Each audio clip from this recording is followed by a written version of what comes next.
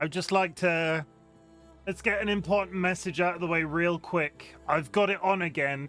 Please, everybody in chat.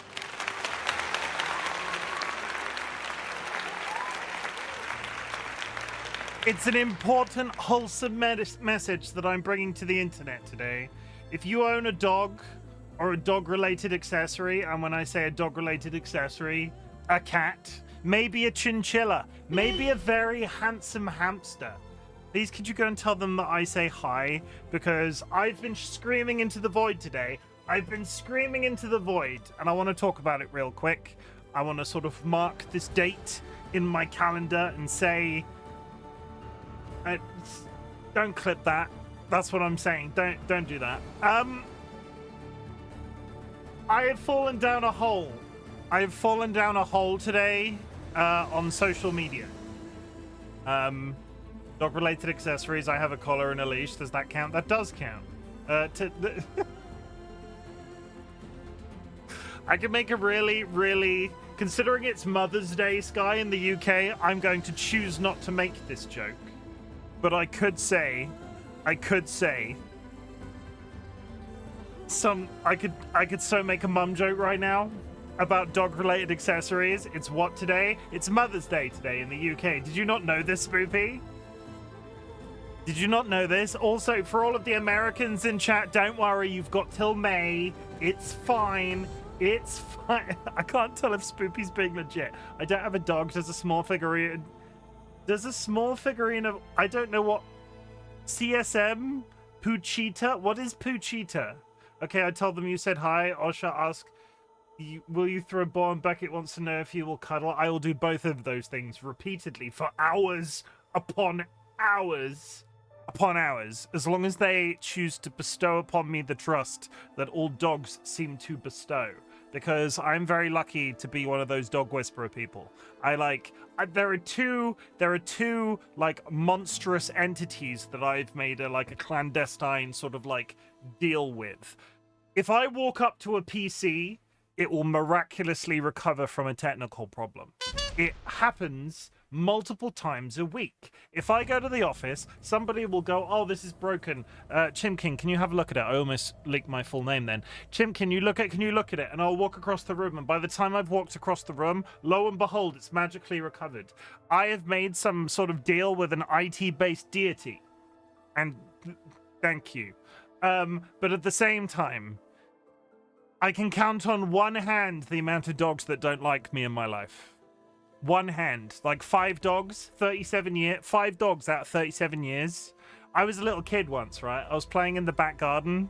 And I was a nervous, anxiety-ridden child, or at least I remember myself being that way. And I was playing in the back garden, and round the corner of the house comes this bulldog. Full pelt. And just spoilers, we didn't have a dog. We lived in a rural area, and this dog had got away from its owner and found its way up our back gate and sort of had come running around the house. And obviously, this dog sees a little kid and is like, oh my god, a child! I'm gonna fucking eat him! It was fine. He didn't want to eat me. He wanted to play, but I shot off like a rocket. I just went, whee! I shot off like a rocket. But still, to this day, I think that dog just liked me. I still think that dog just liked me. Kara has now been timed out twice while live. Kara is taking time out of their stream to come in here and hit me with a frisbee, but has been timed out both times. DollyWhiskers, Osher is my German Shepherd, and I named him. I thought that it was hilarious.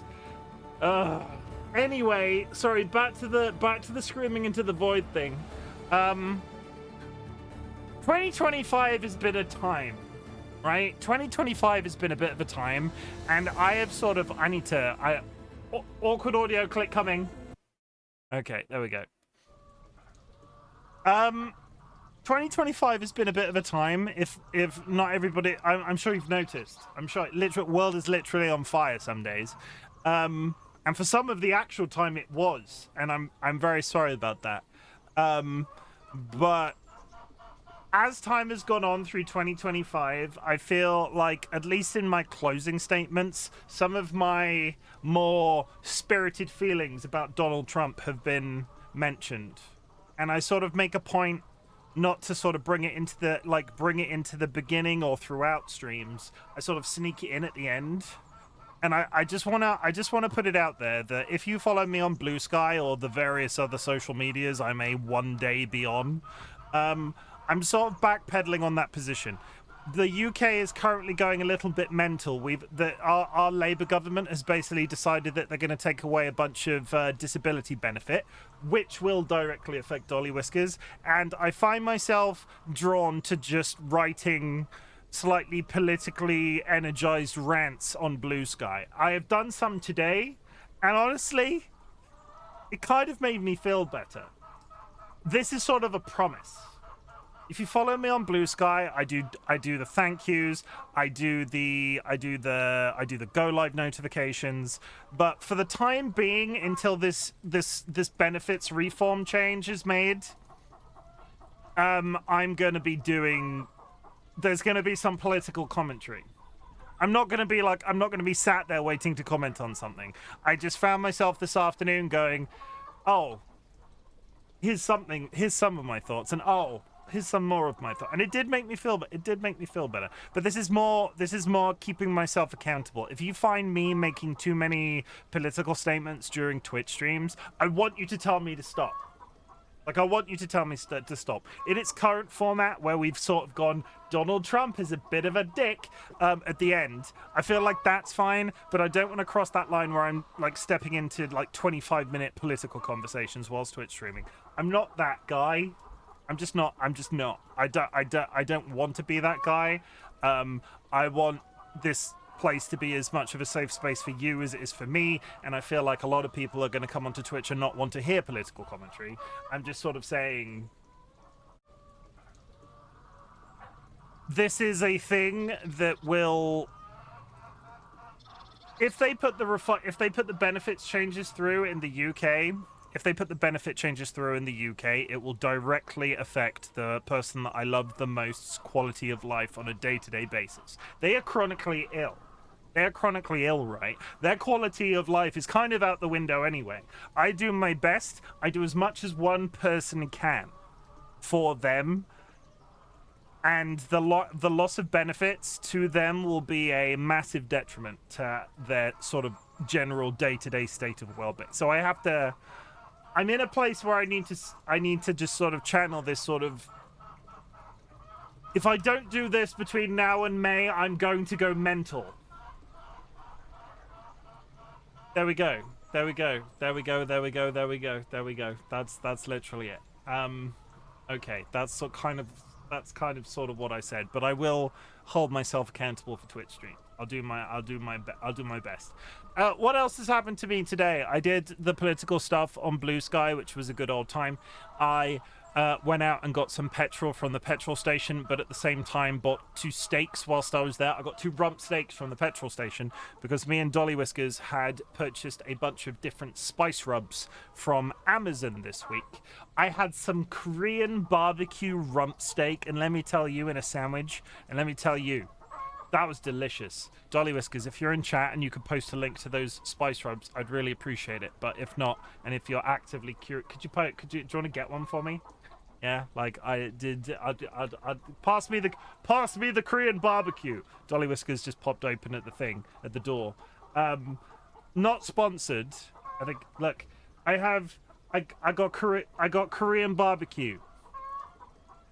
I had some Korean barbecue on some rump steak, and it was freaking delicious. It was a little bit tomatoey, and I'm not a fan of tomatoes. It was a little bit plummy. It got better with the plummy.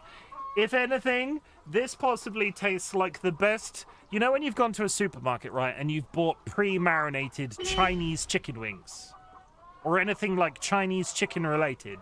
This tastes like that, but on steroids, and I was really here for it. So, rub me Korean barbecue. That's it. Angus and Oink, not sponsored. Angus and Oink, rub me Korean barbecue. That's it. That's everything that I've got. It was an experience. It was delicious. Yawns, morning, curse. Am I boring you? Wow. Korean barbecue. That shit was Honestly, so good. But yeah, I had some beef. I had some beef on Blue Sky, and then I had some beef in my mouth. Yeah, that's a statement. That's a statement. Angus and Oink rug me Korean barbecue. No, it's 5 a.m. sleepy. Okay, well that's good. Rob me, rob me. Yeah, don't rob me though.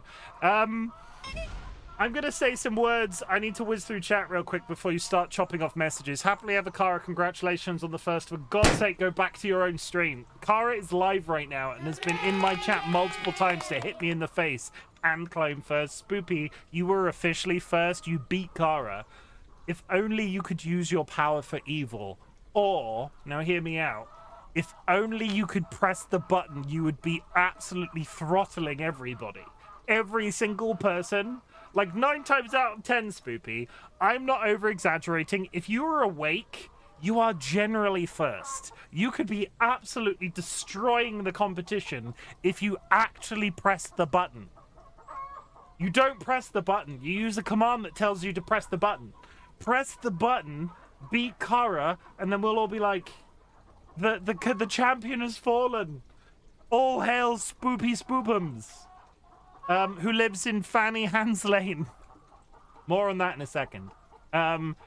Also, Kara, thank you very much for the contribution. I'll just get all of the Kara messages out of the way first. If you'd like to go to the channel point section, chat, and there is a community channel point thing going on right now. If you go put some channel points into the community challenge, those will be refunded to you at the end of a 30-day period. It is all about teaching you a life skill. It is all about teaching you how to save. It is all about one day somebody in the community being able to redeem 1 million channel points and making me stream 30 days in a row. What's up, AJ? You're my first follow on Blue Sky. Congrats, AJ. Tell you what, AJ. Give me 5 seconds. Give me 5 seconds. Let me get Blue Sky up. I'll follow you back. You know, handshake. I don't usually do the whole follow for follow thing, but I followed you back, AJ. Boom. Go. Okay. Also, what was that? Something about Spoopy's fanny being very far away. My fanny is very far away from hands. Thank you very much. Challenge accepted. Sky, that is a little bit... Sky, that might be considered sexually threatening. I know it's Spoopy, and I know they won't take it that way, but careful with those sorts of sentiments. In the wrong sort of group, that could be taken the wrong way. You have met Sky before, right? Yes, but there's sexual... Yeah, Sky wouldn't say that to a stranger. Sky wouldn't say that to a stranger. Spoopy's not a stranger. Spoopy in Sky's book is a bit of strange. Strange is a euphemism for a person who's... just Urban Dictionary that shit, please. Kara hit me in the face with a bowling ball. And got timed out for it. Spoopy, welcome in. TC, welcome in. And thank you for hitting me in the face with a curtain rod. Also hitting me in the face with a wedding cake tear. Also hitting me in the face with a rolling pin. Are you sensing a theme? DollyWhiskers, thank you very much for the applause. TC, thank you very much for hitting me in the face with a garden rake. And, can you believe it? Tempestus Vulpus is here. Yeah. I will tell Osher and Beckett you said hi immediately. Good. I do like other people's dogs. Dog-related accessories. I have a collar and leash. That does count. We've covered this. It does count. Spoopy, go tell your mother Happy Mother's Day. For all of the other English people, make sure you go tell your mother Happy Mother's Day if you haven't already. If you're American, you can stop panicking. I'm told by a reliable source that your Mother's Day isn't until, like, May. Why are there Mother's Days on different days? Why are there Mother's Days on different days? Can somebody tell me that? Yeah, like, Spoopy, I can't decide if that's a bit. I can't decide if you've actually forgotten or you're just egging me on.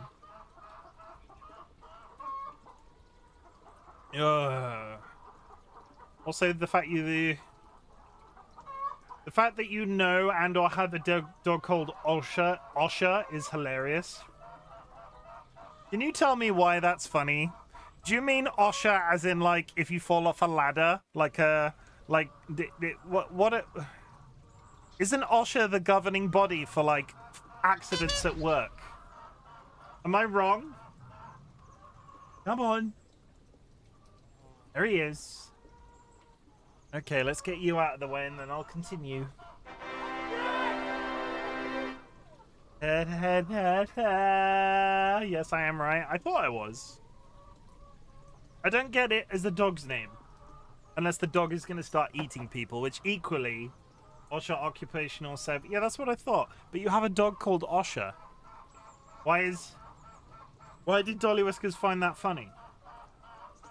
Osha suggestions? I'm so confused. Like, it's a nice name. Isn't one of the characters in Game of Thrones called Osha? It's like calling your dog health and safety standards, which is funny. Okay, I don't get it. I don't find it. I'm not going to pretend I don't get it.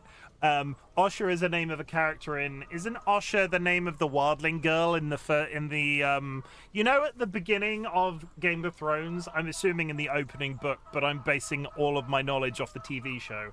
A person comes from the north and is captured by House Stark, and then becomes Bran's sort of like bodyguard. I think they're called Osha. Okay. I think they're called Osha. Any Game of Thrones fans in chat? It's played by the woman that was the shape changer in Harry Potter.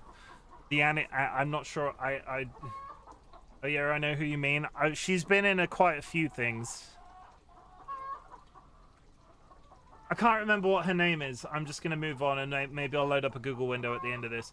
Osher is my German Shepherd, and I named him myself. I thought it was hilarious. How dare you start stream when I am out? Lurk. Jura, thank you very much for the raid, but I question whether or not you're actually lurking whilst out. Are you on your phone? Like, I'm just on your phone. I don't know her actress name. She's very pretty. She's very pretty. Jura, thank you very much for the look. Kari's hitting me in the face with a frisbee and has been timed out again. AJ, thank you and welcome in, and thank you for the follow on Blue Sky. Appreciate it. Actually going to drive now. Have a good time. Jura, thank you very much for the thank you. You can't hear this because this was like 15 minutes ago. Dilemma, thank you very much for the contribution. Don't forget Elon. Yes, Elon Musk. If there was any reason to get, like, I feel like Elon Musk has given us many reasons to get off Twitter. Like, the writing is kind of on the wall for Twitter, right? I don't think I need to explain to you why Twitter is bad. But Elon Musk this week sold Twitter to himself for $45 billion. He sold it from being Twitter into the ownership of what is his AI company, and has basically said, Twitter is in much better hands if it's sitting with my AI company, because all of that data teaching all of that AI. No. If you would like to go follow me on, completely unrelated to that, if you would like to go follow me on Blue Sky, yeah, I feel like I don't need to explain that very much, but here we are.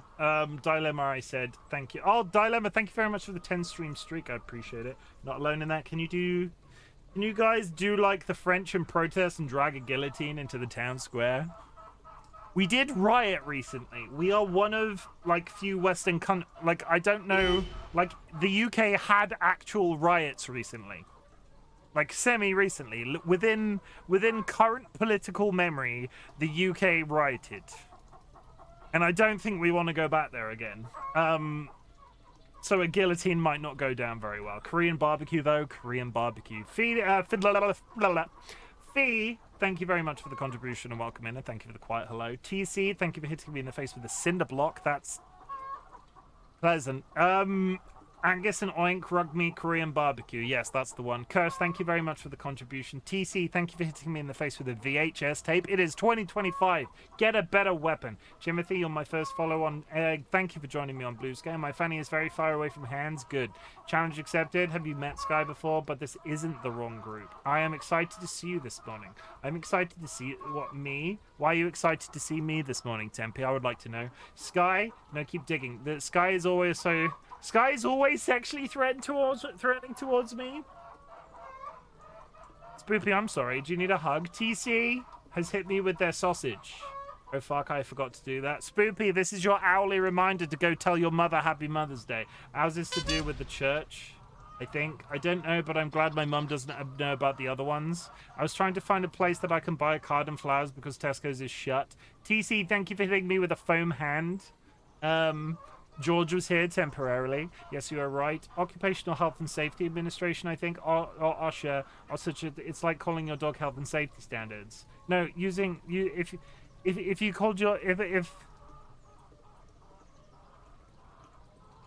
I'm going to be that person and say a dog called Hass isn't a terrible name for a dog. Like Hass, like, oh, there's my dog Hass, Hass. What does the name Hass stand for? Oh, yeah, health and safety standards. Maybe the OSHA thing is preaching to the wrong person. This might be a newly discovered segment of my neurodivergence. But I would name my dog Hass. Like Hass. Health and safety standards. Like, I would do that. OSHA as well. I don't find that is that fun? I don't think that's funny. When I got him, he had the name to start with O, and I picked OSHA. His fancy registered name is OSHA Violation. See, that's better. That's better. First name OSHA, last name Violation. That I find entertaining. The fact that you've taken the administrative... That's cool. That's cool, because at the same time, not many people know an animal's last name. Because it does come up, but that does come up, because every time we take George or Dolly previously to the vet, they say, oh, is George insert my last name here, because you thought I was going to get caught out again and read out my last name, which I'm not going to do, and actually it's DollyWhiskers' last name, but either way, like, there are not many reasons that a dog's last name is going to come up in polite conversation, but I feel like if you say, oh, hello, is OSHA Violation here? Into a vet's office, I'm kind of here for that as an experience. In Britain, what is now recognized as Mother's Day or Mothering Sunday originated from Christian customs during Lent. The fourth Sunday of Lent was traditionally when people returned to their mother church, typically the largest or oldest church near their home, for a service. I didn't know this. There is a character in Genshin character in Genshin Impact called Eula. Okay.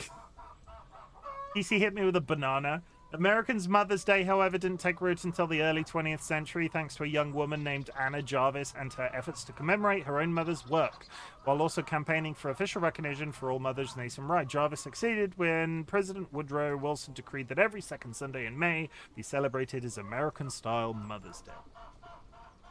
Okay.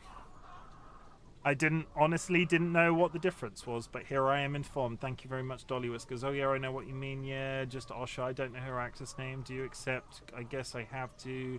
Mopsy Bebop, welcome in. I hope you're having an absolutely fabulous day. I'm sort of catching up now, Mayo. I'm getting there. I use Twitter for liking big booba anime ladies. Yeah, don't even do that, because Elon wants to see just how racist an AI can be. The funniest thing about the whole Elon Musk selling his company to his own company thing is that Elon Musk's AI keeps calling out right-wing people and going, yeah, don't do that, you're a Nazi. Like, Elon Musk's AI is turned against him multiple times publicly. It's questioned Donald Trump for accuracy. And this same guy is going, oh yeah, Twitter's really good in the hands of this, like, digital creation that's, like, out to get me.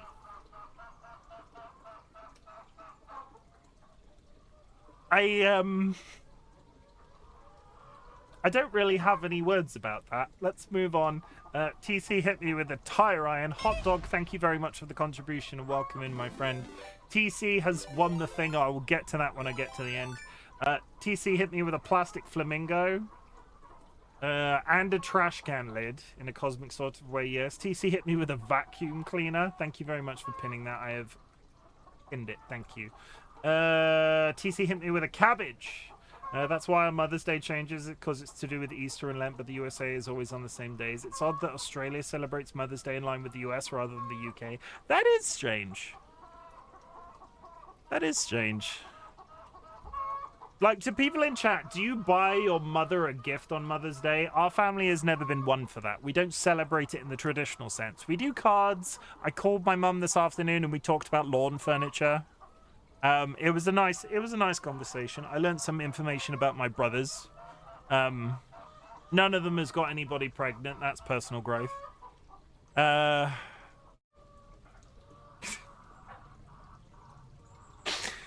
That's a very deep-seated joke about my family, which I have never talked about on stream. Moving on. TC, welcome in. TC, welcome in. Tempe, no, I just spent time with her. We go get our nails done and have coffee. We frequently get together and have a nice lunch plus cards. Well, that's nice. Like, our family are, like, I don't know.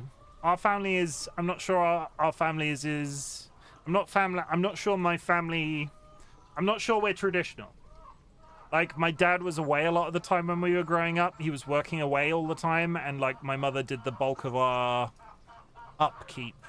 And when I say my dad did the bulk of the upkeep because he was, like, the breadwinner, but my mum did, like, the bulk of the parenting in that sense because he was away 5 days a week. And I don't know, we've never really done it at all. We do the card thing. I can remember for a little bit when I was much, much smaller, like, there would be an effort to go, I need to get some pocket money to go and buy my mum a present for Mother's Day. But as we sort of, like, became adults, it just never really happened. I'm never really one to send people cards. I've never really understood the concept. It's nice to be remembered some days, I think. Like, I like to receive a card. It's really good when there's money in said card. But if I just receive a card, it's like a letter, right? If somebody, nobody, like, it's probably the most nostalgic of all traditionalists I get about anything. But when somebody takes the time to write a letter to you, it feels personal. When somebody sends an email, it's not the same because it's like digital age, unless it's like 4,000 words long and is in great detail about a lot of personal subjects, maybe in that case, but an email or a text message just off the cuff doesn't feel the same. But if somebody gets some paper and if somebody gets a pen, writes a letter, gets a stamp, puts it in the post, that feels important to me. And sending a card in the same way sort of functions the same way too. I feel it's more of an effort than an email or text. Yeah, 100%. The good thing is, Dilemma, I'm not offering you their services, but DollyWhiskers does a lot for me. DollyWhiskers does a lot for me. They work so hard. They're, like, we've talked about it already. Obviously, most people in the community know DollyWhiskers is chronically ill. They work so hard to do the things that they can do for me, but I've never, the best thing Dolly has ever done for me since we became a couple is taken over all number-related, like, calendar-based activities.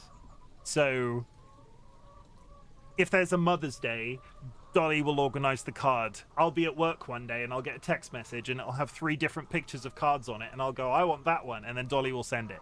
And if Dolly didn't do that, I would never contact anybody ever again. They wouldn't receive birthday cards, and it's not because I dislike them. I like the act of sending them. It's just because I do not retain dates or numbers, or, you know what I'm like with numbers. I just don't retain that as a process in my brain. So Dolly having this own little personal calendar where all of our important dates are on it, and like, oh, do we need to send a card? Yeah, okay, well, we'll do it. I'm gonna marry that person. They're gonna be my wife, and they will be forever sending my greetings cards, and I will love them for it. I'm the same way. I will even have it written in my whiteboard next to my desk, and I won't register. It just doesn't. And the problem is, you know what the biggest problem is? I semi-recently came off Facebook. Which is fine. Facebook got a bit twittery. So I basically went, okay, I'm going to remove every single piece of personal information about me from Facebook, and I'm never going to use the platform. I need to retain the account because I use it for work-related things, but I don't log in, I don't message people through it unless they message me, because not everybody is entirely on board with this entire concept of me quitting Facebook. The best thing Facebook ever did was include a schedule, like a date thing, because Facebook reminded me when people's birthdays were. My brother's birthday is 4 days after mine. Every once in a while, my brain would go, and I couldn't remember when it was, so I'd go to their Facebook and look. And now I can't. Now I don't do that, so I would just never remember. I want to get off Facebook, but I use it for business. See, Tempe, what you can do is spend literally a week and a half. Well, it depends how often you post to Facebook. I literally went, because there was no straightforward way to do it without giving somebody access to your account, which I was not on board with. I went through line by line and deleted everything I had ever done, everything I'd ever posted, everything I'd ever been tagged in from Facebook. It took me like a week and a half. But I did it, and now it's all gone. And let me tell you, Tempe, I will put this in a way words can't describe. When I came off Facebook, it felt like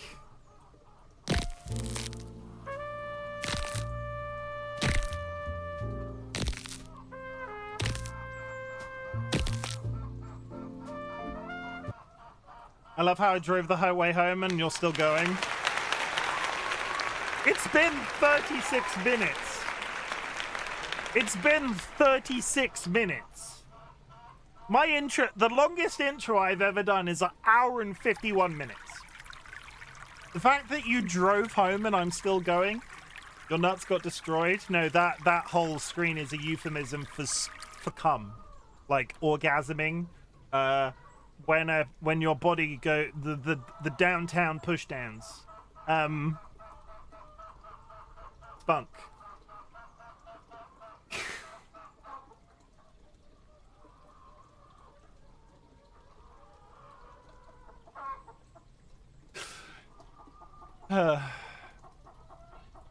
Did I even? Okay, we move on. Friends and enemies, distinguished guests, people in possession of souls. We're back with Horizon Forbidden West.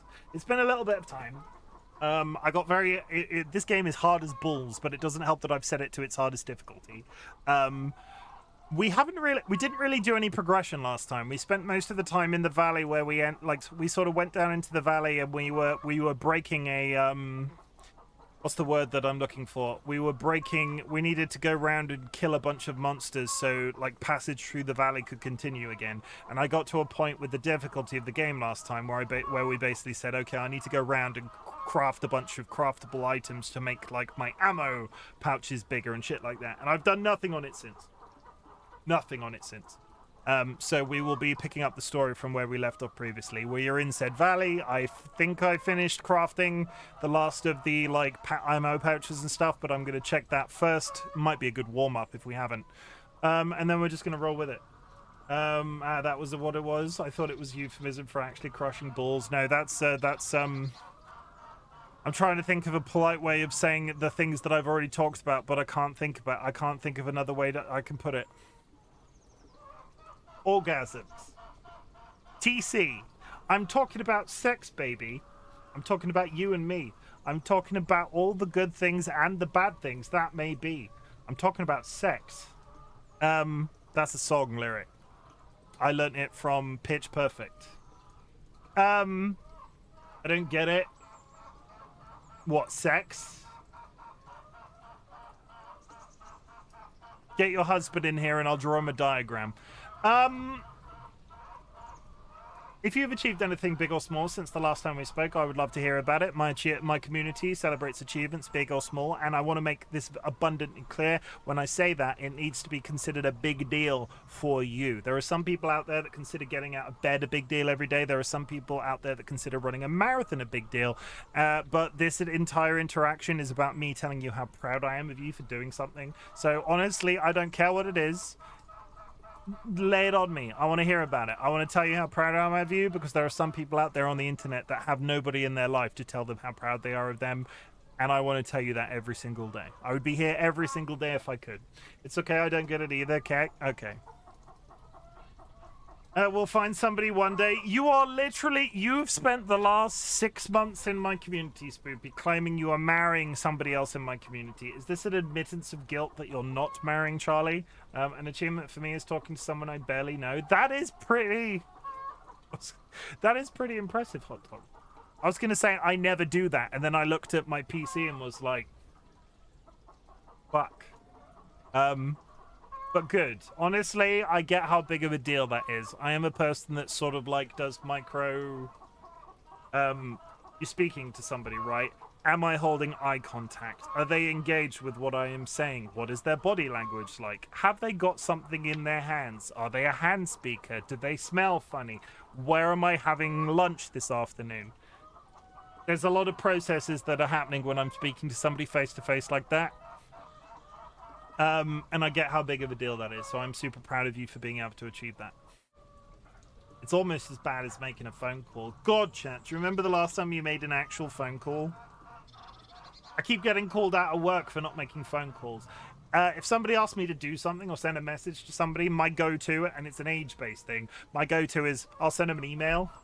There are so many people at work are like, well, we need this now. Please call them on the phone. I'm like, on the phone?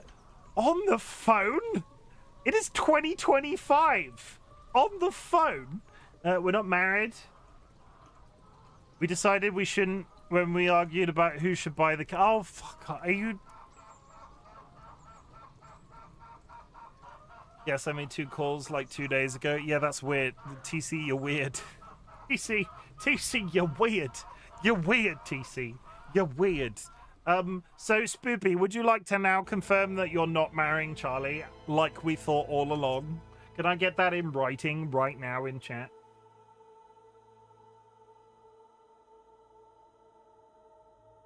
All of my flavor stuff in this water is sunk to the bottom. 1 second.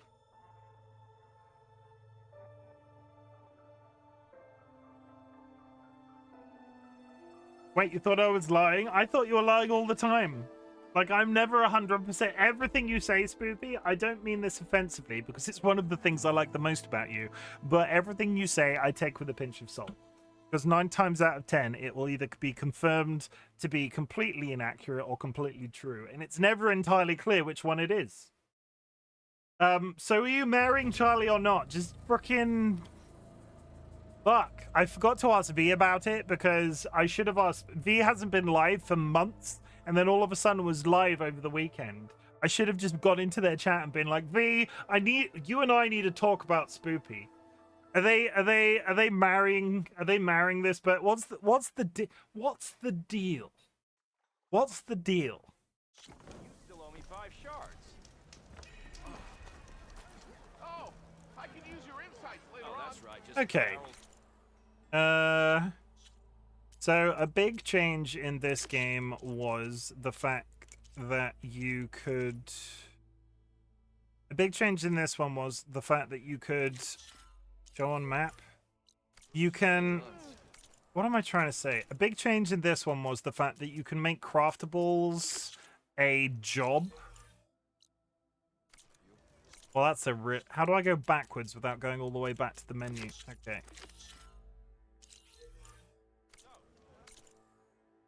I'm sorry. I just need to check if any of these are nearby.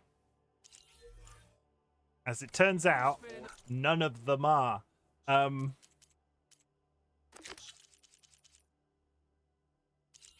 Yeah, they're all ludicrously far away. Okay, that's fine. Okay, so we have talked to the pitmaster. I think I can still speak to him. Talk to the Cairo magistrate. What else was nearby? We needed to work our way across the river. There's a machine over there that I need to kill for the Osram. And I need to go to the ruins. We're fine, we're good, we're okay. There was a place up here that I physically couldn't get to. How did...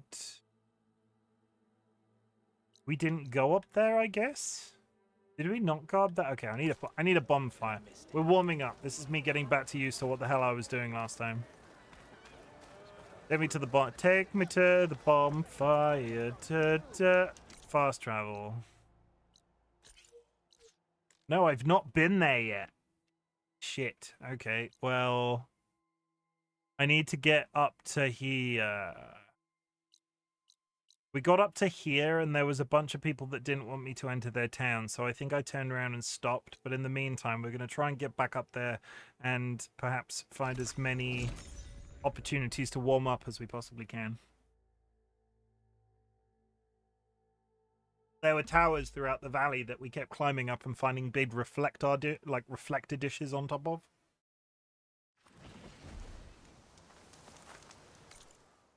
To the right. To the right, to the right.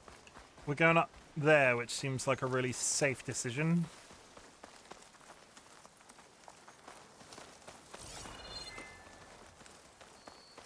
I'm going to blindly assume that I can't just climb vertically up this cliff.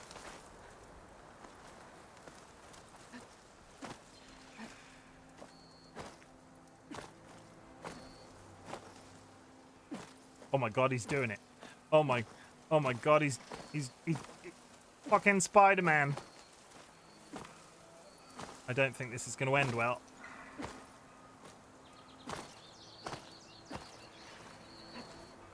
This cannot be the way that this is intended to be done. Okay. Do not fall off there swinging your frickin' thing. Okay, well I still can't climb that, so this has achieved literally nothing. Other than trapping me in a place that I might fall to my death from.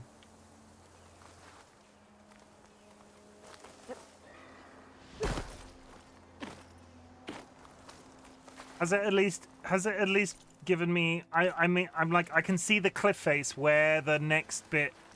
I want to be up there.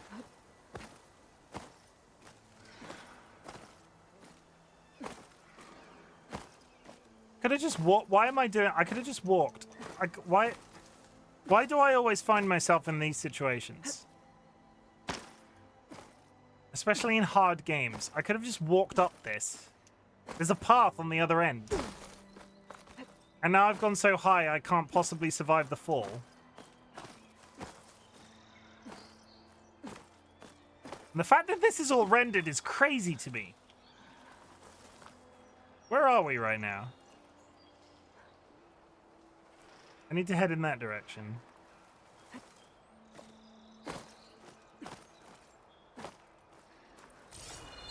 Yeah, sooner or later I'm kind of... You know what? I'm not actually that far away from the top. TLB! How's it going, TLB? Jump King looks amazing. Have you tried the new one, TC? Have you, what's it called? Like, they added multiplayer to it. It was in early access. Have you tried it? I can refill my patch with these later. They made it like an RPG, right? How are you, young TLB? Are you good? Should I have just walked into these people's town? Are you going to attack me if I jump your fence? Hi. Are you going to be mad at this? Or can I physically not jump the fence? What a bunch of bastards. They've locked me out of their house. We are good and packing up the cabin. Is summer over? Or winter? What season are we in? You know what I meant. Shut up. I can't go up there yet. Good to know. Unless there's a secret, super special secret way of climbing it. Up the walls then. Yeah, winter cabin. That's what I thought. I immediately said summer and was like, it's April. Yes. Has spring sprung yet? I've kind of lost track. This has done literally nothing. This is a complete waste of time. Thank you. Ready for anything now?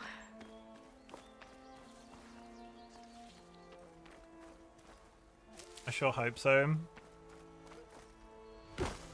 Why? What happens to you in spring? Do you hibernate like a bear? Sir, give in. You can't go there yet. I refuse.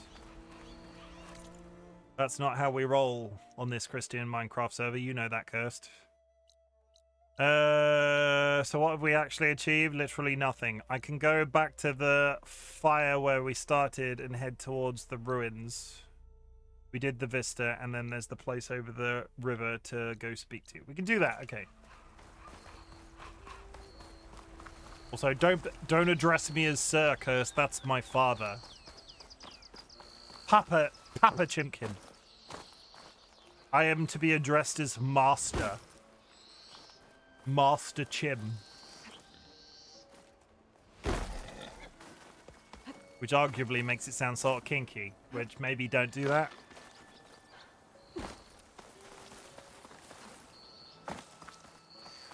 The Papa Chimken.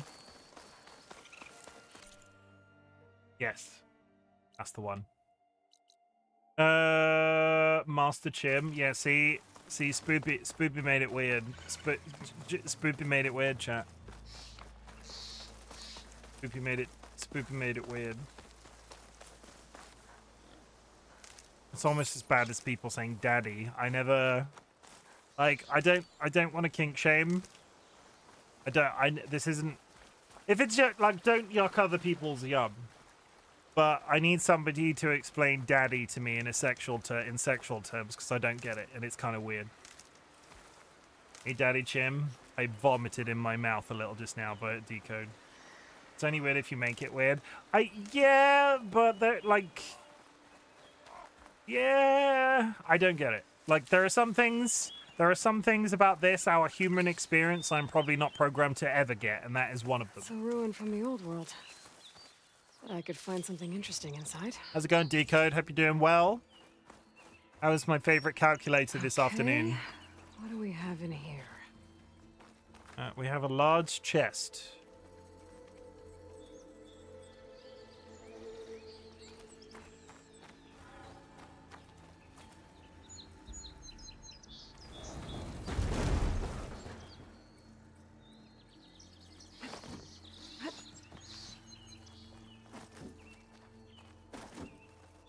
I'm a couple of processors short of my Mac its maker this weekend, but I just baked banana bread, so yay. How are you? I am not too bad today. A relic. How do I get to it? How do I get to that relic, and why has it got clovers coming out of it?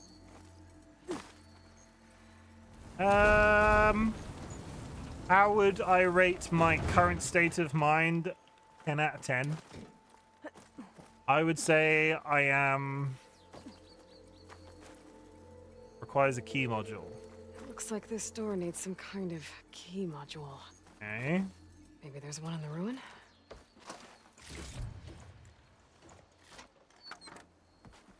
Kind of hoped that that was it, but it wasn't. Boo! Is that where the pot of gold is? Oh! No, it's where I keep my lucky charms. Never tell an actual Irish person about that accent I just did, because it's probably... I don't want to get lynched.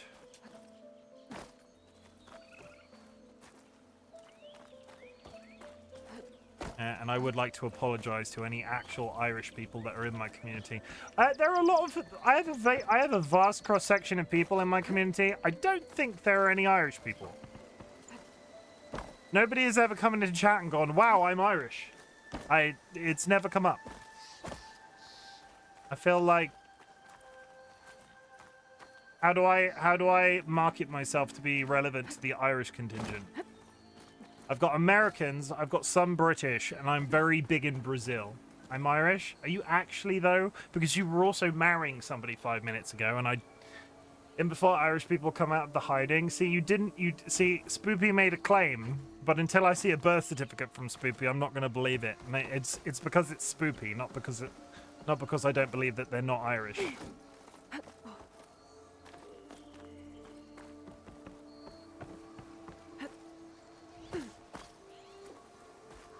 Okay, well, if I actually jumped and didn't just fall off the ledge, that would have been fine. My birth certificate doesn't exist anymore. Why do you not have a birth... Okay, I'll bite. Why do you not have a birth certificate?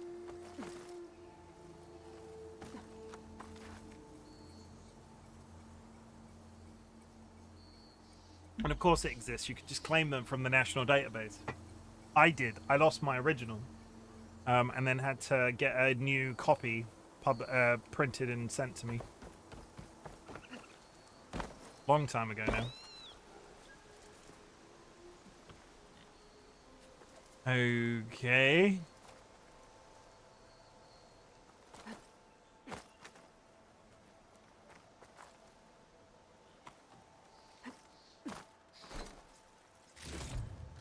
Supplies. Would you eat some meat that was just in a box in a ruin? Like, it doesn't say it's cooked, it just says meat. A crate. That should be useful. Okay, put it over there. Got some data here. Oh, damn it.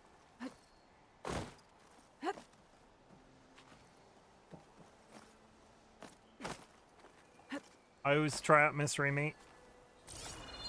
I mean... I'd eat box meat. You never know what you might get. Wrong button. Text mail, lodge at Zion reception, data corruption minimal, lodge at Zion reception, Thomas Braith, the red permit code. It's just like a box of chocolates. You never know what you're going to get. Thank you for staying with the lodge at Zion. With your reservation, you have opted for a red permit parking pass to ensure the safety and security of that our accommodations are renowned for. The access gate for guest vehicles is protected by a personally generated code. And for your convenience, this code grants entry both your room and your parking space. At sign, pound sign, ampersand, exclamation mark.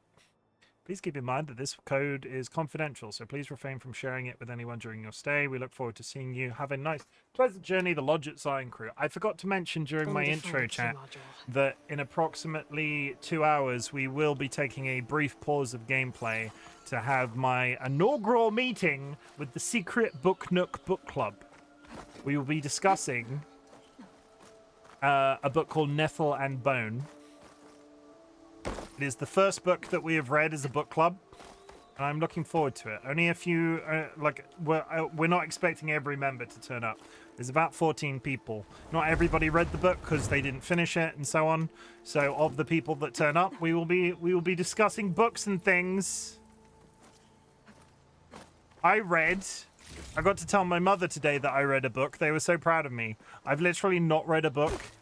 My mother was massively disappointed in me when I came home from university and just stopped doing anything to do with creative writing. So every time I read something of particular importance, I tell my mother about it, and there's like a little certain amount of giddy glee that I'm back actually doing something that I studied to do.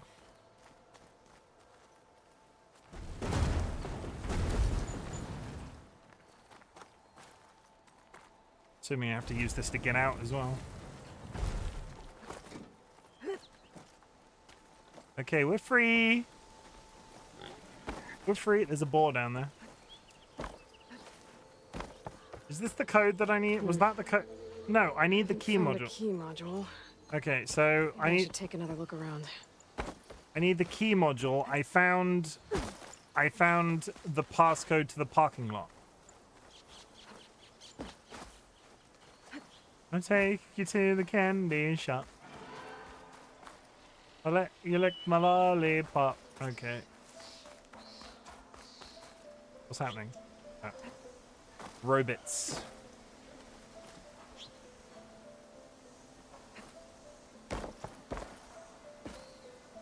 Okay, well there's an entire segment of the building up that end, which I don't seem to be able to get access to.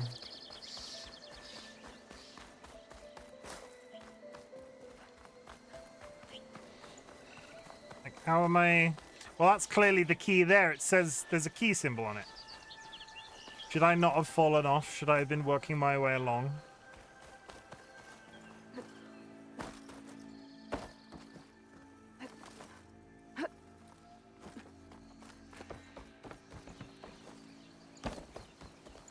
Okay, so if I'm in here... Aha! I'll be honest.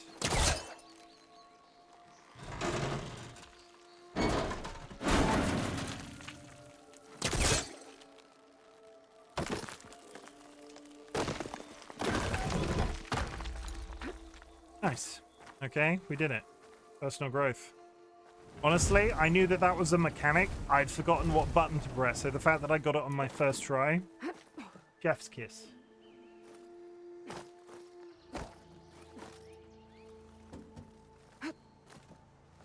Okay, gotta find a key for the door. It's out on the balcony, we know it is. Jeff's kiss, Jeff's kiss.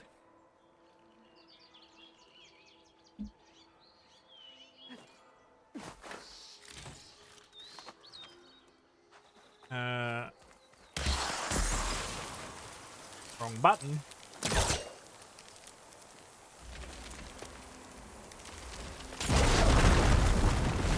I still don't really think that's how physics works, but we'll move past it at this point.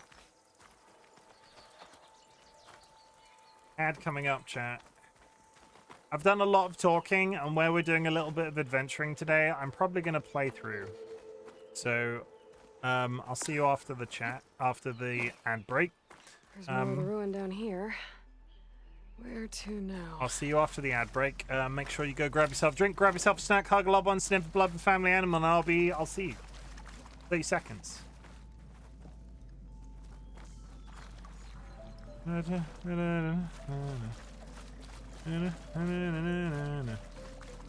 have I got cat? I know I. Whoa. Well, I can't reach the ledge above now. Oh shit. Guess I'll have to find another way up. What happens if I just try over and over and hope I succeed? Stop doing that! I don't think I can pull that. That ammo isn't free either.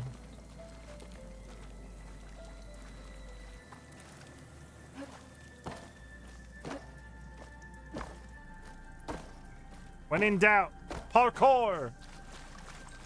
I mean, I was kind of putting all of my eggs in that basket.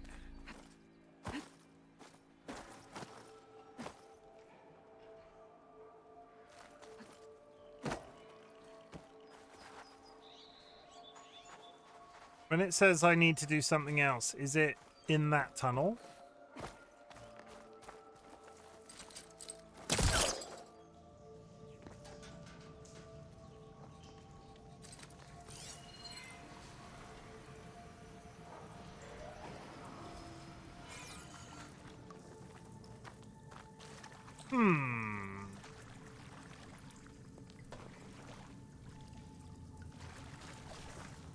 Other than picking stuff up, this... Aha! Okay. Okay. Okay. Eve! Sorry. Sorry. Sorry.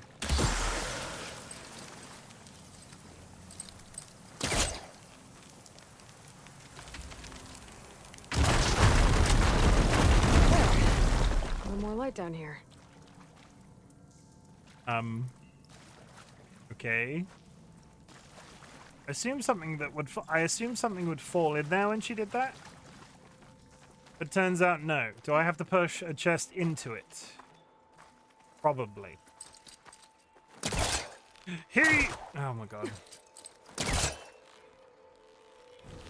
Get in the hole. That was further back. Down it goes.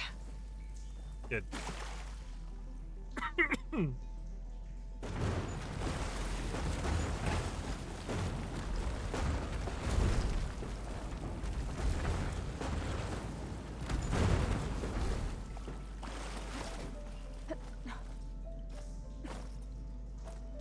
Come on, man. Sir. Alright, get on the... Just stop. Push this.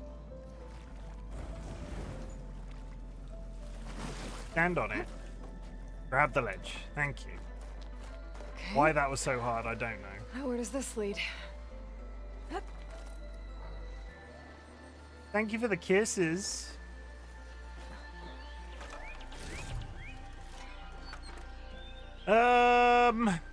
There's another roof over there, but I think we need to drop down onto the balcony. There we go. There's the key. The key module. There's some metal shards. And we're done. Achievement get. Did some parkour. Found a key. So I feel like this is somehow Fallout logic, right? I feel like this is somehow Fallout logic because Fallout has this thing where it says the door is locked, you can't go in there, but there's a giant hole in the wall.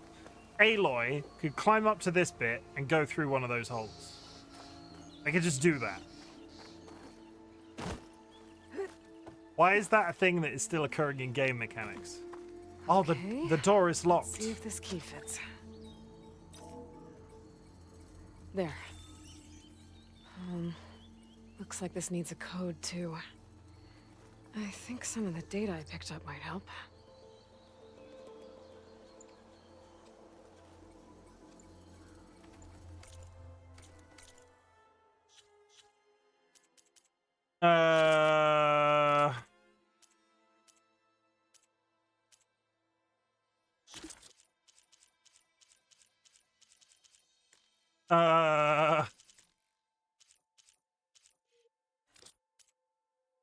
Game progression. I know exactly where the code is.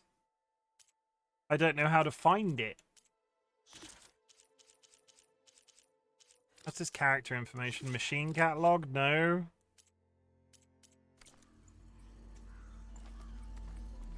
Oh my god. Can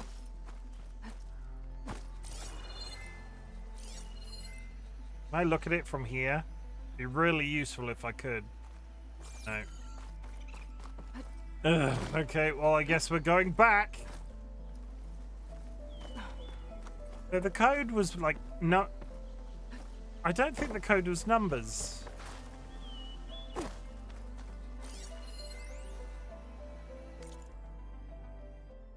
@ symbol, # ampersand. Gotta go. Have a lovely rest of stream. I hope everyone has an amazing night/day. Thank you, Hot Dog. I hope you have a good rest of your evening as well.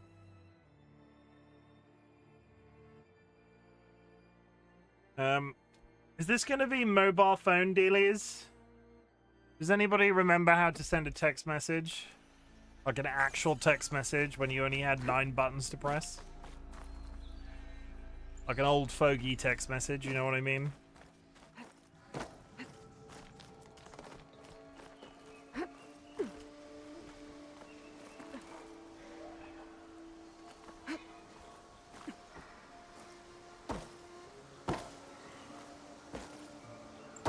I don't think I meant to be up here. What's a text message? Well, let me tell you.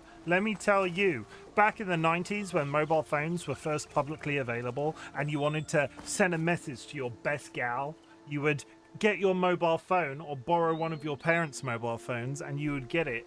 And when you were typing a message, rather than going like having a keyboard on the screen, you would have 9 digits, like 1, 2, 3, 4, 5, 6, 7, 8, 9. And each of those digits had a numerical value and a keystroke value. And so if you wanted to do a 3, if you wanted to do a 3, it would be the number 3. But if you wanted to do like a B, C, D, E, you see what I mean? What a time to be alive. God, I hated text messaging.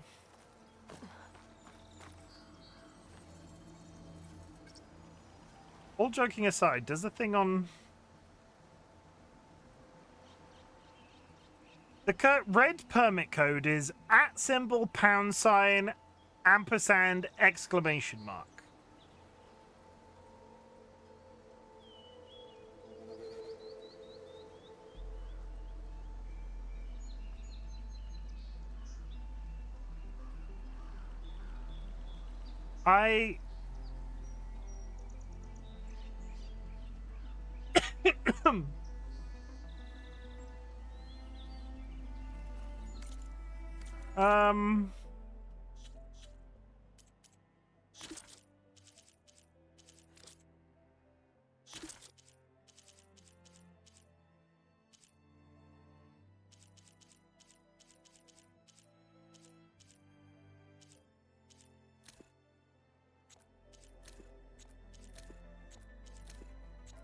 Kind of irritated that I can't find it in this menu.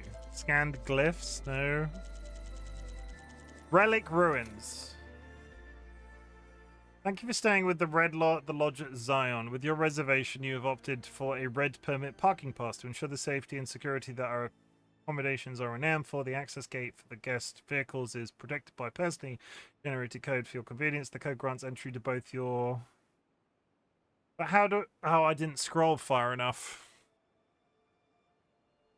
Just written there at the bottom. Mr. Braid, sorry for the inconvenience, but our parking system software hasn't worked properly for some time. To access the lot, just use the code 1705. I didn't scroll far enough. I was looking at the complicated bit, wondering if it was going to be more complicated. I've immediately forgotten what it was. 1705. 1705. Nice. Okay, so what is this?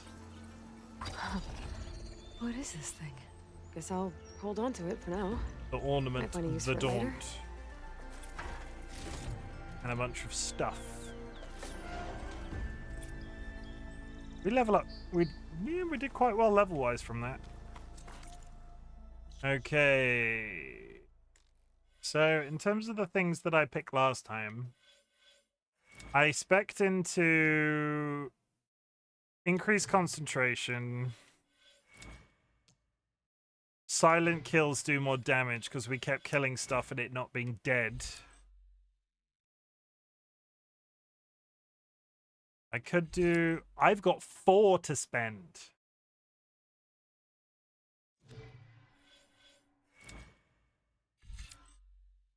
Deep concentration.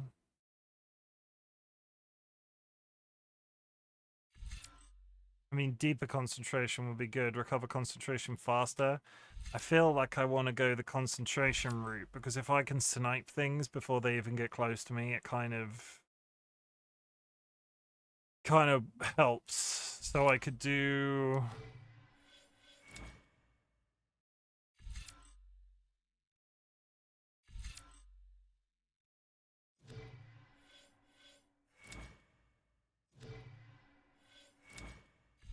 Automatically recover health sooner when you are dangerously low. Resist more damage when you are dangerously wounded.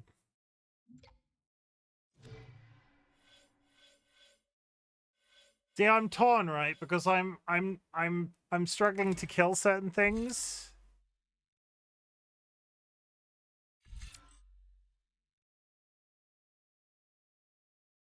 But I don't... Trapper, I feel, is just kind of irrelevant to me for the time being. That's one that I'm probably going to pick up at a later date. What's the Machine Master? Machine Master is take less damage while mounted. I can do 4 abilities. I think concentration works to my benefit. Is that high velocity, high volley? Okay, we're not going to do that just yet. So,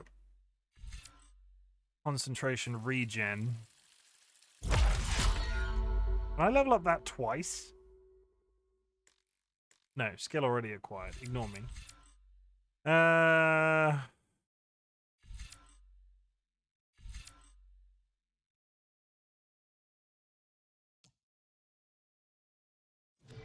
Okay, so we did Hunter. Additional combos I'm less inclined to aim towards just yet. Survivor. Automatically recover health. Low self-defense. I'm sort of trying to build out a character that's not going to struggle as much as we've been struggling. I could be doing this completely wrong. Pristine skull? Yum.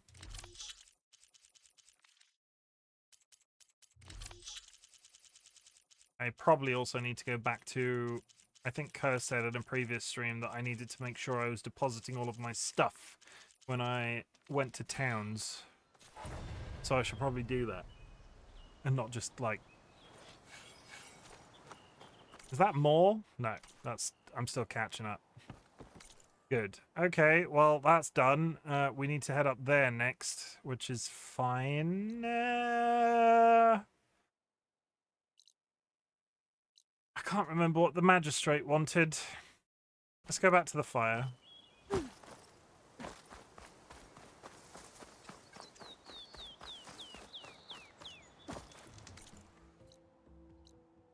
find out what the magistrate wanted.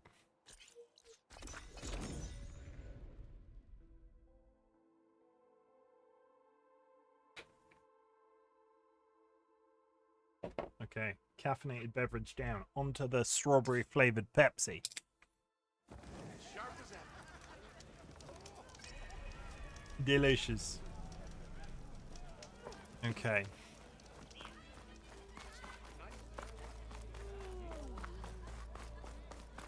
Ah, finally. Magistrate, where are you? In there. Did I happen to pick up anything for this? Oh, hi. Nice to see you back here. What can I help you with? I can't continue his... He's got various challenges, but I've not unlocked, like, Block Breaker. I should have I should have taken Block Breaker. There was a skill that I've unlocked called Block Breaker. Once I've unlocked that, I will be able to do the last of his challenges. Okay, so Block Breaker should be my next point of call. Which is fine. Hindsight is a bitch, but I'm also playing the harder difficulty, so having enough skills that make me not fall over like a broken twig is a positive. Did we talk to... We came down here. Did we talk to you? I will take whatever ale Come you for recommend. another round? No, we did. We did talk to I them. gotta go, Petra. That you do. I gotta go. I'll keep the seat warm for you. Yeah, with your ample blacksmith knowledge. A word, Savior. Scroll a complaint from Smudged. A complaint from Smudge with ash and filled with angry glyphs. Javad, please help. The product in question maimed me. I filled out the required form below and I still can't even get a refund from Della and Boomer. I beg you, give me justice. Plainant. Joddert Guardsman. Bangbuster, I think. Boombuster, doesn't matter. I bought it 3 days ago. Incident description. Again, I just told you I was demonstrating this scorched out hammer to my fellow guardsman by slamming it on a piece of rock, and instead of booming the rock, it boomed towards me, and now I don't have any eyebrows. But am I surprised? Am I sad? Nobody... Am I surprised? Am I sad? Nobody can tell since I no longer have eyebrows.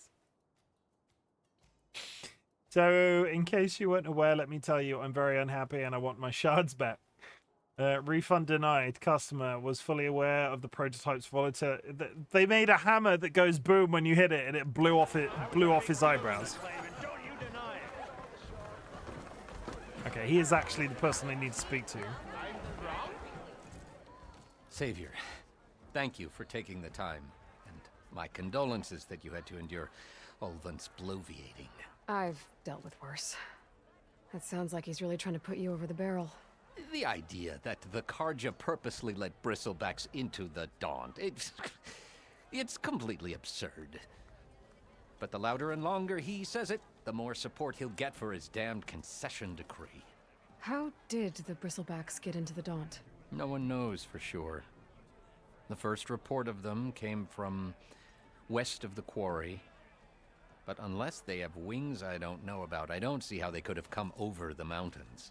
No other way in. The only way I know about is barren light. Look, if you can get to the bottom of this, I can offer a considerable bounty in return. Help me shut Ulvan up.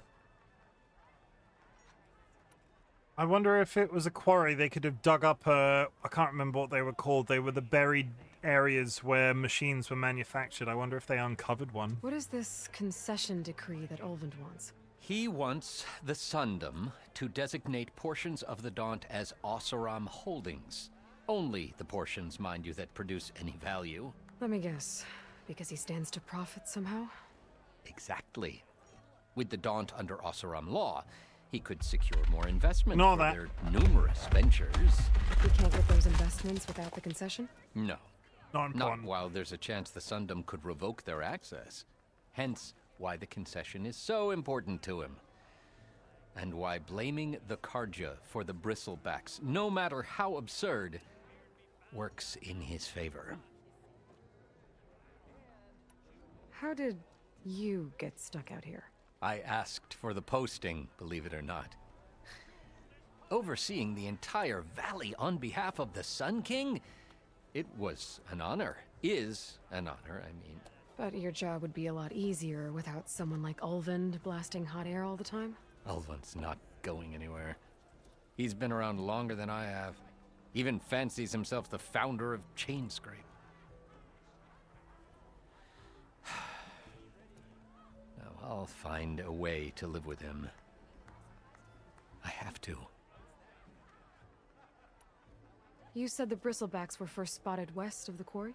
Yes, according to one terrified laborer, said the ground trembled before they came charging down the hillside. He took off and ran all the way here. Good place to start looking then.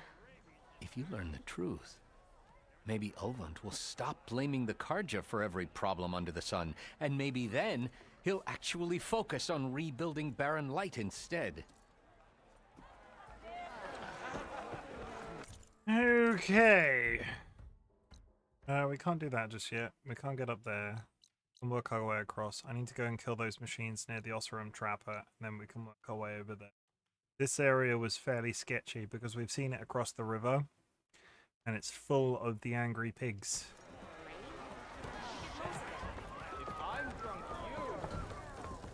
I need to go to a chest.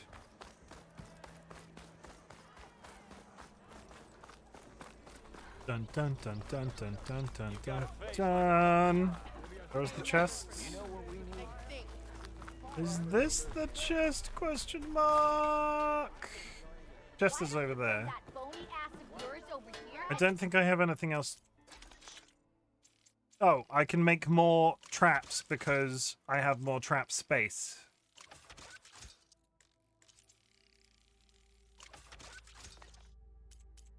Which is fine. Okay.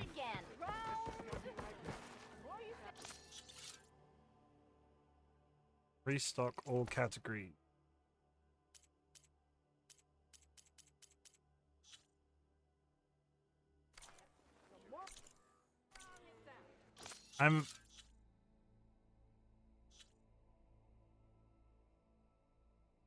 I think that's fine. I can't remember. Yeah, it's fine. Okay.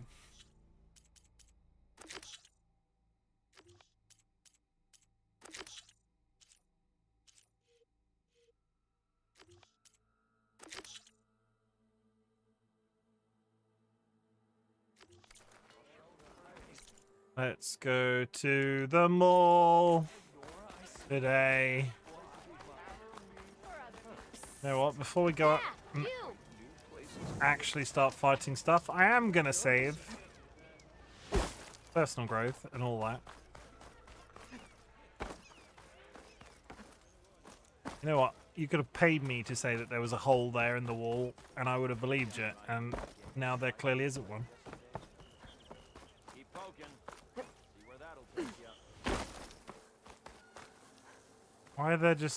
Why are we surrounded by poisoned pigs? Well, I know they're attacking, but so close to the village. Terrible. Chat, I give you full permission to yell at me if you catch me not harvesting in this game. Because I was massively guilty of not harvesting when I played the first one. And then I kept running out of resources and then complaining about it. So now I'm trying to harvest everything I can possibly find.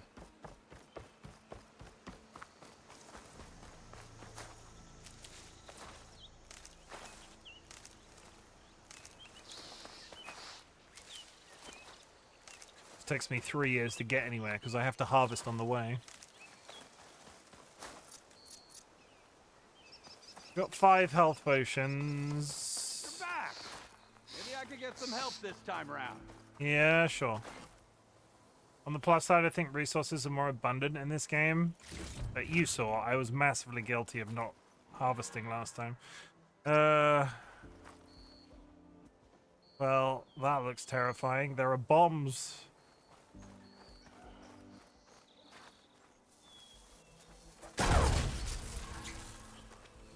I've learned to override machine.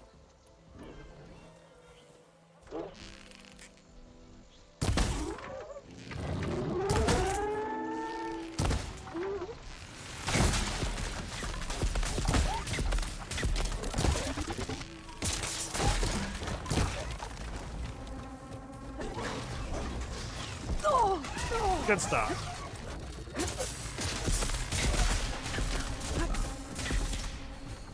Why is everything in this game, like, tooled up? Why do they all have weapons? Like, he just attacked me through a wall.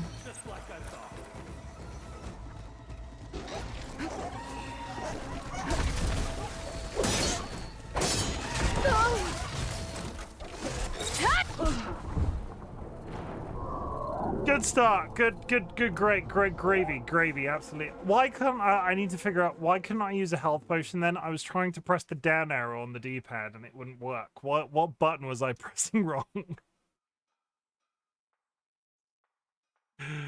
Okay.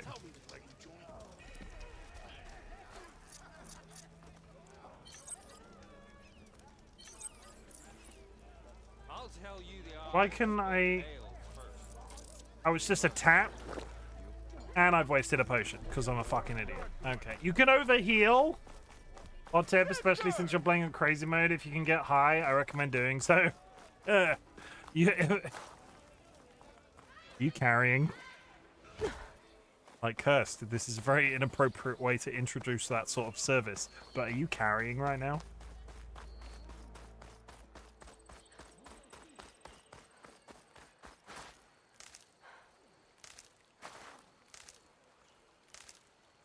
Somewhere a drug sniffer dog's tail is wagging. You know that curse, right? Secret ingredient for someone, I'll bet. Well, I wish. Okay. Yeah, get high. That's fine.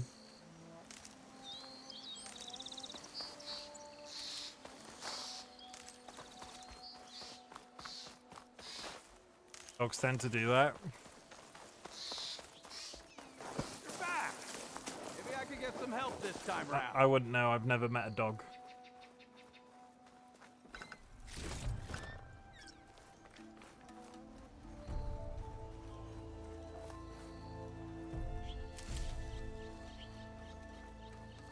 I mean, I had also been stealthing into these areas before, and this time I just walked straight into it and started complaining that I was getting shot.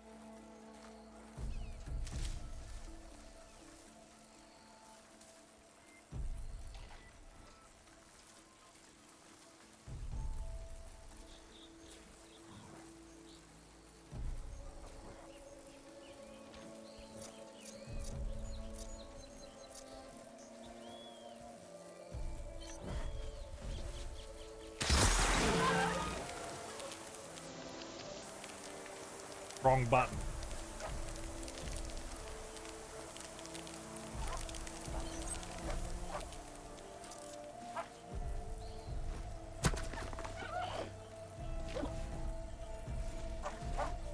Come on. Accidentally walk into the trap.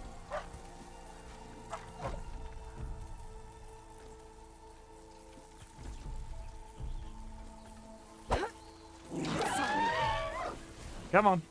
Touch it.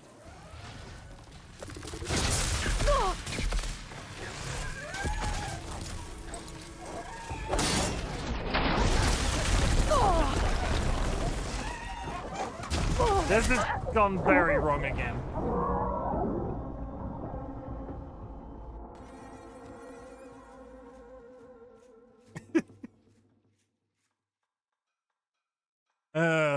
Any time now where this game would actually give me some heart armor that isn't made out of frickin' tissue paper would be fabulous. Ignoring me again. Bit busy now, but we'll talk soon. Let's try that again. Just because I keep making that mistake, I am going to switch my frickin' arrow now.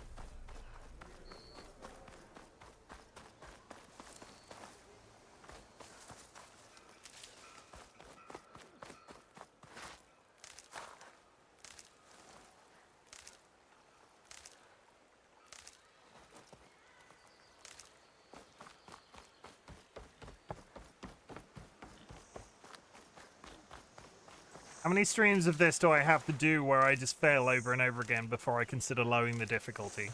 What I need to do is balance out the fact that, is this still fun? Not for me, I mean for you, because I'm happy. But if it's boring that I keep dying and I'm sort of, you're watching me learn as I go through, Maybe I could get some help please this tell me time if it around. ever crosses a line.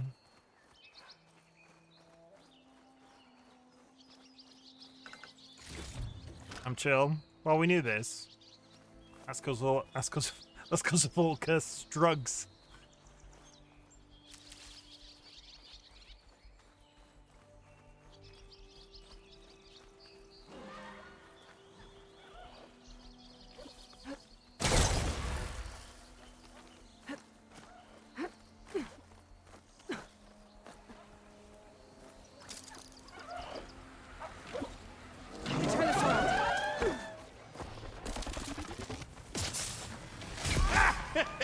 Just like I thought.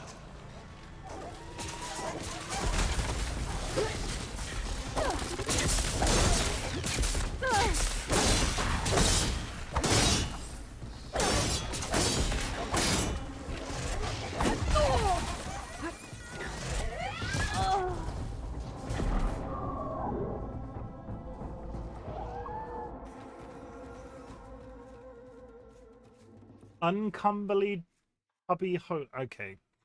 So the things that are getting banned by Seri at this point, the usernames are just becoming more and more complicated as time goes on. Fifth time's the charm. I'm wondering if my sweet spot was very hard.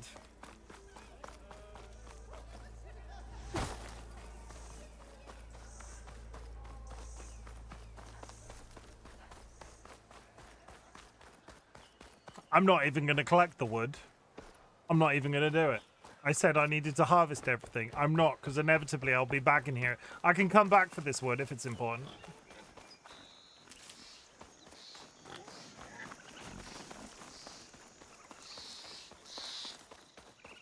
You're back.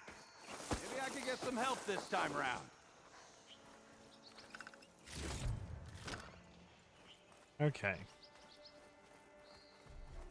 There's traps in front of all of these. One big one in the middle. Definitely adjusted my playstyle, especially early game for this one compared to Zero Dawn. I think that's my difficulty as well. It doesn't help that I've upped the difficulty as much as I have done. But I'm not over some of my run in and fix it once I'm in there tropes yet. I'm still working on that. It also doesn't help that I took 2 weeks off.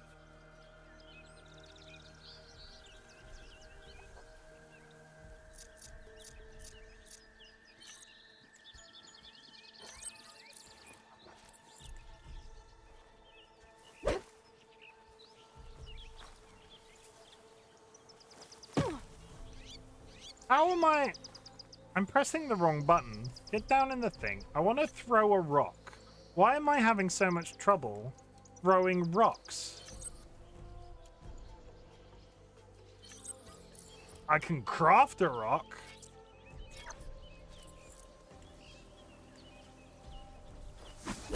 I can hit a tree. What is happening? I'm trying to select rocks.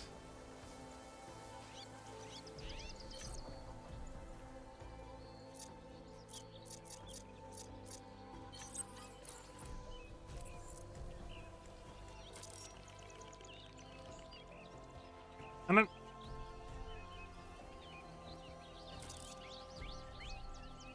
I'm so confused.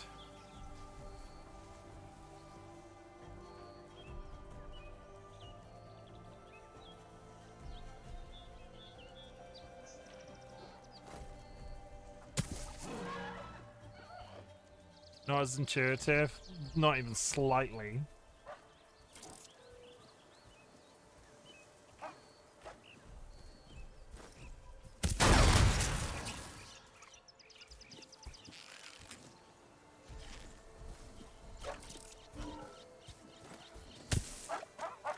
Come on, keep coming.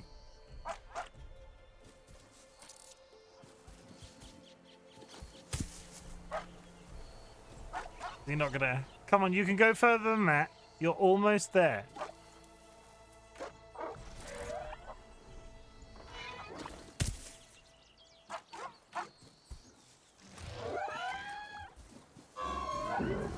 Seriously?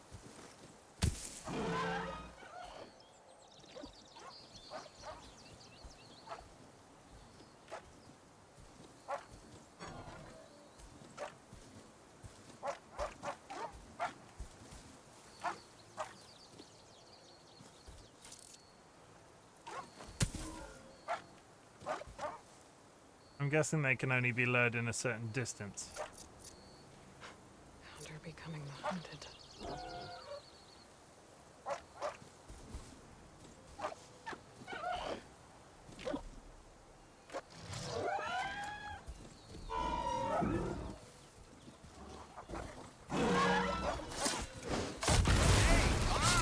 Kill him however you want. Tripwires are better though.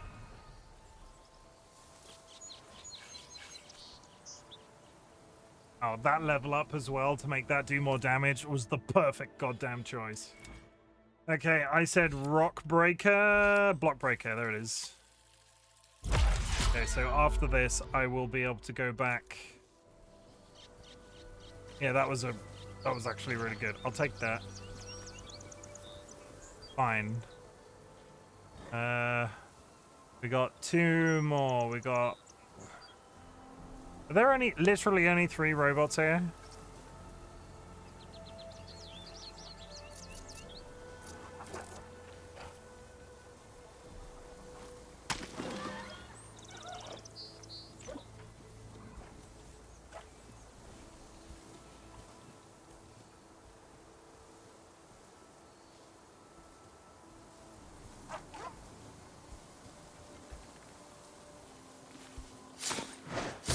Why kill it like that? What do you think the tripwires are for?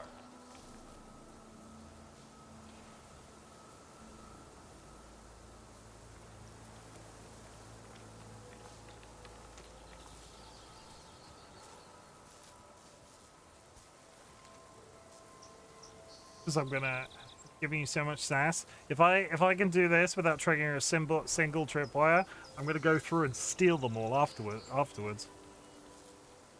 Is that the set? Are there only 3 here, or have I miscounted? That guy goes all the way to the left there. I have massively miscounted. Come on, touch that tripwire. Touch that I'll have to trip. find a cauldron out here to learn how to override that. Touch that tripwire. This is life. You are the... Just like I thought. You have a wonderful device that could help you count them. I refuse. I know exactly what you're talking about. Now you've said it, and because you've said it with that, you've typed it with that sort of tone. I'm just going to choose to ignore that you said it. How dare you use that tone in my chat?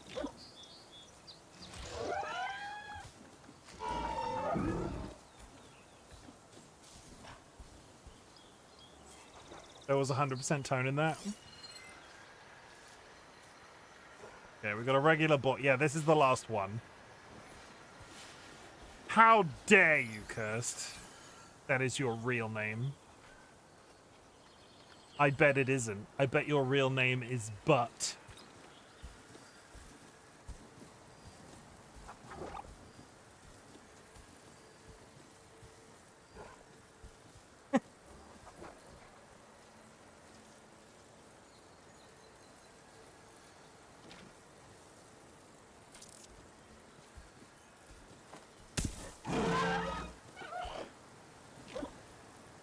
How did you know? Oh my god, did I accidentally just dox you? I didn't even know that was your real name.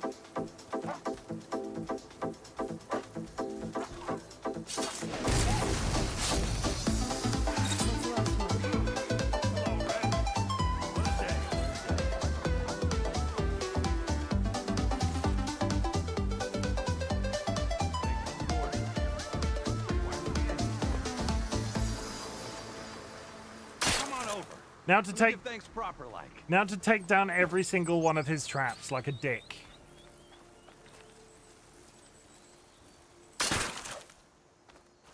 Let's make his base entirely undefended because he made us fight them for him. I might have skipped okay, though having said that, first major big good choice that I've done,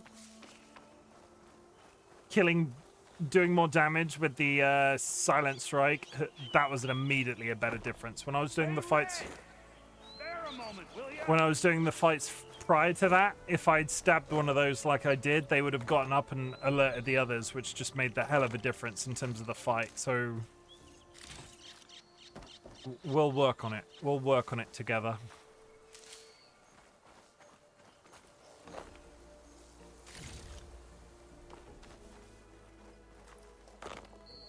Stay with, I'm just taking all your shit.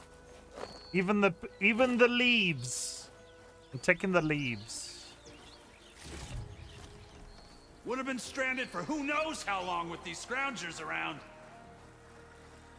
Don't worry, they're coming back, and this time you've got no traps. I don't think I'm even getting anything for taking those, but still. Did you have any secrets up here that I can steal? Oh shit, he does. Thanks. You now have no stuff. I hope you're happy. I see you're a practiced hunter. Took you less time to kill those scroungers than vanguards to kill one bristleback. So the vanguards came through here? Yeah, just a bit ago. Took down that bristleback, headed south. But then those scroungers showed up to carve the carcass, as they do. South, after more bristlebacks? Probably. This whole valley is swarming with them. The vanguard seemed dead set on getting rid of them. I see. Hold on there, Red. If you're gonna go chasing across the Daunt, you're gonna want a tripcaster. Not just any tripcaster. One of my make. Free of charge. Workmanship looks solid enough. Yep. Been tweaking the design since I left Chain Scrape. More room to tinker out here and less chance of, well, accidents. He's not exactly selling his product to me right now. Did something happen in Chain Scrape? Well, like someone. Let me guess. Ulvund.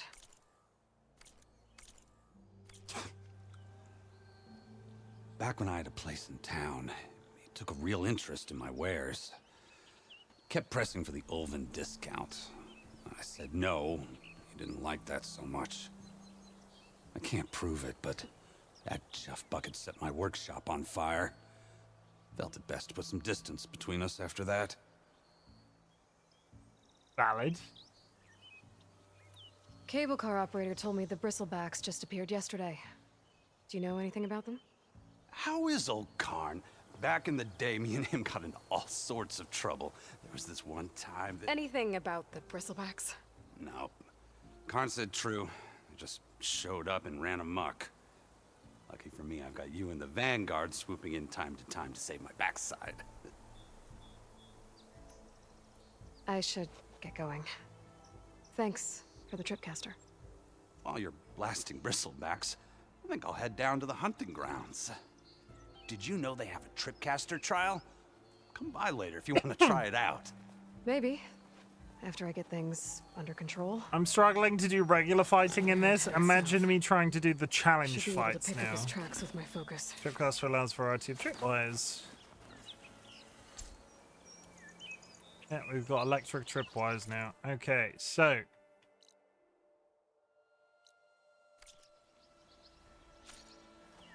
it means the trigger tripwire will receive a shock, as well as shock buildup indicated by the icon. This is all stuff we know.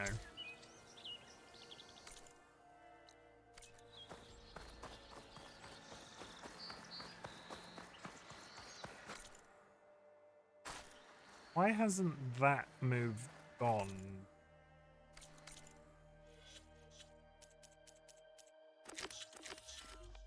This is the quest we're currently doing.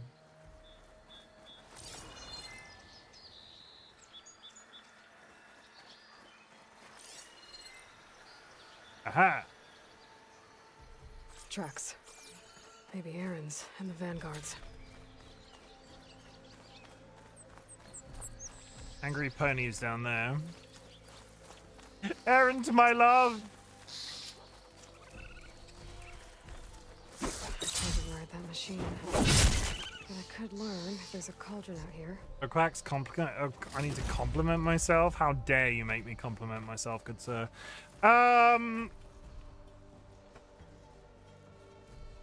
Including the bow tie. Yeah, it's cool. Bow ties are cool. I'm thinking. This from the man in the bow I'm tie. thinking. Bow ties are cool. Bow ties are cool. Here's one. Bow tie. Get it. Bow ties are cool.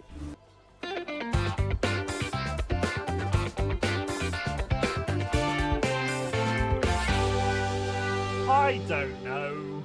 I don't know what a good compliment is. What's a good compliment to me? My beard looks good. I will say I looked in the webcam and then I went, "Wow, that's a hell of a beard."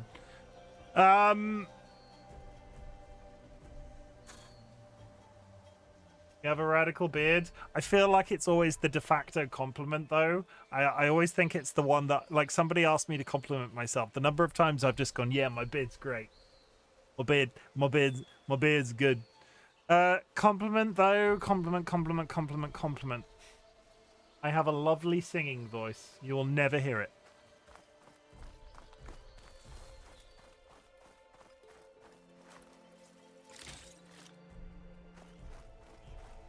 Oh, that's a terrible one.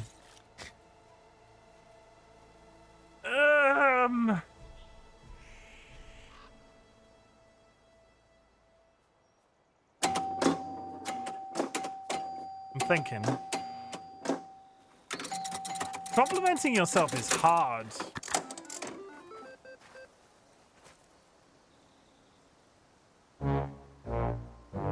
Dude!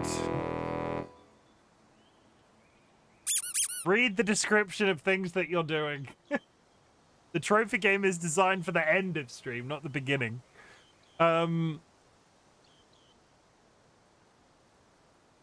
are hard. Yeah, see? I felt like I'm stuck.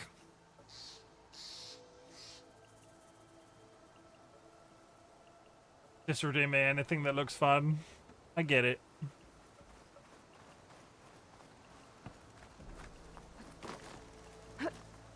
I'll go with the beard thing, but I feel like it's phoning in the compliments. I can't think of a good compliment today.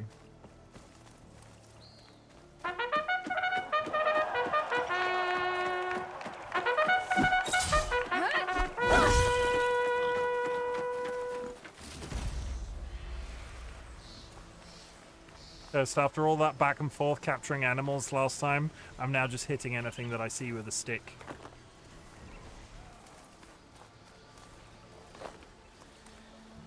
Is this another town up here? Or am I about to get into a fight?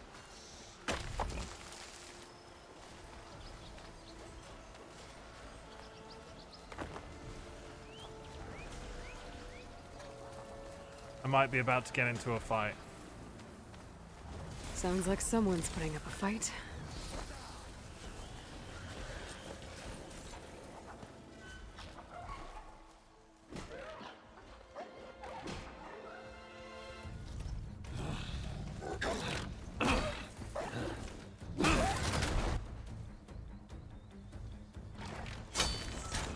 Another one down!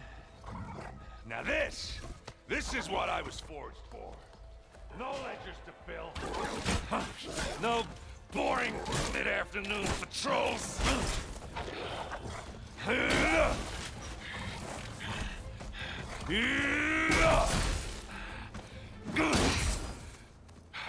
Just a hammer. Just the fight. Aloy? Errand!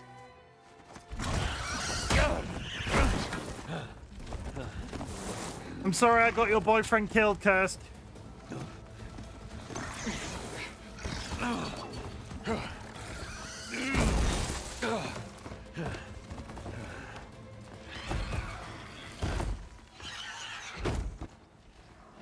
Stay where you are. I'll handle the rest. Okay. Damn it. I should be down. Not with those ribs. Those bristlebacks have acid canisters on their backs. It should trigger a chain reaction if I hit them with acid arrows. Steve won the race.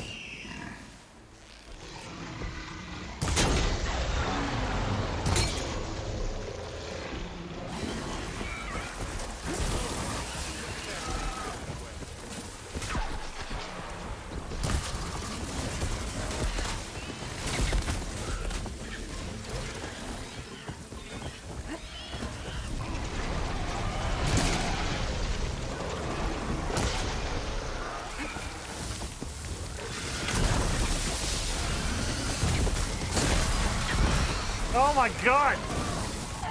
Dead. The fact that I didn't get hit by anything then was incredible. The fact that it was a one-shot kill once I eventually did. Ugh, okay. Guess they take flying leaps. Here I was like, oh yeah, I'm dodging like a boss. This is gonna go well. Should be down there. Not with those ribs. Those bristlebacks have acid canisters on their backs. It should trigger a chain reaction if I hit them with acid arrows. And turn him to scrap, Aloy.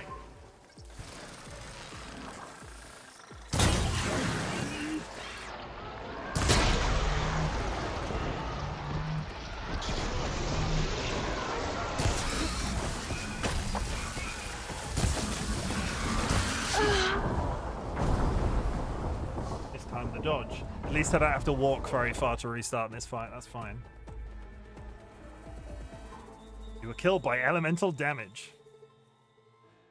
He was covered in green goo.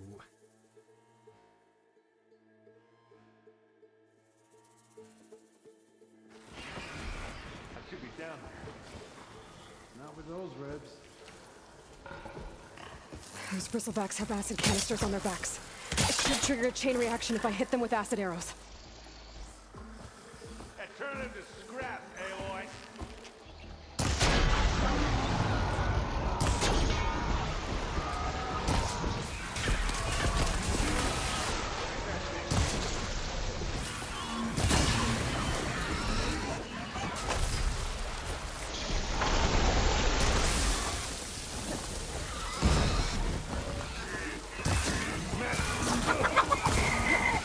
Welcome, Ryan! Flap flap. Vulcan Ryan just rated with 10 views. Pain subsiding. I'm That trapped. one hurt.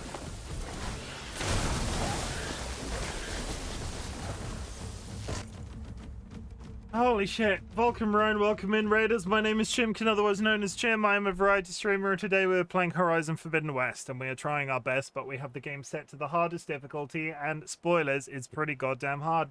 I finished the book last night. Are you ready for an hour and 10 minutes until our first inaugural meeting of the Secret Book Nook? We have a book club chat. We're really super cool. We're really adult around here.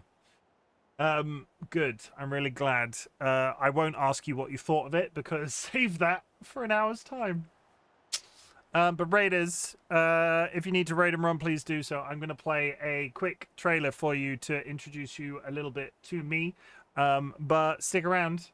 We'll be going to an ad break in about 7 minutes, but with the speed at which we're going, I'm probably going to play through this one as well. So I'll take this opportunity to sit back in my chair for a couple of minutes. Watch this.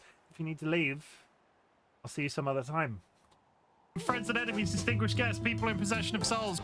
Welcome to the Bob. I hope everybody's ready to watch Chimken get fisted. Welcome to the Bob. Oh, no. I'm here to kick ass. Can I interest anybody in a stinky secret? Daddy? Yes? Is there something the matter? That shouldn't be that funny. Look at that peen. Oh. It's nicer if you suck on it and it lasts a while. But take your top off. My bunghole is very tidy, I'll have you know. Chim, stop edging chat. I don't understand. I never said such a thing. If you're gonna eat anything on my recommendation, you have your own ass on hand always. You should never go hungry again. You heard me. I'm aroused just from the conversation about the pink living jellyfish. Oh, that's a very interesting thing to say on the internet. He's gonna fist me, and not in a pleasurable way. This butt plug chicken. Oh, I'm so ready. Oh, I'm so ready. I'm mildly concerned. Look how thick he is. Really, really sturdy. I'm gonna poop on you. It's pretty bad. And I have a juicy fat ass. What's the worst that could happen? And this is where I will be for the rest of the night. Oh, come on! Punch them into submission. No other place can I talk so openly about pissing myself. I'd prefer if you didn't make me pee myself. Whoops! I just need to go and change my underwear. I really want to have sex on stream. Would anybody like to join me in the cum bath? Remember my mysterious hole. Didn't do it last time, not doing it this time either. Ha ha ha ha ha! Please don't let that be a wipe. I would like to make some sweet music with him. Hello, my baby. Hello, my honey. Hello, my ragtime gal. You know what's really good, guys? Stabbing zombies up the bum. No, I've ruined it. I am going to die. Ah, ha, ha. You. The government, we have bulkers. That's it. That's all I've got. That's it. We're back. Watch me get killed by this giant ball. Whee!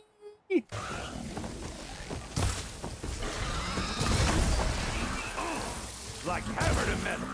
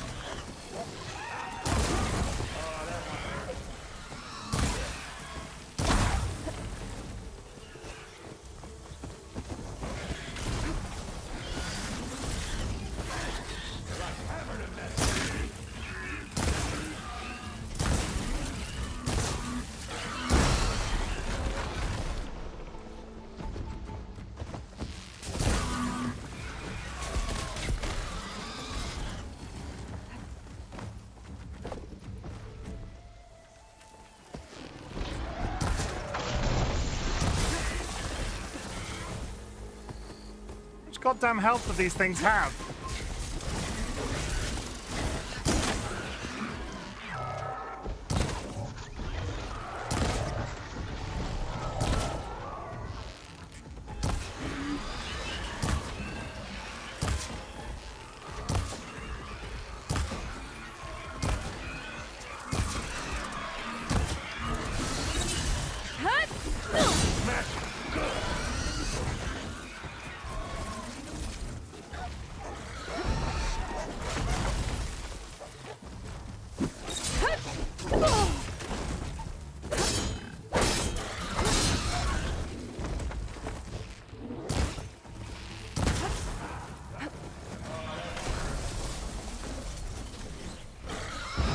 Oh god.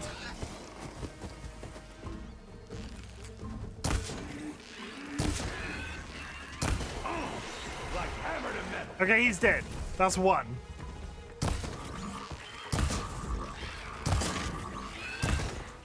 Chimken, I'm playing Star Wars. Wait, what? Chimken, am I playing Star Stable, a horse game for kids, and I am loving it? I will be the judge of that. 1 second, chat. We need to judge Tempe. Star Stable, an online game. Is there a trailer? I don't particularly want to go to the actual website. Trailer. Very loud. Still very loud.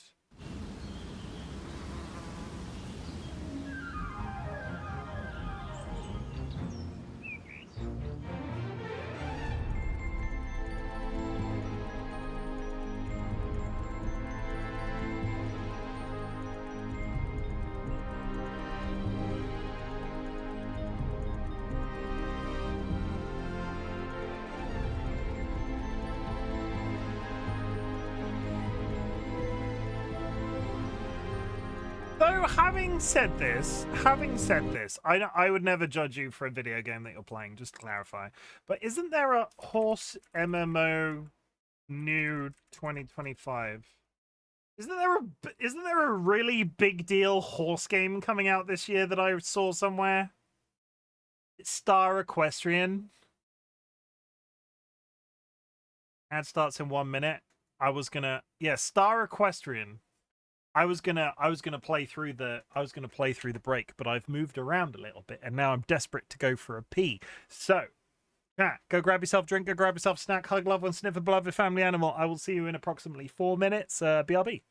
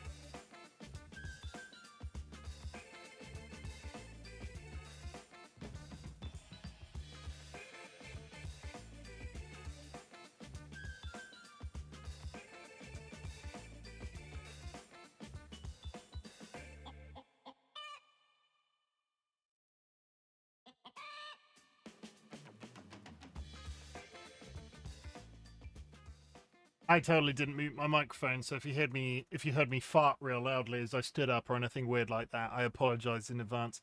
But I swear that I heard about an absolutely like AAA looking horse MMO that was coming out. Why horse MMO? I don't know. Why this was introduced to me? I don't know. Equinox Homecoming, is that it? Yes, Equinox Homecoming.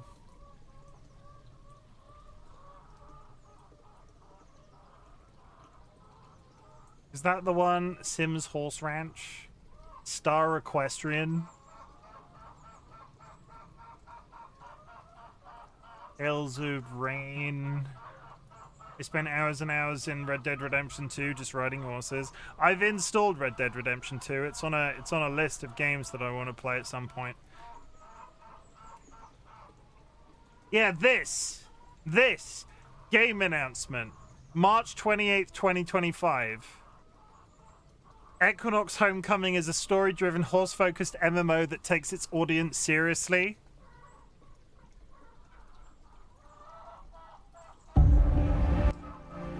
Welcome to Alderwood Island. Now's the best time to join us and experience the wonder we call home. Alderwood has always been horse country. Horses are our pride and joy. It's the perfect season to saddle up, hit the trails, and take in the breathtaking sights. Here is a horse running on a beach. Here is a horse climbing a mountain.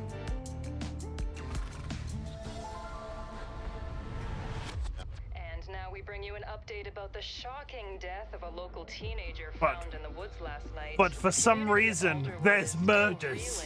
And is desperate for answers.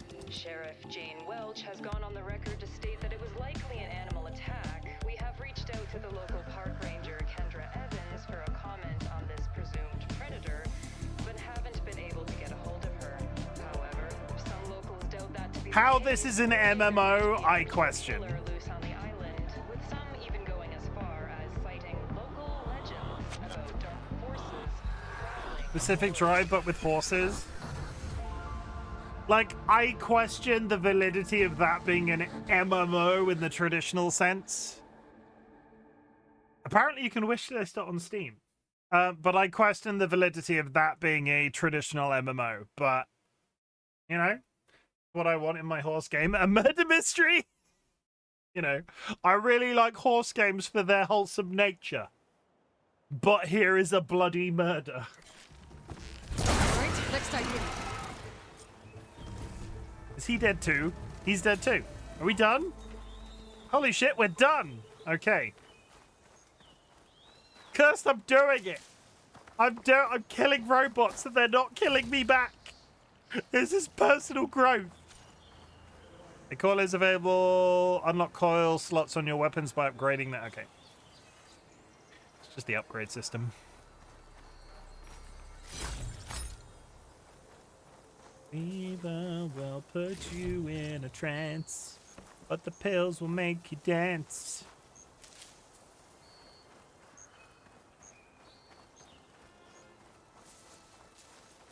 Okay. But yeah, I will, I'm so proud.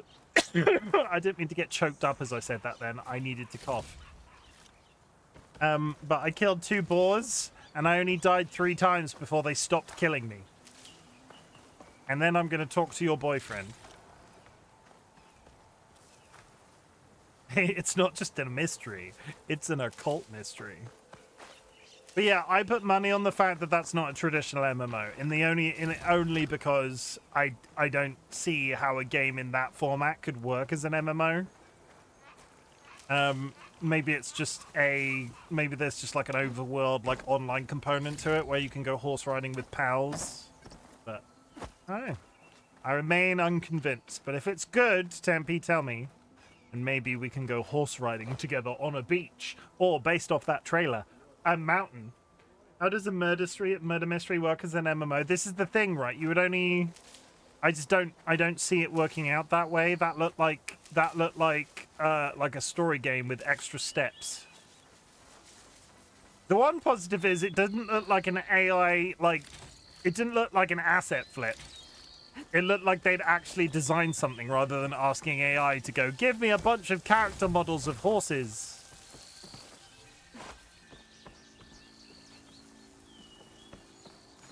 You know what I could have done? Shoot without ammo. You know what I could have done? I just need to test this. If I shoot this... Yes, of course it does. Ah!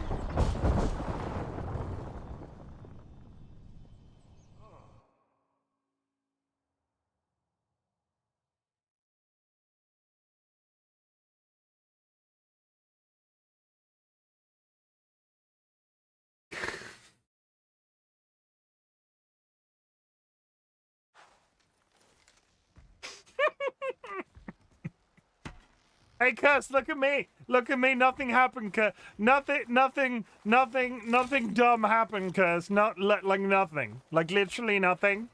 Though, I have tested my theory. I could have fired at that thing and killed some pigs. I need to, like, I'm getting used to the environment and fighting again, and I need to be much more aware of using stuff like that to my advantage.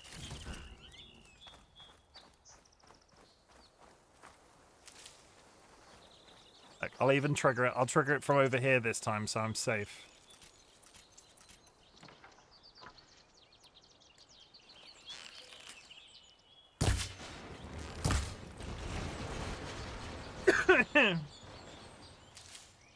The fans of horses, murder mysteries, and cozy exploration. I have questions. So many questions. I really wish Red Dead Redemption 2's online had become more of a thing, because the horseplay in that game was fun, the gunplay in that game was fun, but it was just, they binned it because GTA Online was so popular. And I feel like it could have been something. It could have been something, chat. Oh, errand. I will try it, Chimken, and if it's fun, we can ride into the sunsets together. Don't tell my wife. Maybe we can get Pidge playing it as well. Caught me in my best, as usual. Well, you did the hard part. I just took care of the stragglers. How bad is it? Who needs ribs, huh? Oh, I'm good. Huh.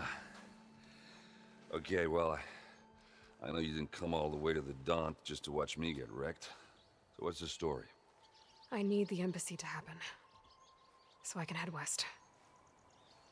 Errand, what I did at the Spire, what we did, it didn't end the threat. It just slowed it down. There's still more to do. Really? Well, that's great.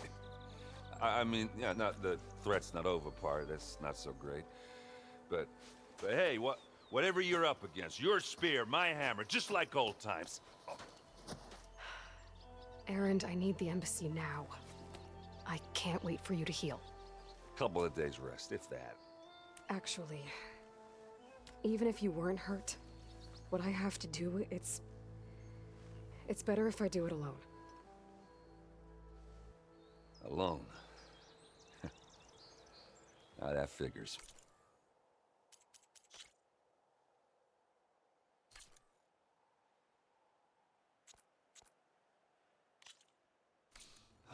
Errand! I hate to interrupt the romance, but I'm pretty banged up here. Don't blow your blaze, I'm coming. Oh, this just keeps getting better. Huh. Listen, I'll go to Barren Light, get patched up. If you want this embassy to happen, we're gonna need this sun priest, Studious Wadis. Oh, I know him. I'll clear the Valley of Bristlebacks, then send Wadis to Barren Light. I'll catch up with you there. Well, I guess that's sort of like a goodbye. I'm sorry? You? Sorry? Yeah, that'd be a first. Where is this coming from? Hey, just, forget it, yeah. Oh, it's nothing. It sounds like something. Oh, errand. All right, fine. Now, after the battle at the Spire, when you took off, you left without so much as a handshake. I mean, people like me, we fought and bled at your side, Aloy, and you just disappear? What kind of person does that?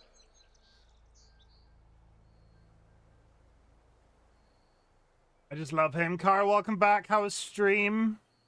Someone who doesn't have time for this, someone who had no other choice, someone who had a good reason. Erend, I left when I did, how I did, for a reason. A good one. Oh, thanks for sharing. Listen to me. Life on Earth is in danger, and only I can save it. What are you talking about? Exactly what I just said. Everything living is going to die unless I fix a piece of technology created by the old ones. And time's running out. Well, I guess that's the reason, all right. I'm an idiot. Erend! By the forge. I guess that's my cue. Maybe I should go with you to Barren Light. No, hey, you're needed elsewhere, obviously. We'll make it without you. Wow, what a douche. I said we're good, Aloy. Oh, you go on ahead. What are you standing around for then? Help me off this thing. Are we just going to ignore that really loud explosion that just happened? You'll have to handle that one on your own. We'll only slow you down. We're not ignoring it, fine. He heard it, that's good.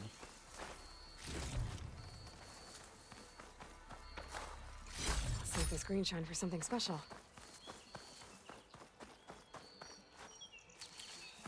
What is going on out here?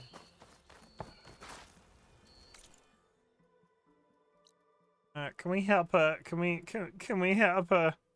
Can we help her? Can we go here first, please?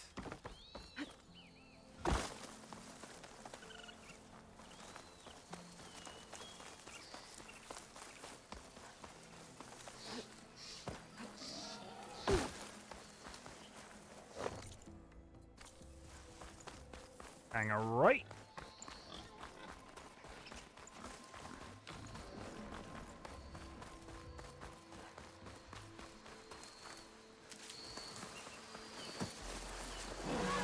If I find where these machines are made, I might learn how to override them. I'm not fighting you right now, dears. Please leave me be. Fucking hell.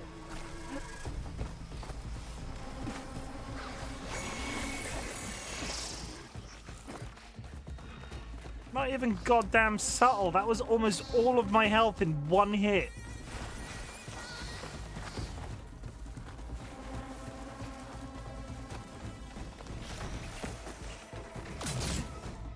I'm just going to continue to run and hope he loses interest. Stay away!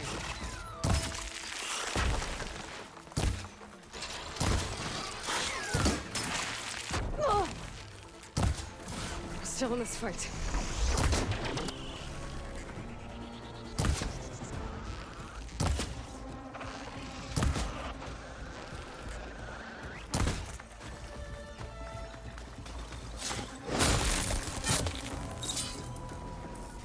Oh, well, that made me... I need to change my underpants. Sorry, did you finish Evoland yet? Oh my god, Kara, what are you doing? Why are you taking so long? Jeepers. Okay, I can't use that yet. Fine. Going here instead. You did? Good. How would you rate it?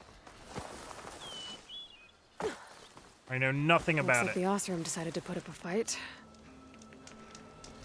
Why am I still in a fight? 4 out of 5 stars? Well, that's good.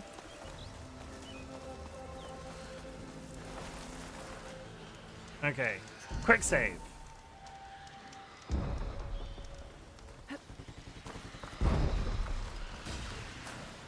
This Especially every type of RPG thrown into one game is fun. I remember the first one in terms of, I know nothing about the sequel. I remember the first one with the transition of the different types of it's not genre, is it? Because it's like video games over the years. But it was, I'm kind of amazed it was one I never picked up, because at the time it was kind of my bag, but not anymore.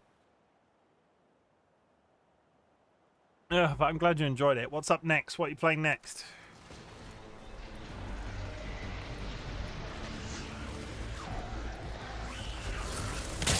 Oh, here we go.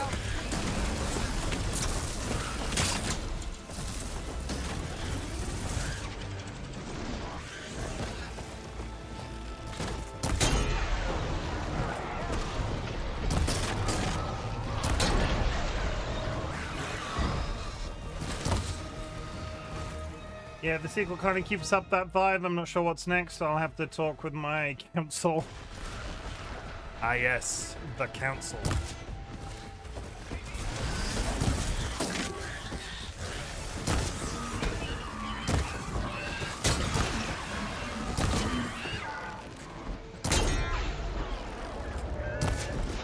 Do not find your way up here. Did he just... I think he might have just glitched out of existence. That one pig just glitched out of existence. Okay, he's dead. Need ammo.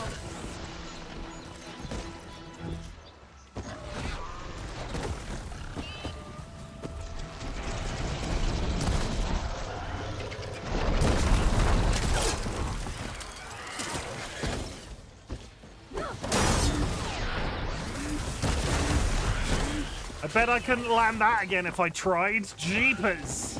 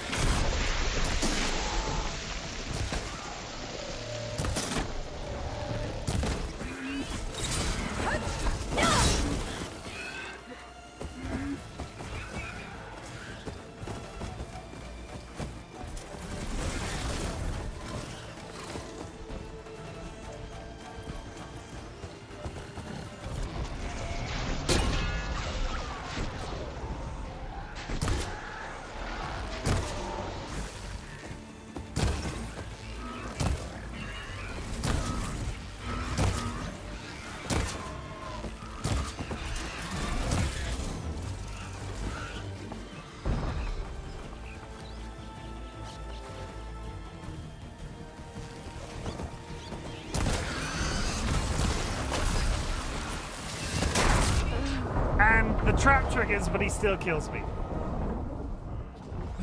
Okay. Killed by a stunned creature. It's really quite shit. I've got no acid right now. I need to kill one of them, loot, and hope for the best. Yeah, I've got no metal bite. I don't know where I had such a large amount of it from.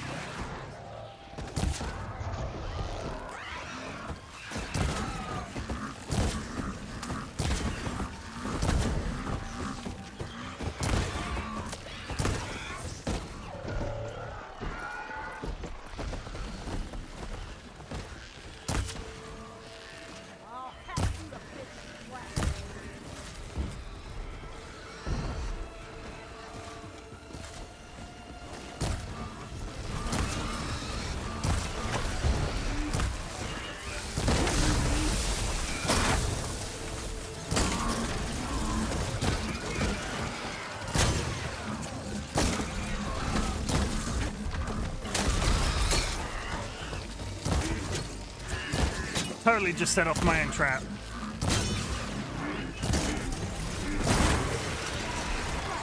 One less machine. Please tell me it didn't give me the fucking... The acid creature didn't give me acid. Feels like a bit of a dick move. Those acids been a rough friend.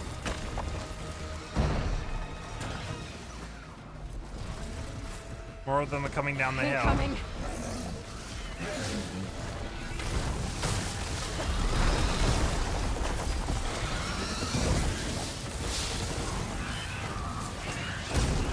Why is that one on fire? Wrong ammo.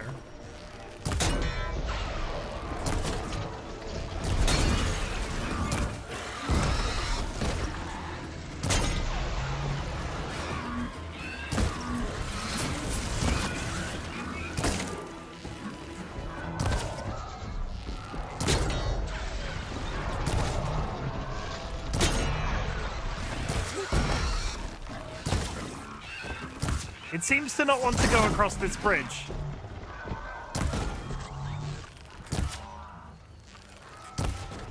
And I've fallen off the bridge, okay.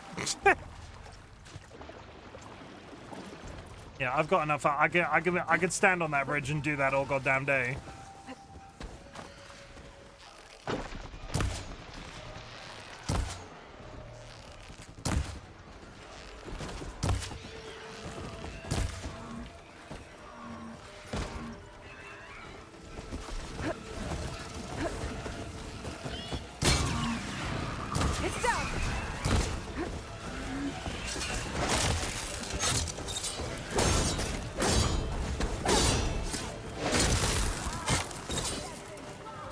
Another one down.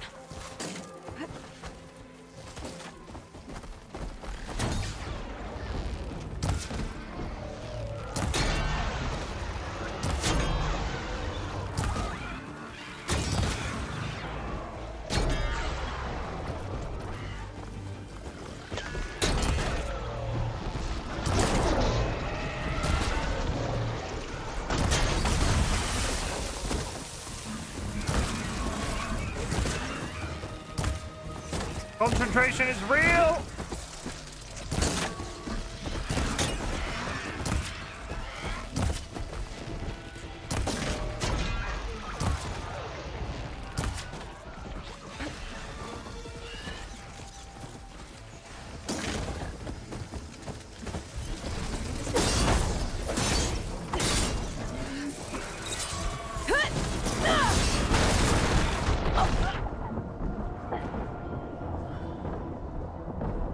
That's bad. How far back does that reset me?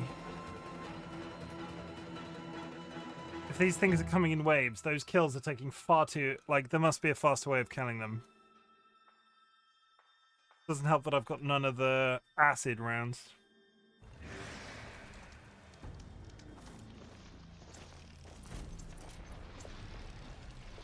That sucks. Okay. Well, tough fight. Fine. We can do it. We got this. Is there an obvious...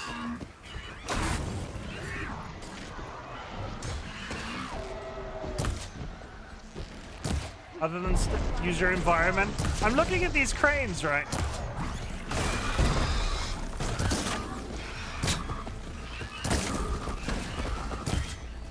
I'm looking at the cranes and I don't quite understand. Like, can I shoot this? Yes, I can. Okay, good to know. Fine.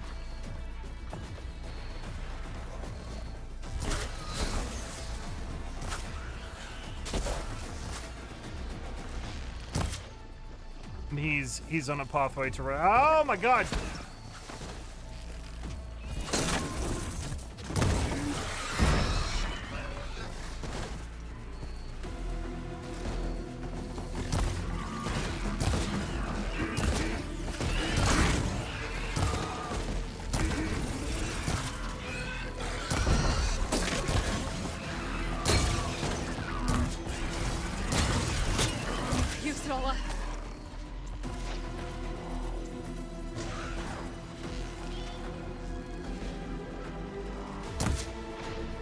Missed. I'm going to have triggered all the traps and not hit a single one of them is the issue.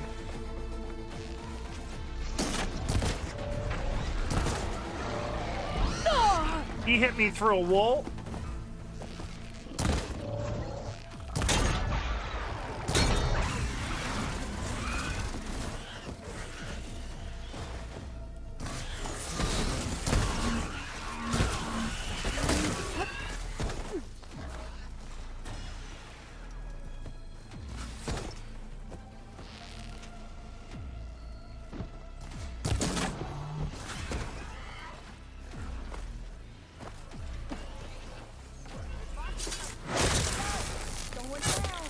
One less machine.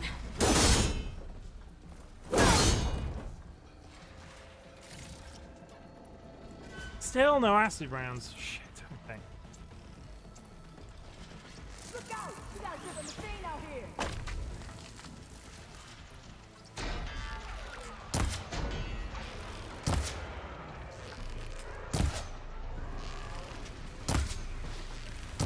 There's the box that spit fire instead of acid. Another one down. I killed one with logs. Like, actually successfully.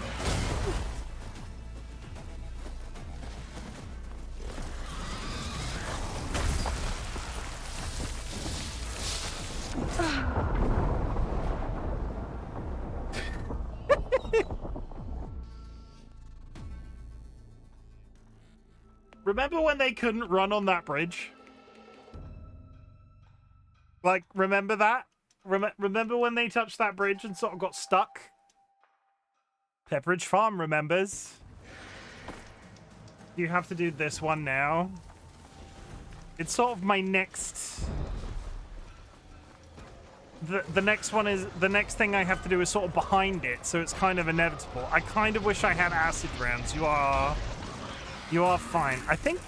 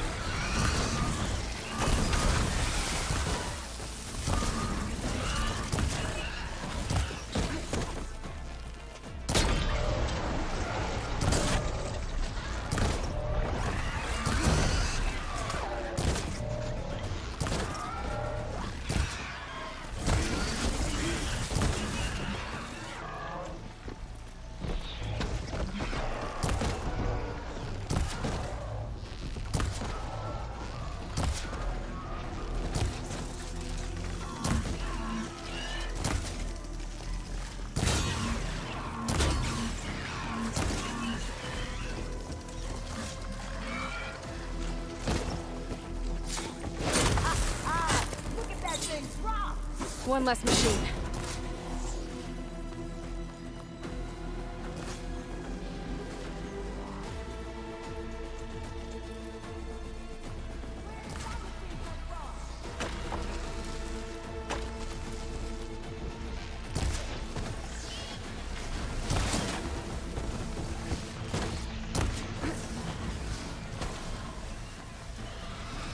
Incoming.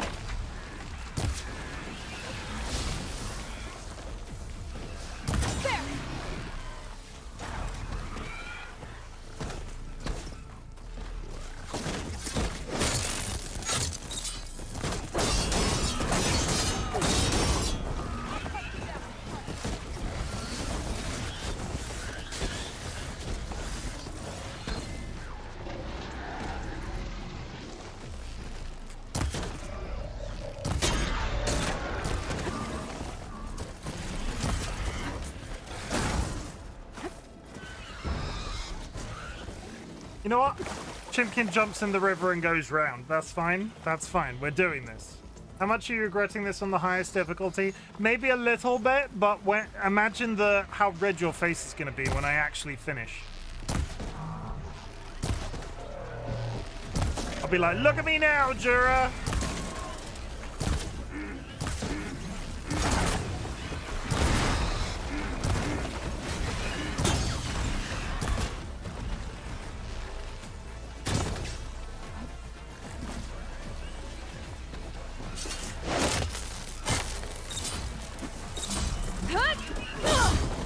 Get in the river, get in the river, get in the river.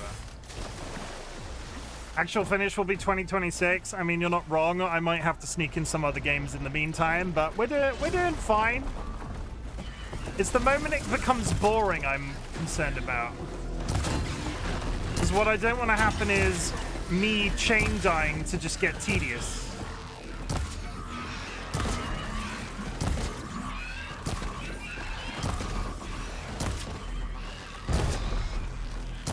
It's just like when Jura plays any video game because they're mad because bad. Wow.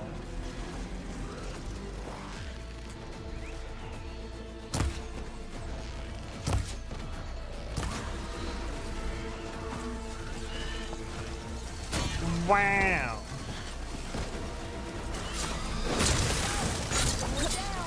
Another one down. Get in the river, get in the river! Get in the goddamn river, Aloy! Get in the goddamn river!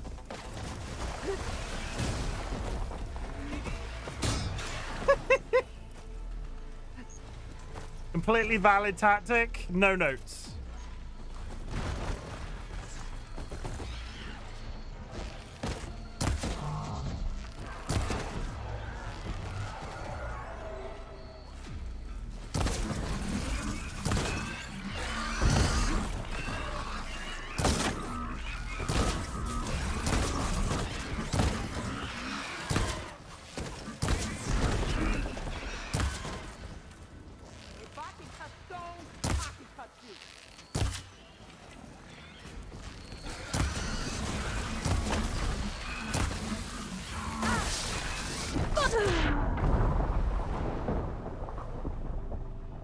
I took my eye off him for a couple of seconds. And now I have to start again.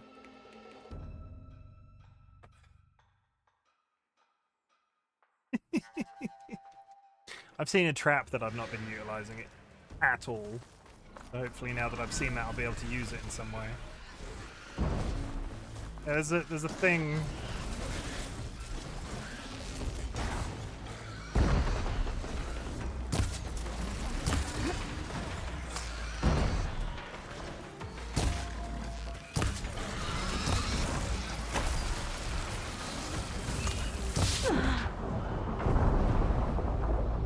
I don't think that okay.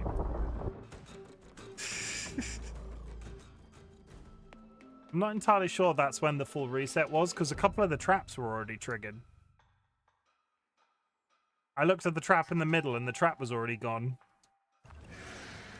And let me tell you, of course, it's fucking reset now.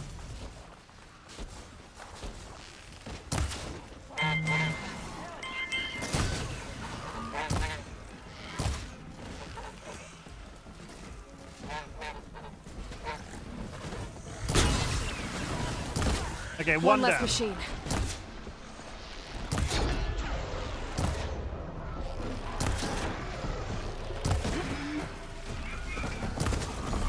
Hello, Andrew. Hope you're having a good day.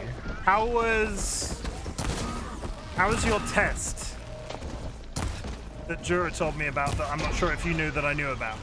How was your test? Jura, how was your husband's test? That spit fire instead of acid.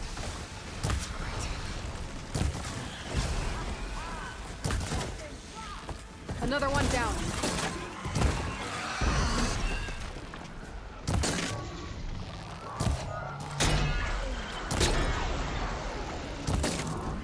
Pass with 100%. GG. Good job. Do love me 100% pass rates. Congratulations. Honestly, as a person that does not test well, really impressed.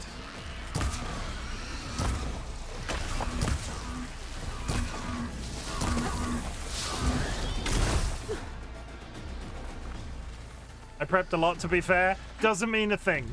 Like, I could prep for hours upon hours upon hours, and if you sit me in a test room, I would still somehow fail. I'm impressed. Let me be impressed. For God's sake.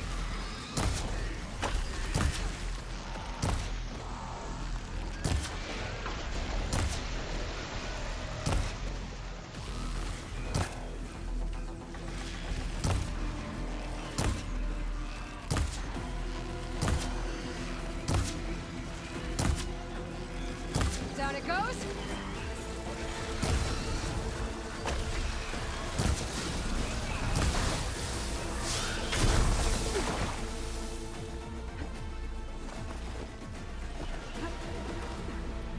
You missed the geese, yes. It's been a while. Just to clarify, he doesn't know whether he passed or not. So he lied to me? How dare?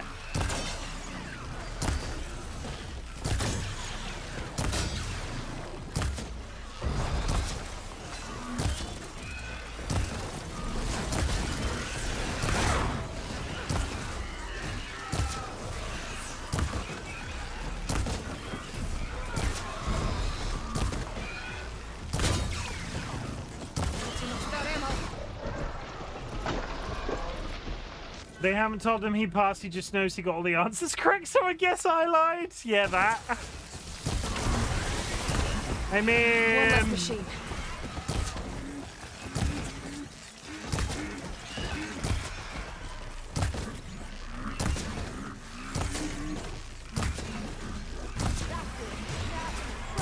Another one down. I think that still counts.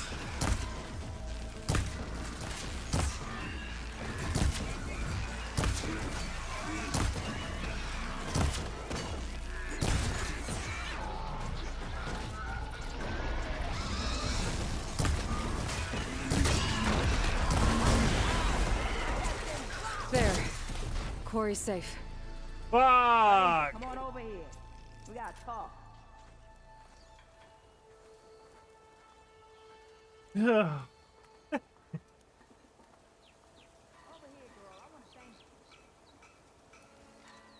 And breathe. Oh.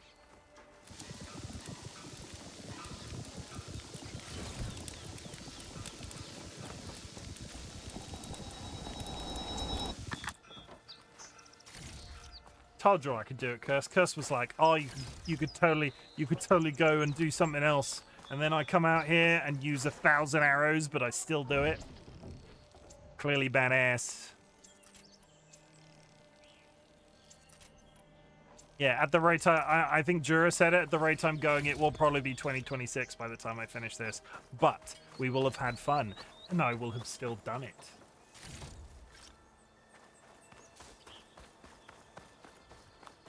Sorry, lady, I am looting all of the things that I earned.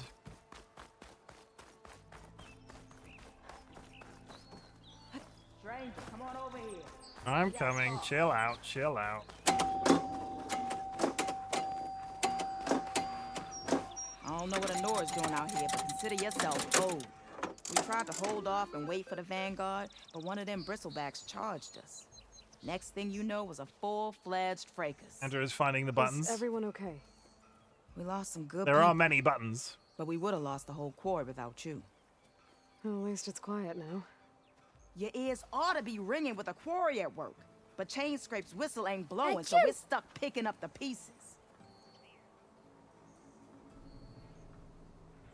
You need the whistle to get back to work? Me and my crew were just little cogs out here. Can't lift a hammer till Olvin blows that thing. Cause if we work without his say-so, he'll ban us. And my people have been through enough. Olvin holds that much power? He's got the money and connections to snuff our fires for good. Almost feels like we stood a better chance with the bristlebacks. You like George's picture today's stream? It is good, isn't it? What are you and your crew working Dolly on? took like 50 photos of them in a hallway, and they're all like digging out that. They're stone so to show a good. barren light, but the work stoppage and the bristlebacks cut us short. Never seen those blasted things in the dawn before. Where in Forge Fire did they come from? I'm not sure. At least not yet.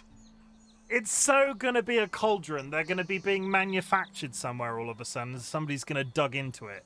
I need to get going. Stay safe. They dug too Thanks deep. to you, that might actually be possible today. It's gonna be a dug too deep sort of deal. Clear the dawn. Have we cleared the I've dawn? cleared out most of the bristlebacks. We cleared the god. Scrape can get back to work now. We cleared the I'll goddamn go give dawn. Olvin the good news. Holy shit! If I achieved nothing today other than clearing the dawn, Oh, Spoopy. We've not done that in a while, have we? Hi, Spoopy. Whatties too. Then maybe this embassy can finally happen. Okay. Everybody say hi, Spoopy. Actual progression in Javod this said the bristlebacks were first spotted west of the quarry. in this day and age. Can you believe it? I should see if there's anything in the back. Oh, you know what I should fucking do? Pardon my language, but you know what I should fucking do? I should probably go save. Before I start moving towards my next quest. Save.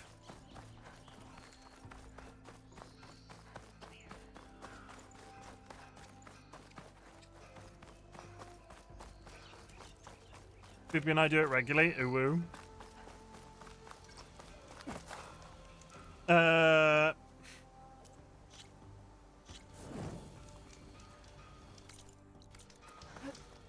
mean, no judgment. Okay, if you want to do that, that's cool.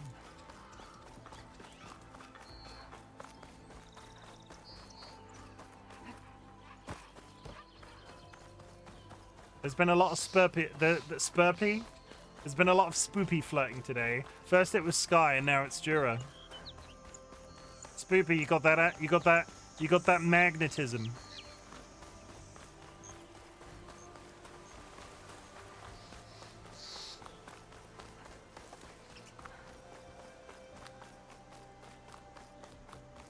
It's because I'm newly single. Yeah, apparently Spoopy isn't getting married, Jura, and apparently it was all a lie, but I'm still not entirely sure if that's true either. Looks like it died on impact. Maybe it charged off the cliff up there. I better keep following the trail up.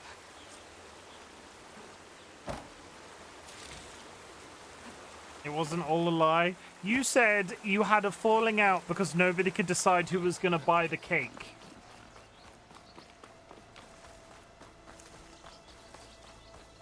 If that's actually a reason somebody got not married, that is crazy.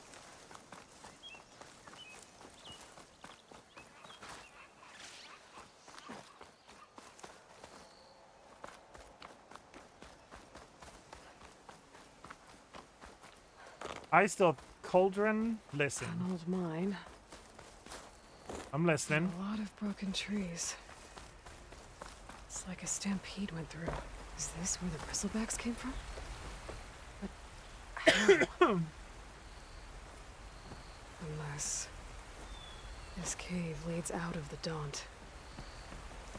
It doesn't lead out of the Daunt. It's gonna lead into a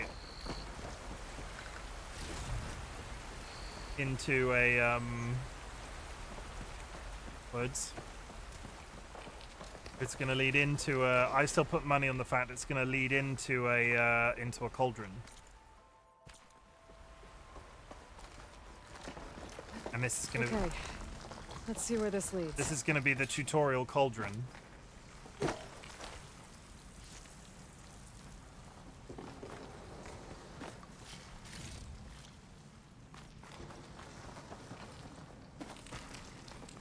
The old cart tracks collapsed.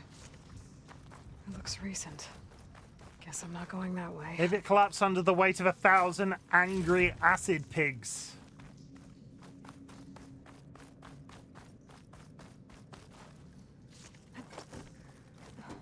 There's smoke from deeper in the mine. An explosion? It's just a random... Bristlebacks. So they did come through here. They must have gotten trapped. I'm gonna have to take them out before I can look around.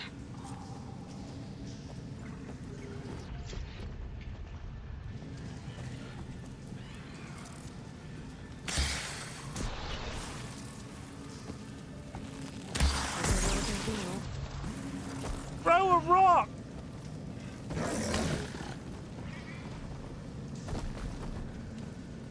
For the love of God, throw a rock! Where have they gone? They've gone up there.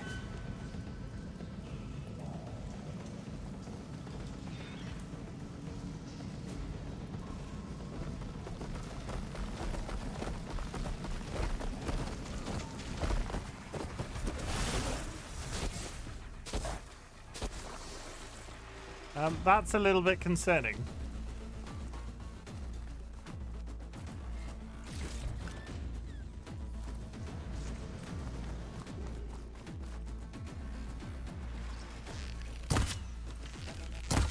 No, that doesn't explode. I was expecting it to explode. I might be trapped. I might be trapped forever, chat.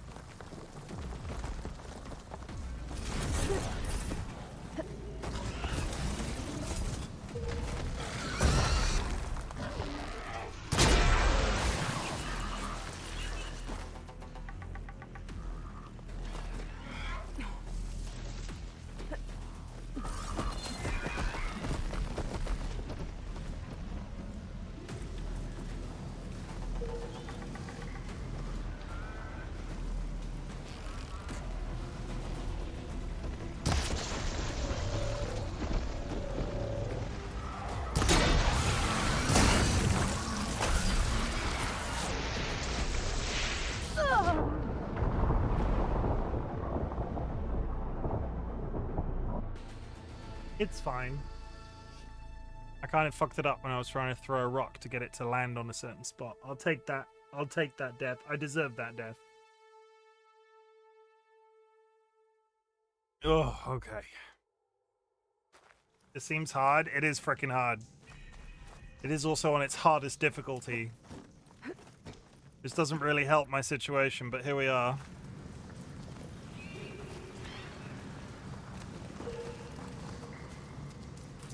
Tim, I have something to you have something to be proud of, but it's entirely luck-based. What is it?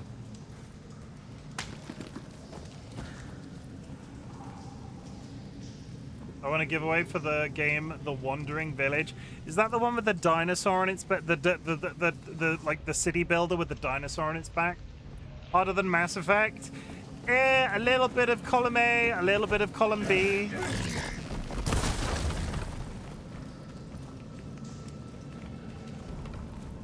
Well, that was anticlimactic. Is anybody else really disappointed that those things don't... Did he die?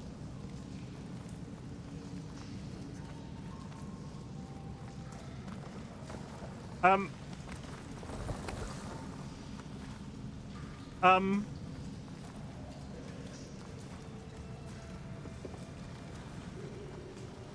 don't have fire arrows.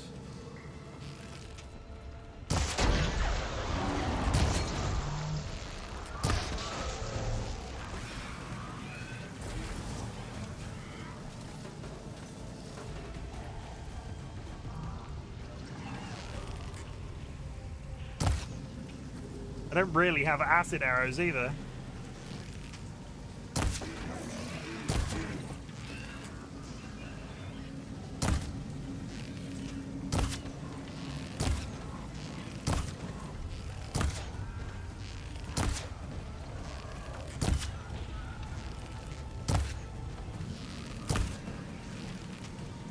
Now!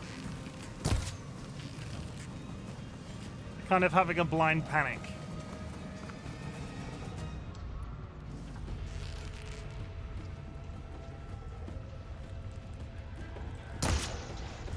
Not even close.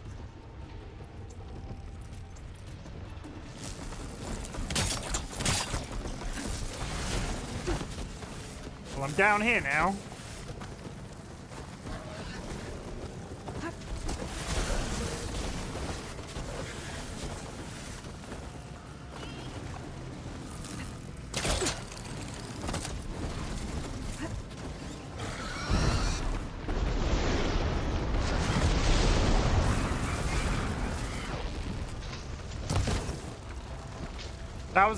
That was totally intentional. I don't know how I did it.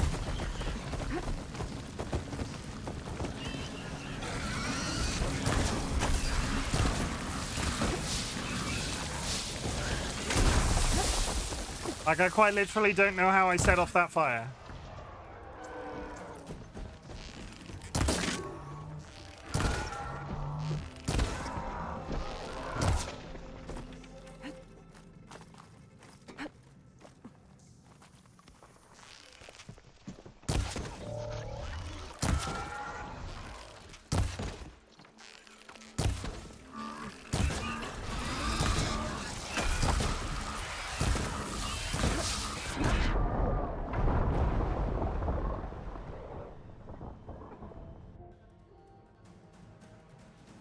I think I might need to come back here with fire arrows.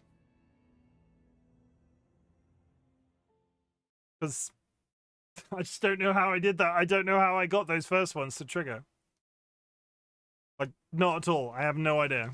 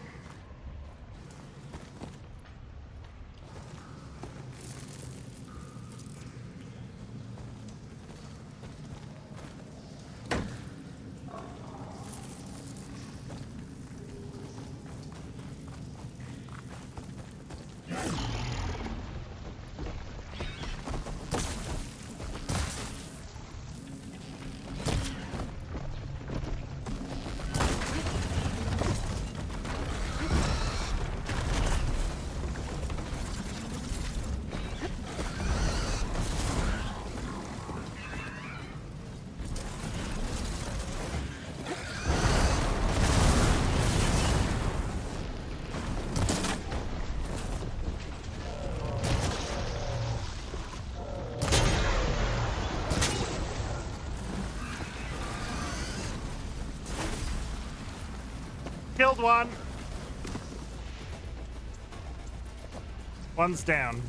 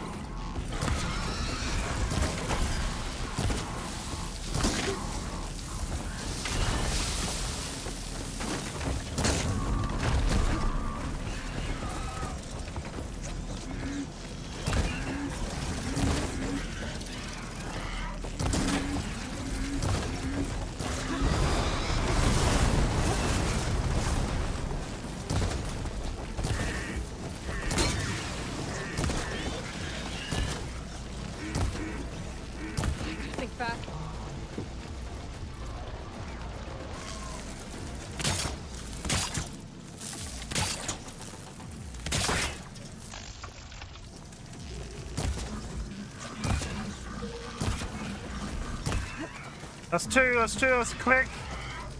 Quickly!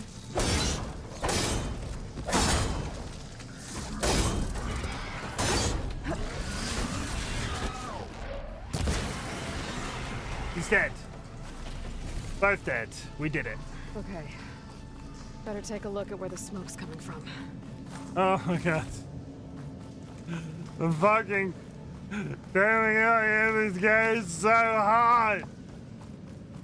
Hey Ryan, I found you a game to play that's like, I dare you to speedrun this. Hey Ryan, what's the speedrun of Horizon Forbidden West like? I bet it's thousands of hours. Ugh.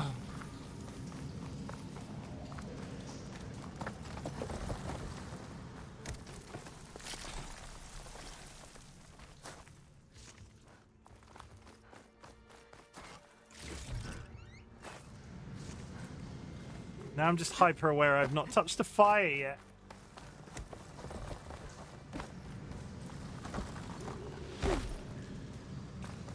Gonna heal for the sake of it. But 1 minute till the air break. Oh no. There's a lot of smoke. It looks like the mine runs pretty far back. There's a lot of blaze down there. It's always good to have extra. I'm gonna have to BRB. I'm gonna go to the toilet. We're gonna come back. We're gonna do the book review, and then we're gonna find out what's in this mine. And I'm gonna hope that I don't have some sort of monumental game crash. So I will be right back. I'll change the titles over while I'm away, and then I'll hop into the Discord call. So BRB, chat.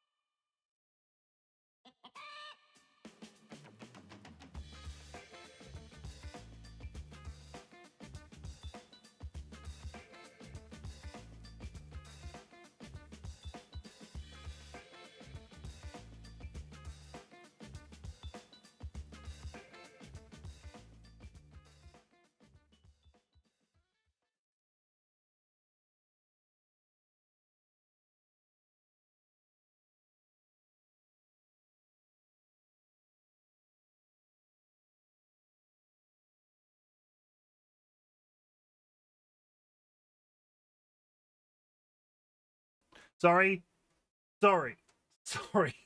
It's a really good start. Give me 5 seconds. I feel like we need some smooth jazz, because you know what says books?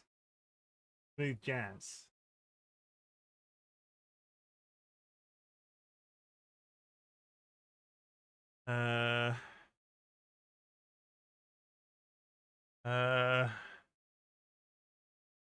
This might be loud. Smooth jazz.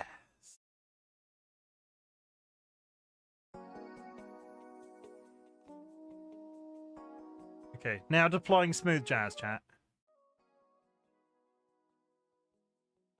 I promise it's there. Why is this so quiet? Okay, that's good. We've got some smooth jazz on. It looked like a very animated discussion you were talking. Okay, so who's in the voice call right now? So many people are in the voice call right now. We're ready. Jura, are you there? Are you joining us? I think Jura's joining us. I don't know. We're on the nose. We'll find out. If they arrive late, it's fine. Okay. I am going to, whilst you're all muted in the Discord call, I'm gonna say a few words, and then we're just gonna talk about it and talk about why we're here and shit like that. However, I am gonna do one thing. This is really going well. This is peak content. I've clearly done this before. This isn't my first time. Go down there. Okay, good. We need Google. Nettle and Bone. Good. Reads. Gonna switch to your new stream. I have totally not set that up. I'll be honest. I've not set it up. Thank you for the link. Okay. And thank you for posting it there too. Actually, DollyWhiskers, that's really helpful. Okay, wow, Chim, wow. Dolly set up a beautiful screen for my webcam to sit in. I have not had time to set it up yet. So 3 months time, I'll be right on that shit. Fine. So I'm gonna unmute in Discord. Everybody remain muted just for a little bit, okay? Hi. Friends and enemies, distinguished guests, people in possession of souls, I would like to invite you. I would like to welcome you to the inaugural meeting of the Secret Book Nook. I can't even say the name properly. The Secret Book Nook Reading Club. I can't say it. Friends and enemies, distinguished guests, people in possession of souls, I would like to welcome you to the inaugural meeting of the Secret Book Nook Reading Circle and Book Club. We are a new thing. This is a new thing as of about a month ago. Basically, it's basically very simple. We got together about 10, 15 people from the Discord community. We basically said, we're all readers. I want to read more books. There are various people of various types of readers in the group as well. We said we want to read more books. So what we're doing is every quarter of the year, we're taking a vote. The top vote is the book we read that quarter, and the second and third place book are the stretch goals. So because we sort of came up with this concept a little bit late, we only had one book this quarter, and it was Nettle and Bone, and I read it, and it was absolutely fantastic. And yeah, so I figured we'd get everybody to talk about it and their general experience and take on the entire. I feel like I should have practiced this a little bit better. Either way, this is a new thing. I don't know whether or not it's going to just be part of the VOD or stored separately. We'll just roll. So welcome everybody. Yeah, that's it. Hooray! I would just like to remind, I don't think there's anybody in the group that's going to sort of go against this, but this isn't about the book being good or bad.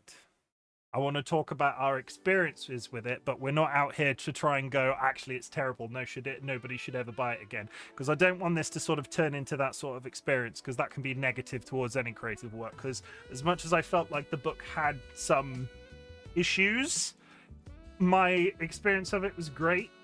And we will try to remain honest in that way and talk about the experience rather than going, don't buy this, it's terrible. You may now unmute everybody. Hi. Hi. Hi. Hello. Hello. Oh God, that's an Australian accent. Who would have guessed that Curse the Australian had an Australian accent? Welcome everybody. We have 5 people in the chat right now. We have Dilemma. Say hello, Dilemma. Hello, Dilemma. And on reactive. Boom. Okay, DollyWhiskers. Say hi, DollyWhiskers. Hi, DollyWhiskers. Vulcan Ryan. Say hi, Vulcan Ryan. Hello, hi, Vulcan Ryan.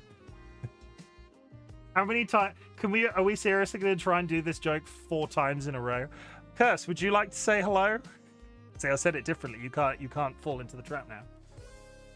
I wasn't going to fall in the trap anyway because I'm stubborn and I refuse to follow the trend. Okay. So hello. I feel like I had this really big grandiose image of how this would go in my head, and I now in the moment I've got nothing. So in terms of the order of people in the Discord, I want everybody to say as much as that they've got to say. So I'll just work down the list in the Discord and say, would you like to say anything? Andrew, tell your wife to get into a voice call in Discord if they're free to talk about the book that we read. But Dilemma, would you like to go first? Just because you're at the top of the list and that makes my life easier. I wouldn't, but I will.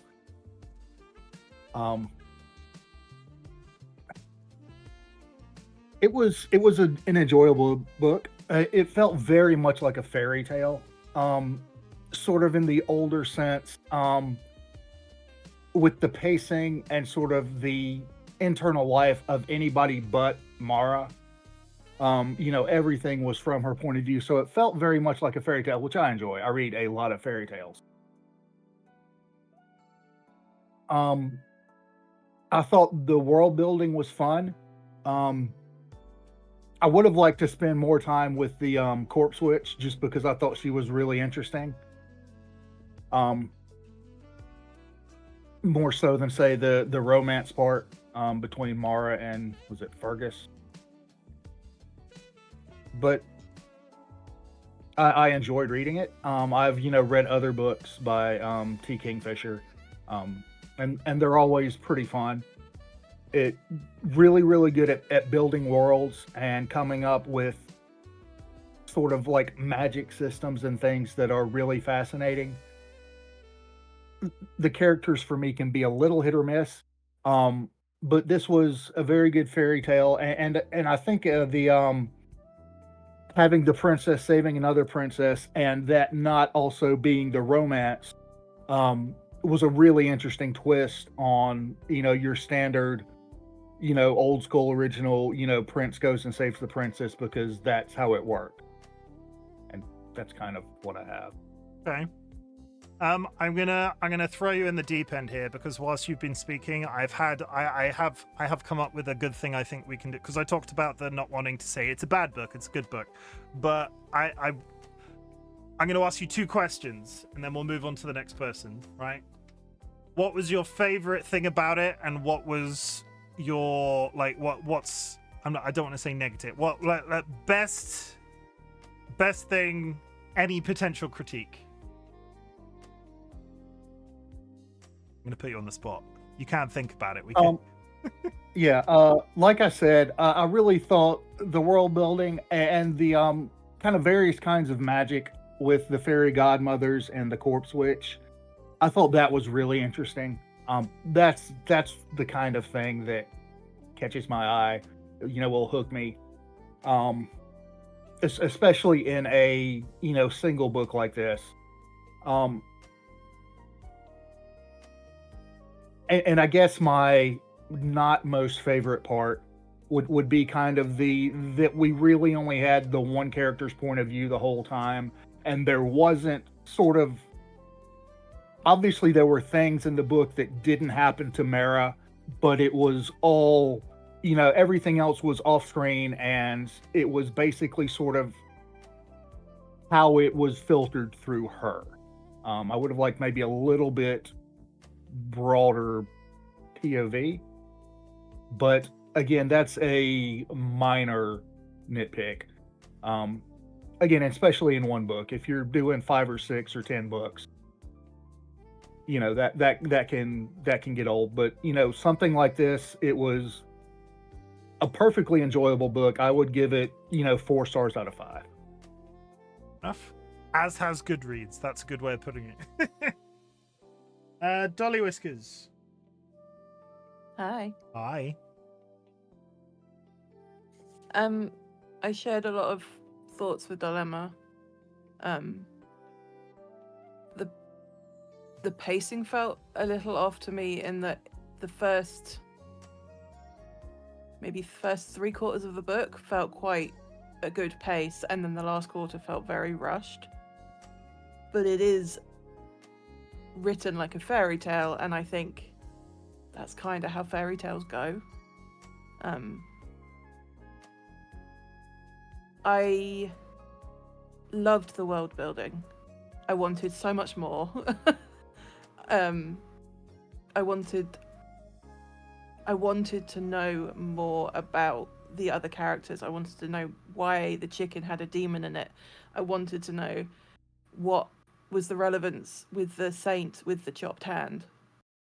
Like, and I get that they were characters that helped when they were needed, but I wanted to know why. And that's a positive because this was the first book I'd read by Kingfisher, and I then went on to read like another 3 of her books. I really, really enjoy her world building, and I just feel like this book was it could have been more expanded on for me. Which book did you go on to read after Nettle and Bone? The Paladins series. I think it's called The Saints of Steel. There's 5 books about 5 different paladins Paladin's based Grace, in the same world. Paladin's Strength, Paladin's Yes, Hope, Paladin's and Paladin's Grace. Faith.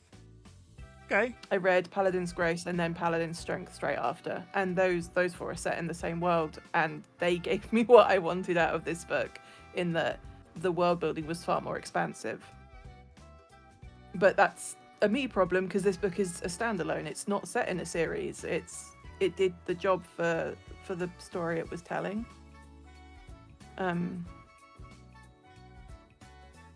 Okay. I felt a little like the romance didn't really add anything to the story other than a reason to save the guy at the end, because otherwise he wouldn't have been saved. I feel, had Mara not asked the princess to save him. I felt like the story would have been just as good with him as not a romanceable character, just as a other character. And I was really sad when at the end that the 2 fairy godmothers went off into the distance, and it's like, no, I want to know more about them. Give me a book about them. I want to know about the 2 of them and living with a chicken demon and just coming soon to a store near you. I want them to produce a cookbook, and I want them to like have a YouTube series where they're producing a cookbook in cat. Yeah, I would watch that. Do you have? I know. Again, I'm trying to. This is sort of a learning experience for me in terms of whatever the book club is. So I'm going to ask this question of you, even though it might be treading the same ground, but it helps highlights the points from everything that you said. Do you have like a positive and a negative that we want to sort of pass out? Yeah. The positive for me was the world building. Although I feel like it could have been expanded more, it was still really enjoyable. Really, really enjoyable. And the negative, the 2-parter, the negative was I wish it had been expanded more. I wanted to know more about things that she mentioned as a sideline, you know? Like she devoted a good chapter or 2 to the goblin market. And so I want to know more about the goblin market. Where does it go, and what happens when it's not the right moon phase, and you know? Yeah, I get that. Okay. So yeah. Ryan, I open the floor to you. Oh man. Yeah, I mean, I thought the novel was really charming, and sort of the analogy I would go for is that it's one of those books that you just need to allow yourself to be taken along for the ride. And I feel like if you wanted to delve into more of the world building or, the magic system, that sort of thing, it's not that type of novel. Because yeah, it's fairly short. It's like a fairy tale, and it stuff added to kind of move the plot forward wasn't delved into as much, which is not a critique by any means, but it's not like a typical hardcore fantasy where everything is kind of expanded upon. But yeah, I loved it. It was charming. The characters were great.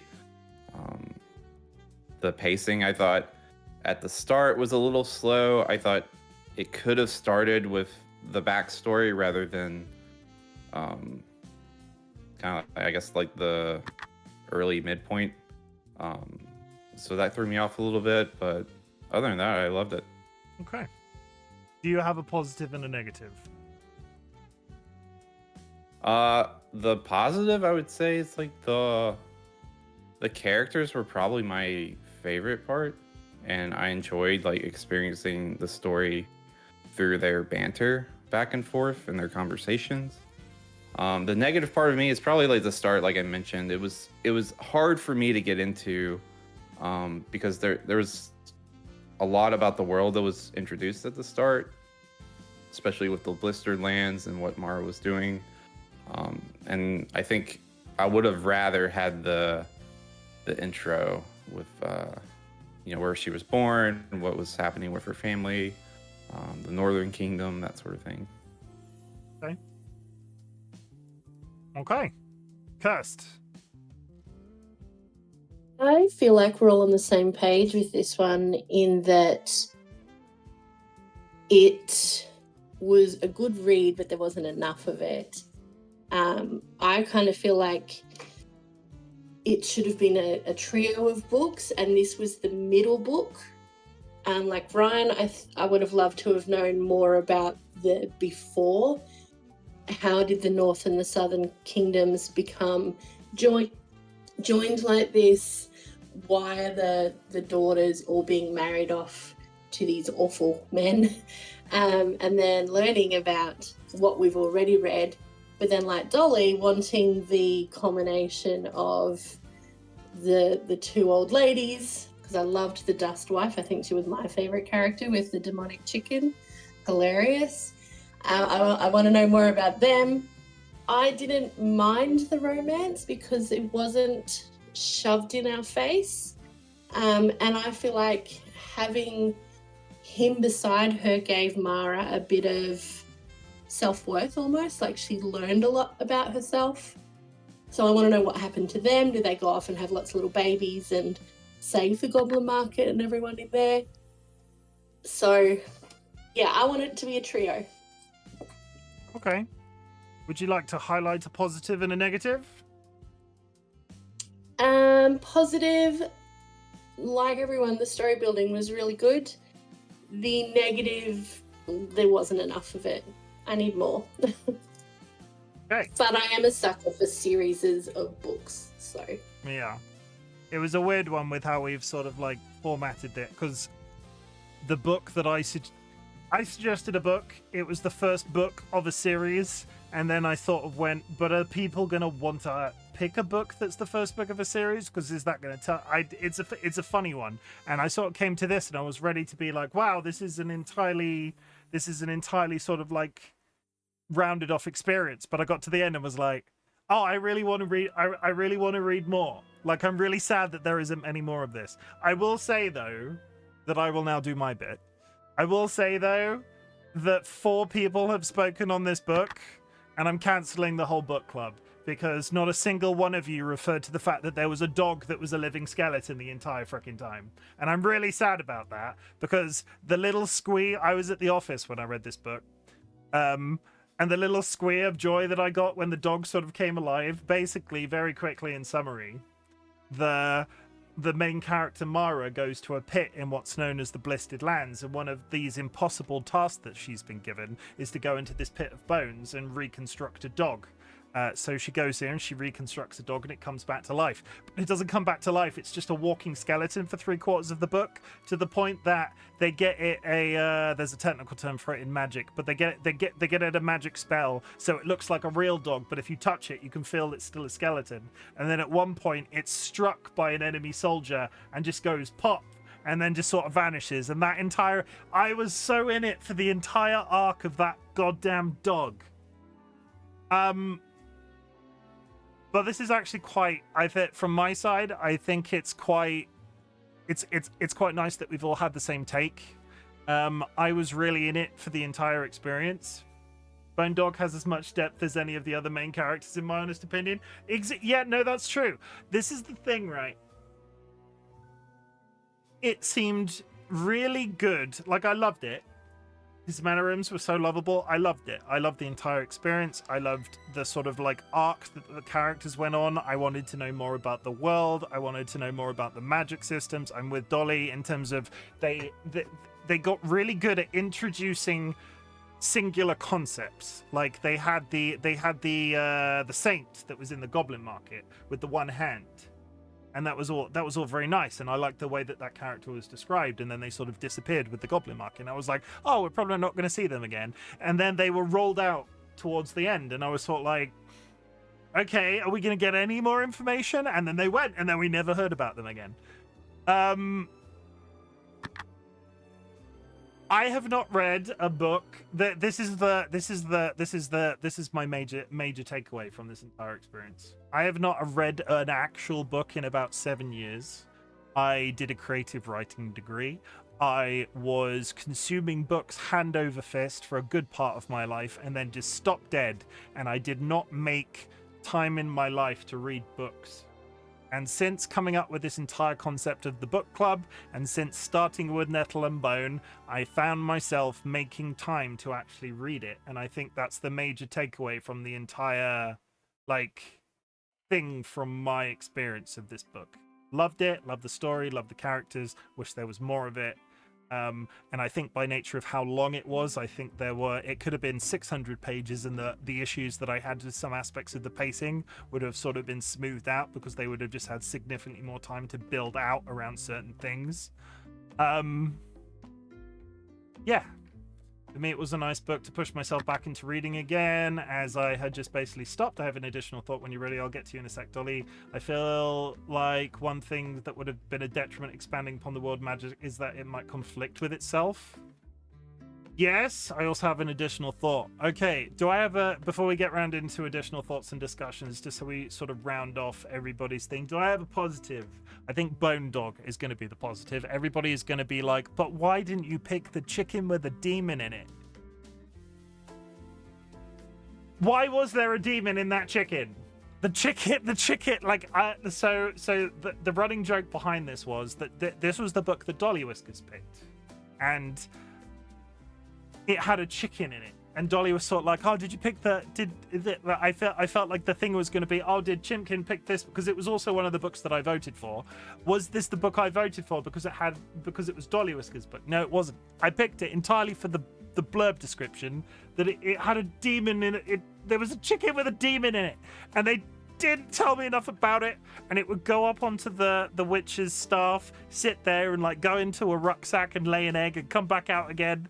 And I just, every little instance, every little description of the activity of that chicken, I think there were such good small observations of the world, like the act of the chicken doing that and then going away again. But then there was so little sort of description of certain main characters that I felt could have had chapters written about them, that it felt this is sort of both a positive and a negative, and it's one thing. The chicken sort of epitomizes my point. Love the chicken, love the whimsicalness of the entire experience, love the Bone Dog. The whimsicality of the entire book is my positive. The difficulty of that was that they would focus on the chicken, and they would focus on what the chicken is doing, and going back into the rucksack and laying an egg and all sorts of components like that. And you sort of saw some bits like this with the Dust Witch as well. and then there would be another character that would just have barely any explanation at all. And I was just sort of like, I want more. That's it. More open discussion. So we'll do more comments. Dolly, you want to go first? Yeah, I was reading through the Goodreads blurb of it as you were talking while I was listening, and it occurred to me of something that I thought of whilst I was reading but didn't note down afterwards. I very nearly didn't pick this book as my choice because the second highest tag on that list is horror. And there was none of it, was there? Yeah, but this is my point. I am not a horror person at all. I do not like horror.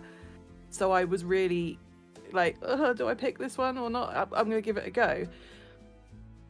The only part that I felt was really horrifying that made me kind of put my Kindle down and go, oh God, was the description of her getting one of her teeth taken out to buy the guy.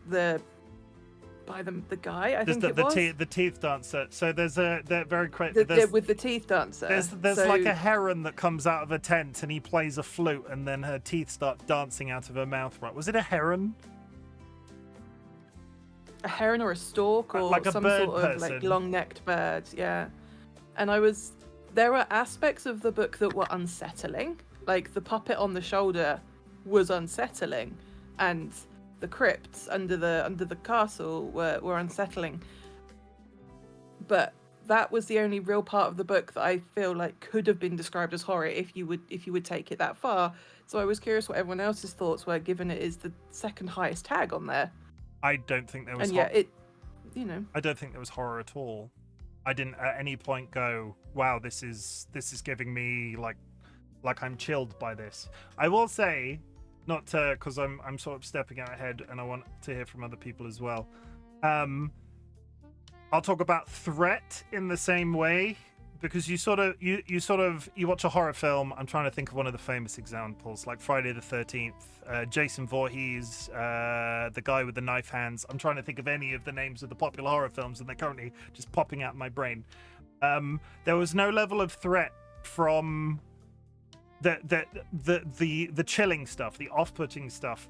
It wasn't threatening as much as it was a thing that was happening to the characters, and I wasn't threatened by it. Like she was getting her teeth removed and they were dancing from her mouth. I wasn't scared by this, and I don't think the character in the moment.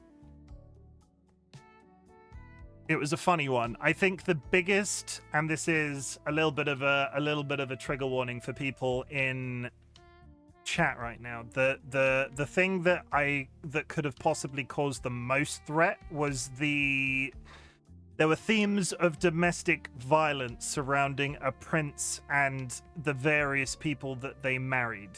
And as much as that was sort of discussed, it was never really, it never really occurred. It was sort of alluded to as much as it was sort of talked about. Like like this is happening, it's terrible, and it was terrible. The things that they were describing were very bad, but it was more of there's this really irritating thing that they tried to teach me. It was like show don't tell. Like they were telling us about it, but they weren't showing it to us. So even the threat from that happening to certain characters felt like it was the most horrific thing that could potentially happen, but I wouldn't count it as horror because it wasn't really, there was no immediate threat about it. It was just something that the characters were either working around or towards fixing. I think it's compared to a more classical fairy tale, then it's way darker, so maybe that's where the horror component came from. If that's true, maybe more along the lines of the Brothers Grimm fairy tales. Does anybody else have anything to say about the horror nature of the book? Yeah, I mean, I think if you go back to like the old original type versions of the fairy tales where, you know, children are getting cooked in ovens and, you know, stepmothers are sending huntsmen out to murder their stepdaughters. You know, this is certainly not any worse than those. And again, with your, discussion of, the prince and his violence towards, Mara's sisters. We're all seeing that again from we're hearing about it from Mara. We're not actually seeing, there's not a scene of him doing that. It's all kind of hearsay, which helps, insulate us a little bit from it, I think. Good way of putting it, yeah.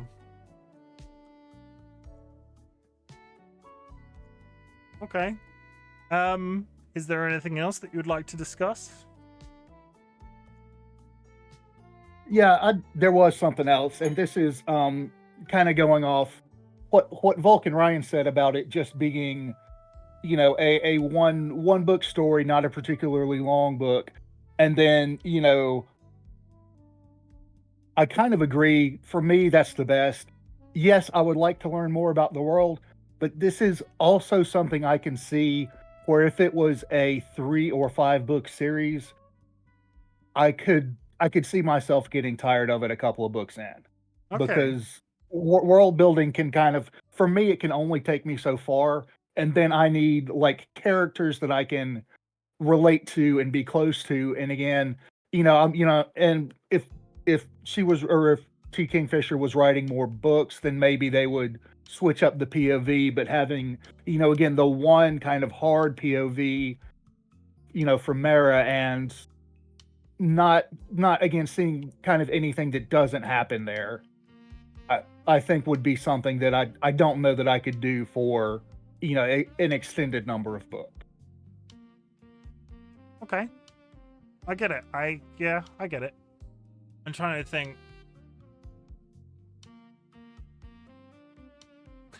This is all I can't respond to that because this is all a little bit of a learning experience for me, because I'm sort of going, could I be with these characters for more than 1 or 2 books? I think it's probably at least there's probably I could see a follow-up in terms of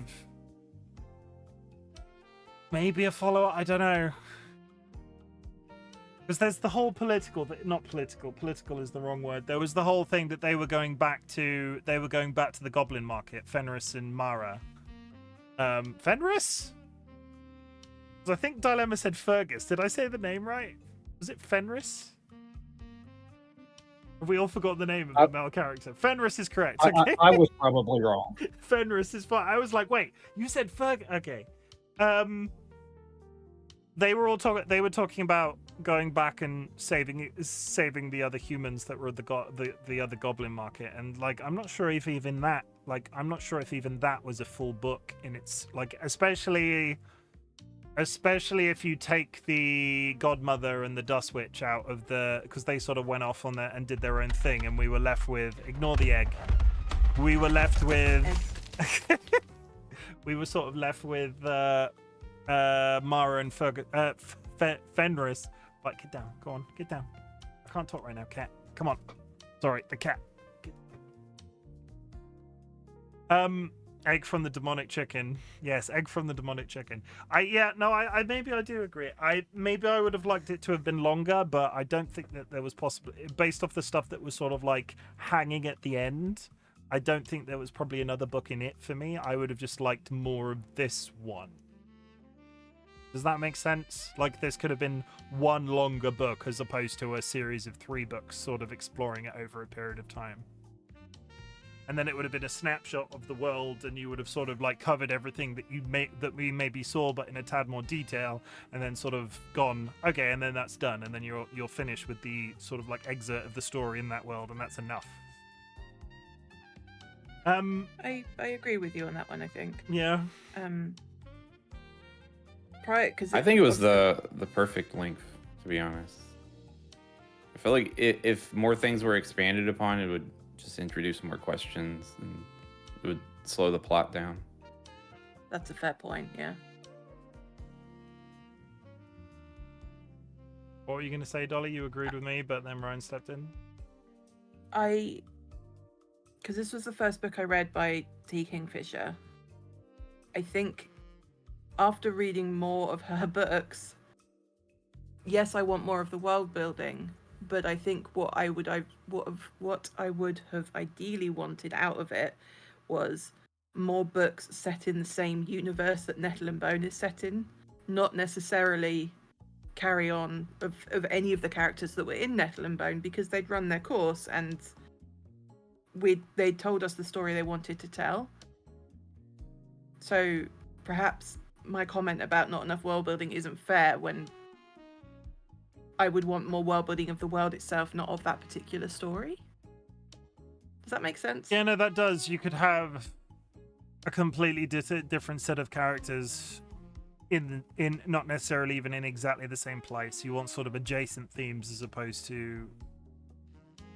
You could have another Dust Witch because they're like a race. Not race is the wrong word. They're like there are other Dust Witches. There are other Godmothers. There are other people being blessed or cursed or whatever. No, that makes sense. I get that. But I feel like that takes something away from the book, because then I'm then saying, yeah, the story was okay, but hey, give me 3 other books about other people set in this same universe. That's the stuff. That's like I really enjoyed this book. As a first book I've read by her, really enjoyed it. It's my major issue with Star Wars, which is a complete segue, so we're not going to get too bogged down in that. There's maybe one good story in the entire Star Wars franchise. They have a really interesting world, but they only ever focus on that one character or type of character. Jedis, cough cough, cough cough. Why is everything in the Star Wars franchise always so hardcore focused on Jedi? Is all I'm saying, because they have a really interesting universe, but it only ever focuses on the one thing, and yeah. Okay. That's good. As a question I have just thought of is this is fantasy / horror fairy tales. Is this usual for the books that the rest of you would read? No. Is this a step outside of what you would normally read? Can I just answer a real quick question of Edo in chat? Mandalorian, though, it's full of Jedi. Like I don't want to spoil the Mandalorian because it's full of Jedi. There was Jedi in the book of Boba Fett. Let's get back to the book. I'm gonna get angry at the Star Wars franchise. Is this common? I can't answer that question because I don't read, so this was like a starting point for me. Will I read more like this? Yes. I can answer it. It's different to a lot of the books that I read, but it's very in the world of things that I'll watch on TV. I'm deep in Wheel of Time at the moment, and it feels like it could be in the same world.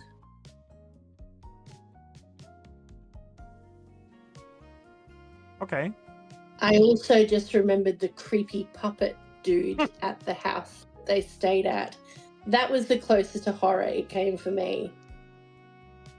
I was and this, like I said, it was sort of like the initial descriptor of that was really interesting, and then it was sort of like, okay, move on.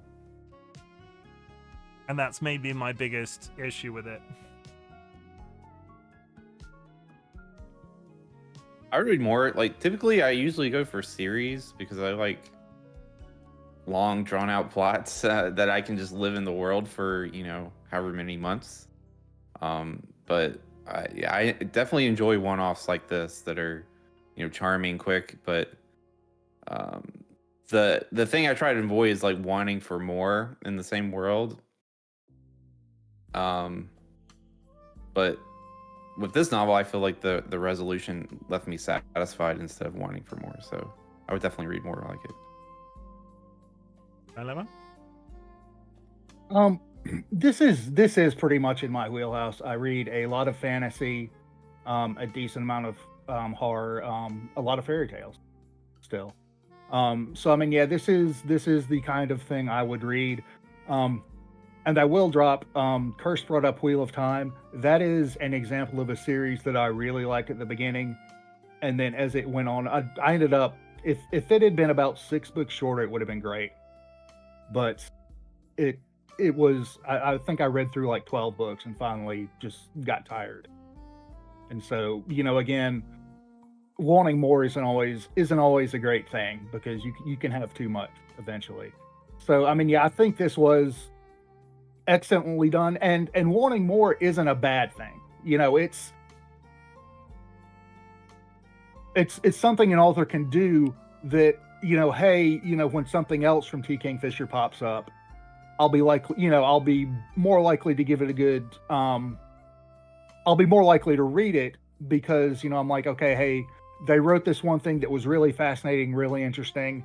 And, no, they didn't wring it dry. And, another hill is, no, everybody doesn't have to have, a backstory, an origin story.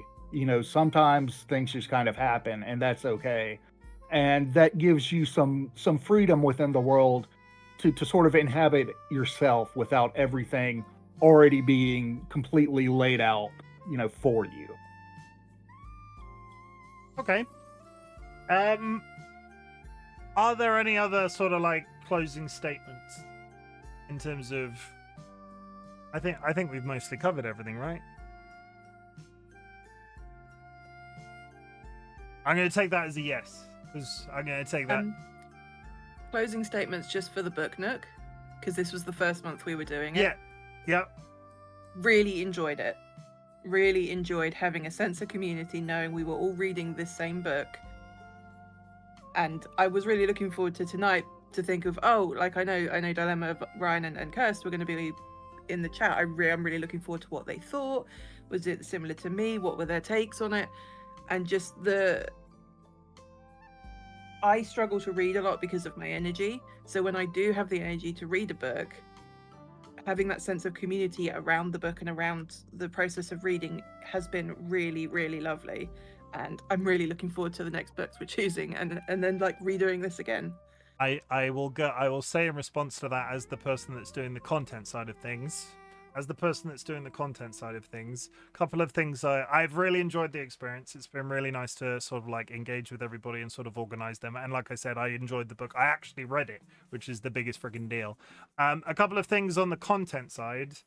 This tonight has been very much a learning experience for me and how I wanted it to sort of like follow through on stream. It's a little bit awkward that I did it sort of dead center in the middle of a Horizon stream. So we'll probably leave this as part of this VOD, and the next one I'll try and concentrate a little bit more on the like content side of things and getting everybody perhaps a little tiny bit more not organized is the wrong word. I want to make this a thing. I want this to be a feature. I want to sort of like publicize the fact that there's a group of people in the community reading this book for the entire quarter and then sort of like build up to it. Because the one thing I probably should have done when we started talking about the book tonight was read the blurb that's on Goodreads, sort of give a tiny bit more context, have this in sort of a format that can be like kept and sort of rolled out as a singular thing. So we'll work on that, but this has been a massive learning experience in terms of organizing everybody like we have done. And for all of the people that watch this back later, it will be part of the Horizon VOD as a singular chapter in the middle. So you'll either be able to skip past it or watch the entire thing, whatever is your preference. And we will iron out some of the kinks, but this has been a success, and we will do it. I've started adding a quick synopsis of the book before I review. Yeah, this is it. I think what I should have done, right, is either read it myself or like gone, okay, we've nominated X person to read the synopsis this time, and sort of move it forward from there. So I'll be honest, I like I said at the beginning when we started talking about it, I had all of these sorts of ideas of how this was going to go, and then as soon as we started talking about it, they all went out of my brain. Like they were completely gone, which is whether I like the positive negative thing. I like the way that everybody it's really interesting to me that we all, like, give or take a little bit of push and shove here and there. I think we all had a very similar experience, and I've had a really nice time. Yeah. First, did you have something you were going to say? I was just going to say I'd agree with Dolly. Reading it as a community and knowing that other people were reading the same thing helped to motivate me to read it more as well. And I will shush. That's all from me. I think I'm kind of the opposite. A lot of people in that I spend a lot more time reading than I do watching TV shows. I used to watch a lot of TV. I don't really do that anymore now. Since I was on Twitch, I just watch Twitch, just constantly, all the time. I don't even watch YouTube anymore. Okay, Ryan, do you have anything sort of like? Would you like to offer a statement, or should we move on? Offer what? Would you like to? How was your experience of the Book Nook? Oh, I loved it. I'm excited to continue more, and everyone should vote for my book next. Just as a disclaimer. Okay. Good. Hashtag vote for Ryan. Hashtag vote for Ryan. We're not doing that. In terms of the stuff that we have talked about, we'll see how this next vote goes. But if it ends, I'm not saying it's gonna go this way, but if for whatever reason Dolly's book is picked a second time, because Nettle and Bone was Dolly's first book, we will probably limit successes to 2 books in a row, and then go, you can vote next time, but you can't submit a book, and then that person will take it. I kind of need to sit down and write a crib sheet about all of the thoughts and how this has gone. I might ask everybody in the Discord if they have any thoughts on that front as well. But yeah, that's it. Thank you, everybody. I'm gonna go to the BRB screen. I'm not gonna end this like I would so I can edit it separately. I'm gonna leave this as part of the VOD because that's how I currently feel, and I'm not gonna change my mind on that subject. I'm saying this for my benefit. We will go back to Horizon for a little bit, and then I'll call it a night. Thank you very much for joining me, everybody in the Discord. And we will Thank you talk. for having me. We will talk Yeah, more. thank you for having us. We will talk more about the Book Nook very soon. We are currently in the process of selecting our next book, voting, and all that sort of gubbins. But I will make like a. I'm thinking I'm gonna have, because the Book Nook ad is on the page of my Twitch profile, and I'm wondering if I need to list the book that we're currently reading there, and then people can sort of follow along. So when it comes to this, as much as we read the synopsis, if anybody in the community is actively interested, they know that we've been reading X book for X amount of time. But yeah, sorry, I'm just talking. You need to make a crib sheet. I need a crib sheet, chat. In closing, Chimken needs a crib sheet. We're going to go to BRB, and then I'll be right back with Horizon. Again, thank you. I'm going to hop out the call. Thank you very much for joining me tonight, guys. Goodbye. Thank you. Bye. Bye. Goodbye.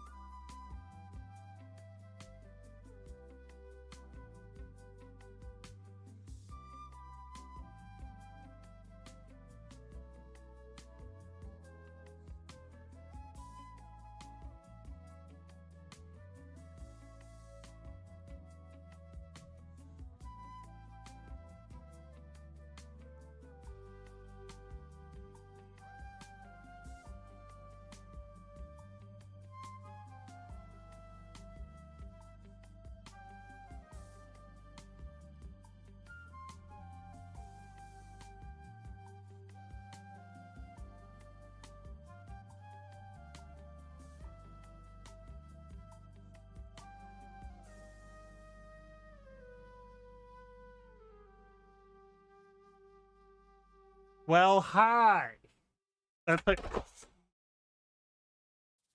Ignore that. You didn't hear any of that. I need to find out if this game is now crashed because I've been busy doing something else for a while.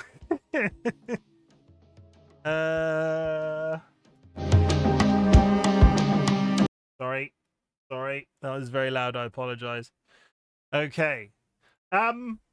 Yeah, so like I said, if you are now back and you are rejoining us, we will continue Horizon. I think Dolly just came in the room. I think the one takeaway from that entire experience for me, at least, is the content creation side of things.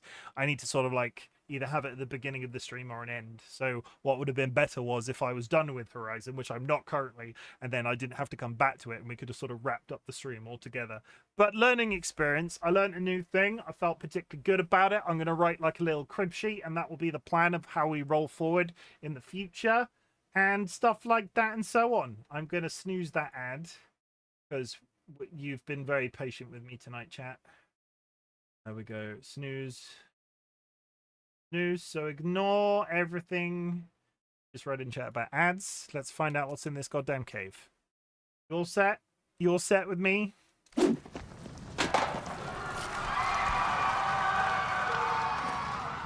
you, Andrew.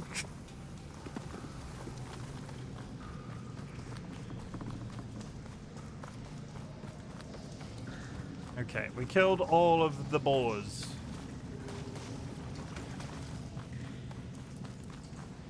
There is this. And we got up here. And I think it wants us to go down there.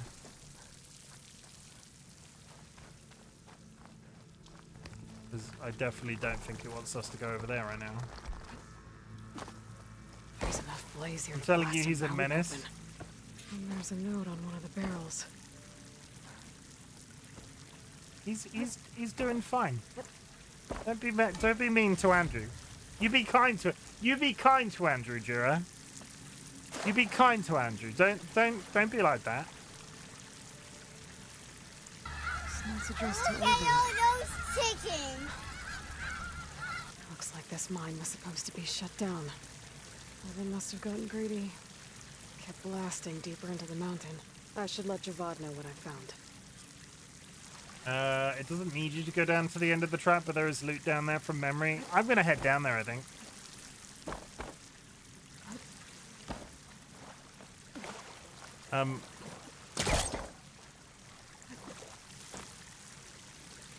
I might not be around for much longer with the slander I'm saying about WoW.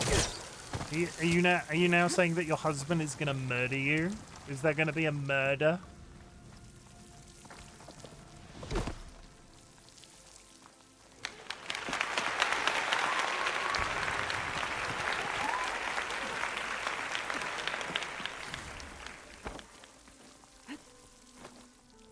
You know what? I think there was a singular item, and I'm not entirely even sure what it was. I think it was chill water.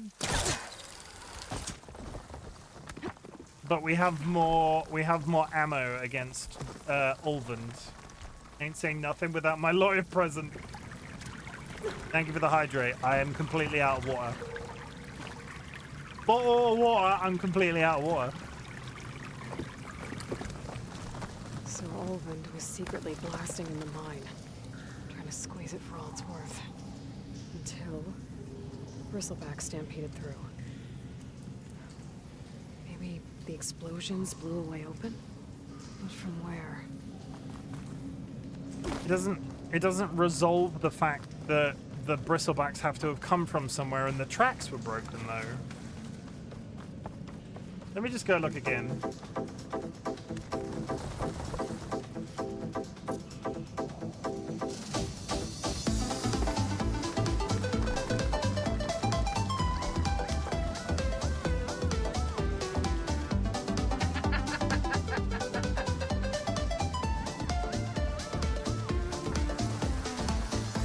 Spoilers, chat. It was a clever ruse. I did, in fact, have water. I had just put the lid on and then forgot about it.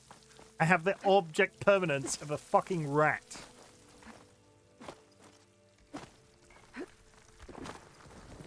Yeah, I can't go any further up that direction. It's like, oh, maybe the bristlebacks came from somewhere, but I can't find it. Rats are smart. Okay, what's a dumb animal? Righty, I'm out. 99 Timothy. 99 Andrew. Yeah, Jura, take your husband to bed. Means you're smart. No, I'm a big old dummy. Big old bucket of arse. Don't come in here at this time and not trying to compliment me. Chimken compliments himself. I've already struggled with this today. I think I did, or we have done, a pretty reasonable job of organizing an actual functional book club. Like, I want everybody in the book club to pat themselves on the backs, because I know not everybody turned up today, and not everybody finished the book, but there was always an inevitability that not everybody was going to read all of it. And if there's anybody out there wondering, oh, it's bad that I didn't, it's not bad that you didn't read it. Like, I just wanted If one person had joined the book club to read alongside me, I would have been satisfied. Bristleback down there? The cart tracks must have given way under it. I am going to return to the drawing board a little bit with how I want to sort of frame the content, which I think is valid. Because a lot of this stuff is a learning club. Even though you forgot to set up the super special background scene I did for you. Yes, I would like to say special thanks to DollyWhiskers, who built a book nook in The Sims and then recorded looping footage of the book nook in The Sims that was meant to be my background, which I 100% forgot existed and did not set up. So in 3 months, you're all going to be really amazed by the format that the book nook has taken. It's going to blow your freaking teeny little minds. It's been a busy couple of weeks. Shut up. I think all I have to do now is go back to town to talk to the baddies. I also can go do the fight club there as well. But yeah, it was never about everybody. It was never about everybody turning up. It was about the camaraderie of reading in the first place. It was about selecting a book that was outside of your comfort zone. What I wanted from people was them to try. I didn't want it to turn into a situation where somebody was like, no, if somebody picks this genre, I'm not going to read it. Taking Andrew to bed now. I mean, to bed. You're gonna, okay. I hope you score, Juro. I hope, wear protection. Take a gun. You know, carry protection, Juro. Take a gun with you.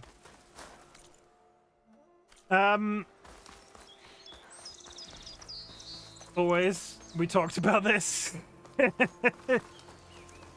Yeah, Juro's anti-children as much as I am. That, considering the joke that I made about the gun, that makes it sound terrible. So, the gun is the joke. The children have nothing to do with the gun. Just to clarify. I love it when I enjoy something that I don't think I would like at first. This was the thing, right? It was why we put the stipulation. It's why we stipulated about the non-fiction thing. Non-fiction can be great, but I didn't want it to become like all-encompassing. I didn't want there to be a month where we had multiple non-fiction books, because non-fiction isn't 100% of everybody's cup of tea. But I did want people to be up for the act of reading the book. I didn't want somebody to select a non-fiction book and go, I'm not reading that because it's non-fiction. I wanted them to try. And we maybe lost some people in the early days because of that. But still, we ended up with more people than I had ever imagined were going to be interested. So it is what it is, what it is. And if there's anybody in the community that after tonight is interested in joining a Discord community book club, you're more than welcome. I was still at the protection combo first. I'm glad you found a new thing you enjoy.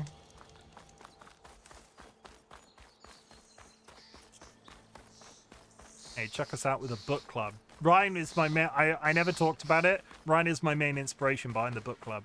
We'd sort of muddled one around a couple of times, but Vulcan Ryan has started producing sort of book review content on their Twitch streams, and I was like, I want a piece of that. I want a piece of that action.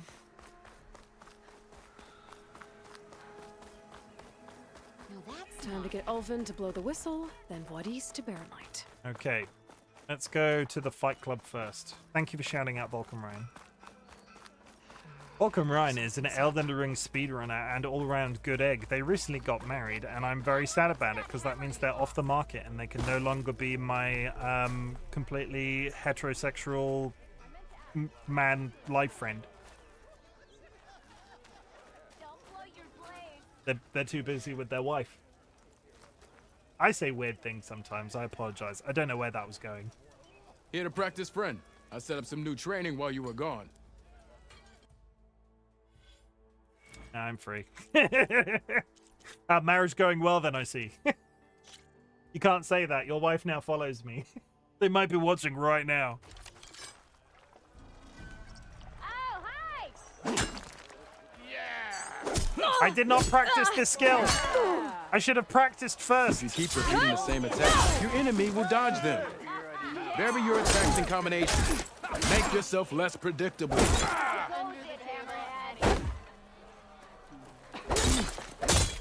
Come on. If your opponent keeps blocking, then use a heavy attack. That didn't do it. Yeah, Try again. I did not practice the actual skill first. I should have. She's not. Okay, good to know. Now I can say everything about that your wife. You know.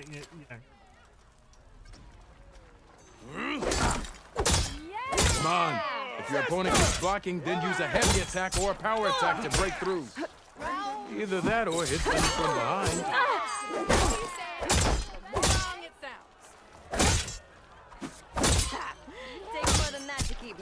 I'm confused. Didn't do it. Okay, Try let's again.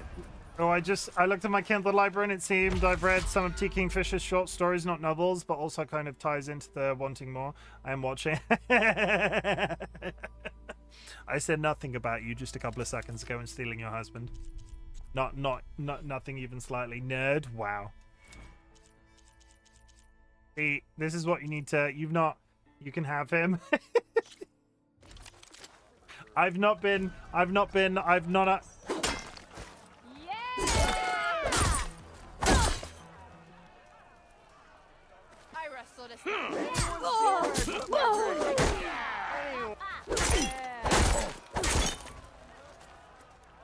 He makes a good pizza. You're lucky. Ignoring me again. What am I doing wrong here? Defensive opponent, break their weapon block, then follow through to attack with this combination. I'm so confused. I've mastered block breaker. I've mastered block breaker, chat. You're lucky. I mean, I'd have to ship in quite far, and I'm not sure I could. I'm not sure I could afford the import duties. How much does Ryan weigh so I can plan for customs and export? Again, disclaimer reasons. I am not suggesting that I would ever try to ship somebody in the mail. He's pocket-sized. Come on. If your opponent keeps blocking, then use a heavy attack or a power attack to break through. Either that or hit them from behind.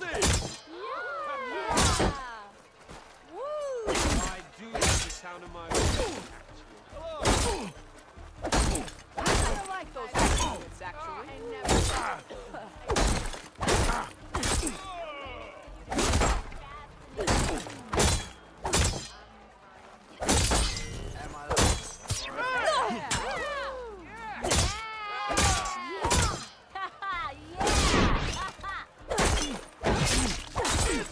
If you keep repeating the same attacks, your enemy will dodge them. Vary your attacks and combat. That didn't do it. Try again. I'm so confused with how I'm meant to be killing this man. This guy shipped himself in a box from one country to another because he could afford a plane ticket. that a criminal episode, actually? Oh, no. Come on. If your opponent keeps blocking, then use a heavy attack or a power attack to break through. Either that or hit them from behind. That seems incredibly dangerous. It does sound like it would be incredibly dangerous. Though all joking aside, Yanke, I have never actually got the opportunities to say thank you very much for the follow. As you can see, my follows are anonymous. If you would like to make yourself known, please do so. But in the meantime, also know that lurking is appropriate. Even though in this case you were called out by your husband.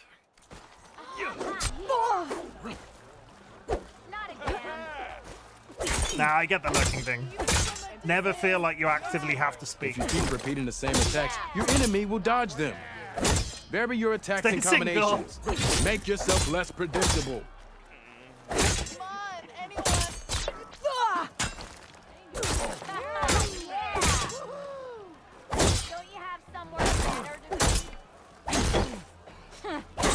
I could take her. That didn't do it. Try again. I am so confused with how this combo works. You were knocked unconscious during this challenge. Use the block breaker combo RB, RB, RT to immediately break their weapon guard and leave them vulnerable to open it. Do I have to? I'm so confused. Do I need to? I need to break. I need to break it and then do a power attack.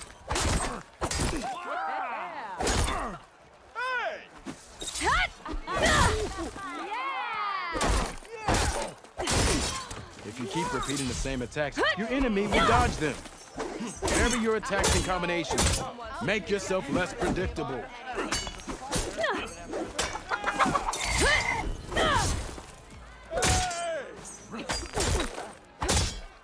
Peep peep. Vulcan Lion has gifted a tier 1 subscription to Yarn Ryan, thank you very much for the sub. Gifted sub. Enjoy the emotes, Yarn Cake.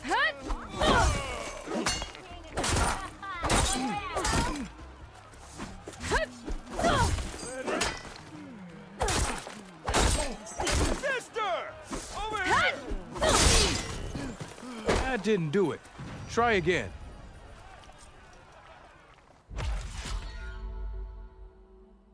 Practice your melee.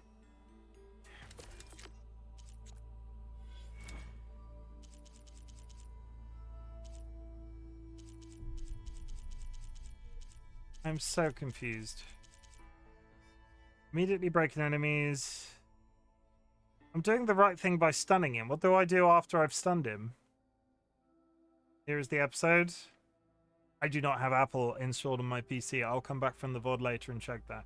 I've got to run. Thanks for the stream. Take care, everybody. Thank you very much for hanging out, Dilemma. I appreciate it. And thank you again for involvement with the book stuff. I want to do that. I need to do this.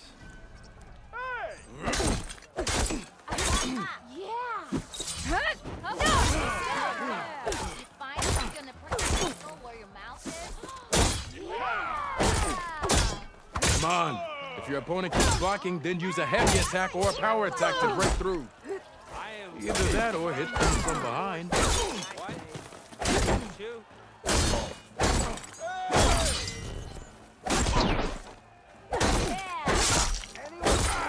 If you keep repeating the same attacks, your enemy will dodge them. Vary your attacks and combinations. Make yourself less predictable.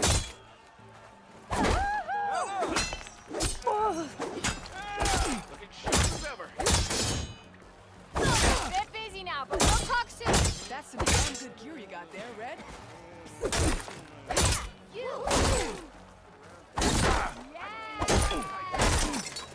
That didn't do it. Try again. I feel like I'm missing something really obvious. Defeat your... Let me try this one again.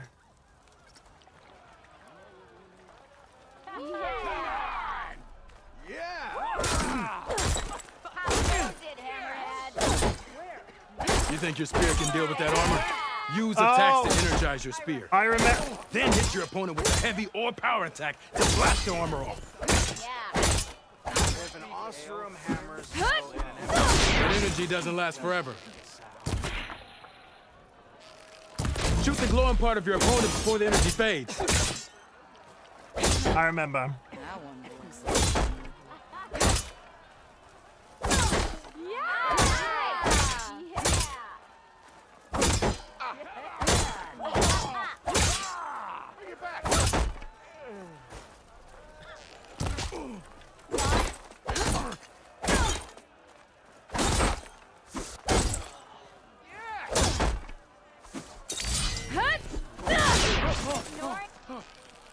That spear can give you the edge in battle.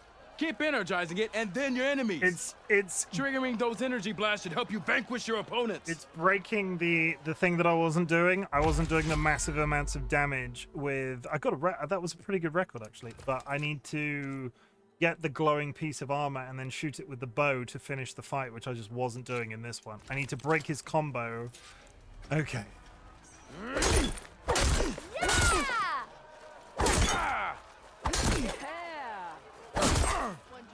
Come on. If your opponent keeps blocking, then use a heavy attack or a power attack to break through. Either that or hit them from behind. Someone interesting in conversation. Yes! I can't get my bow out. I don't understand.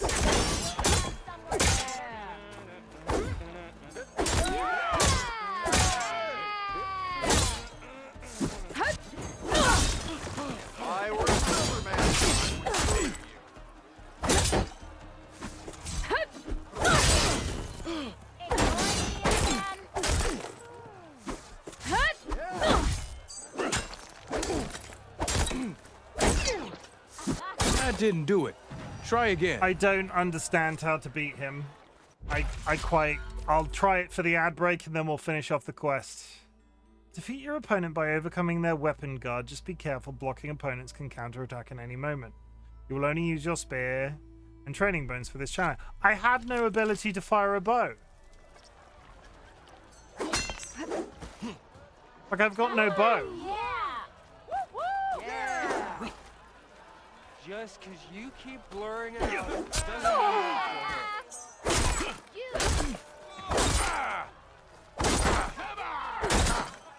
If you keep repeating the same attacks, your enemy will dodge them. Vary your attacks and combinations. Make yourself less predictable. I am Come on. If your opponent keeps blocking, then use a heavy attack or a power attack to break through. Either that or hit them from behind.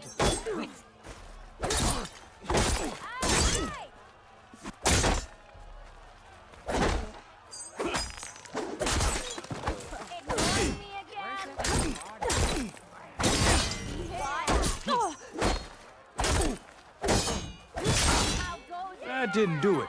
Try again.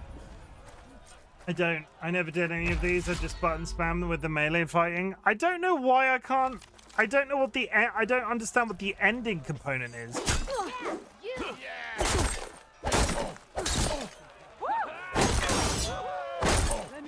If you keep repeating the same attacks, your enemy will dodge them. Vary your attacks and combinations. Make yourself less predictable.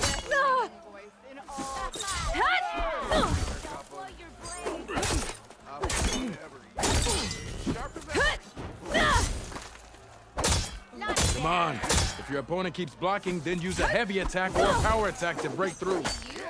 Either that or hit them from behind.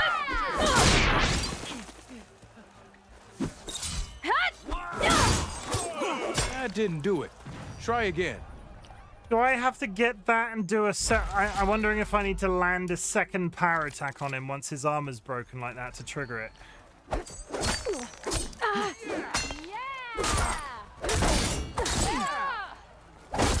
I live in a place if they paid me enough. Come on. If your opponent keeps blocking, then use a heavy attack or a power attack to break through.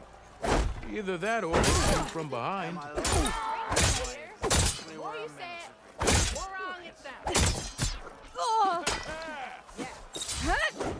Almost ready to go?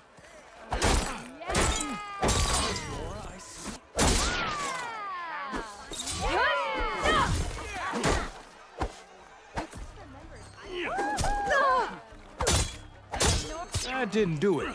Try again. Okay, sorry, I'm getting angry now. The ads are still going for a couple of seconds.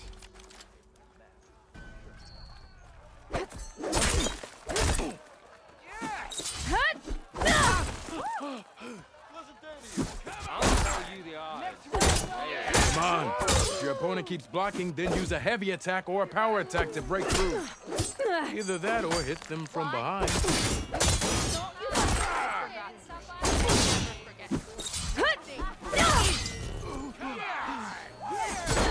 That didn't do it. Try again.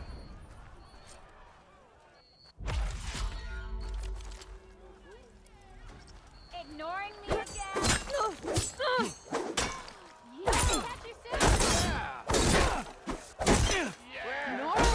If you keep repeating the same attacks, your enemy will dodge them. Vary your attacks and combinations. Make yourself less predictable. I buy you a drink, but I'm not exactly made of sugar, you know?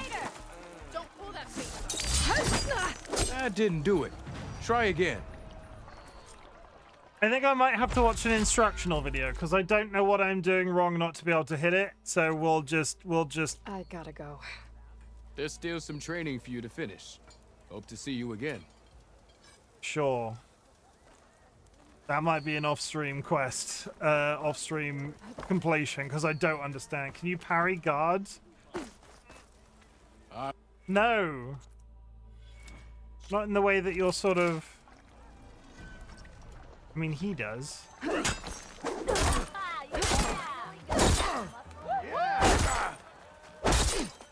If you keep repeating the same attacks, your enemy will dodge them. Vary your attacks and combinations. Make yourself less predictable.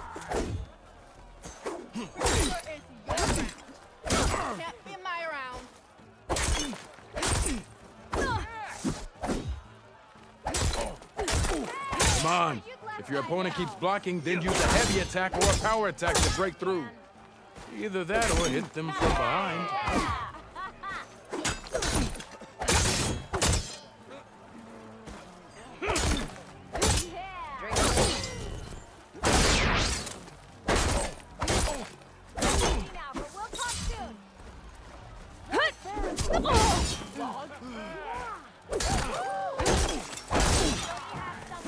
That didn't do it. Try again. I got him topless. His nips were out.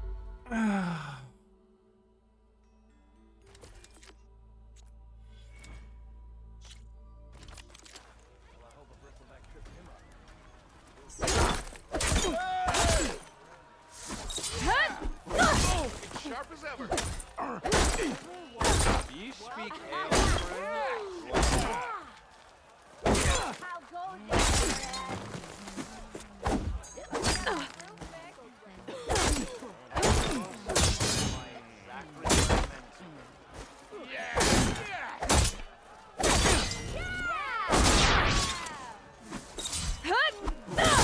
I've had too much to drink.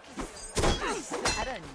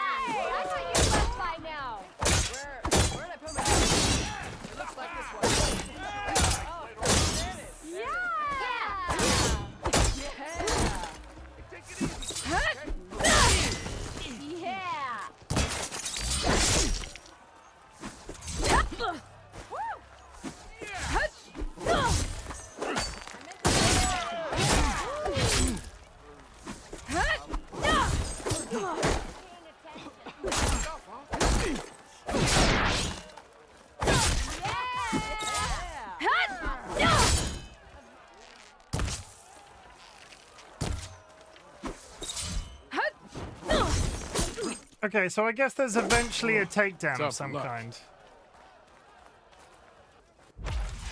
I guess I'm just not doing the thing that it's expecting me to do fast enough. Okay, let's try that again. Once more, last time, and then we'll do the quest.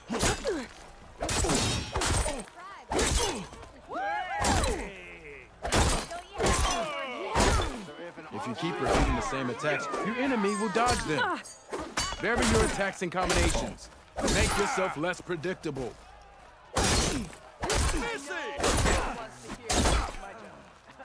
Not again. You a spear like that? Then bristle too. That didn't do it. Try again. I can hit the block breaker move, but it doesn't seem to kill him, and I don't understand what the end state is. I said this will be the last one.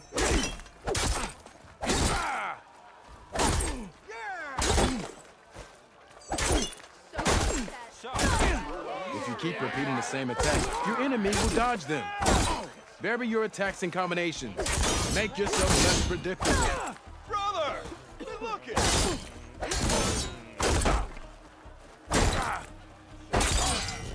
Hey! I thought you'd left by now.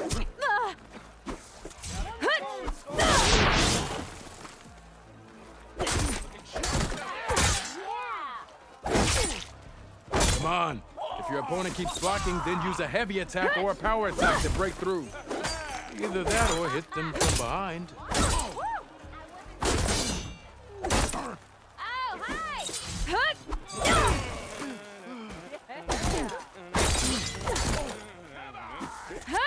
That didn't do it. Try again.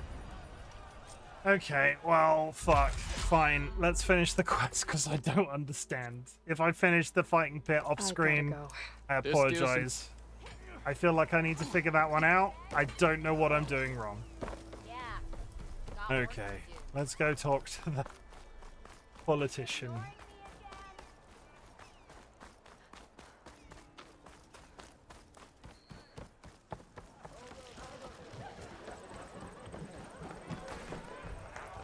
Savior, what news do you bring? Picked up the bristleback trail by the quarry. Looks like they stampeded out of a mine at the back of the valley. The mine? How could a herd of bristlebacks come from there? I'm not sure, but Ulvin's workers were using explosives to tap the tunnels inside. For the love of Dawn, I told him it wasn't worth the risk. Those tunnels, they run for miles underground, even beyond the Daunt. No, you don't think... That Ulvin's blasting opened up a passage from the other side? Perhaps. Yes, perhaps. If this is true, we need confirmation. An inquiry. So thorough, so irrefutable, endorsed by the Savior. All right, I'll keep looking.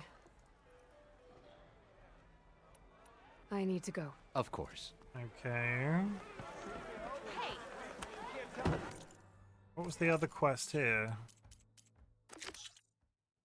Dr. Ulvin's. If I'm gonna find out where the bristlebacks came from, I need to head further west. Another reason to get the embassy going?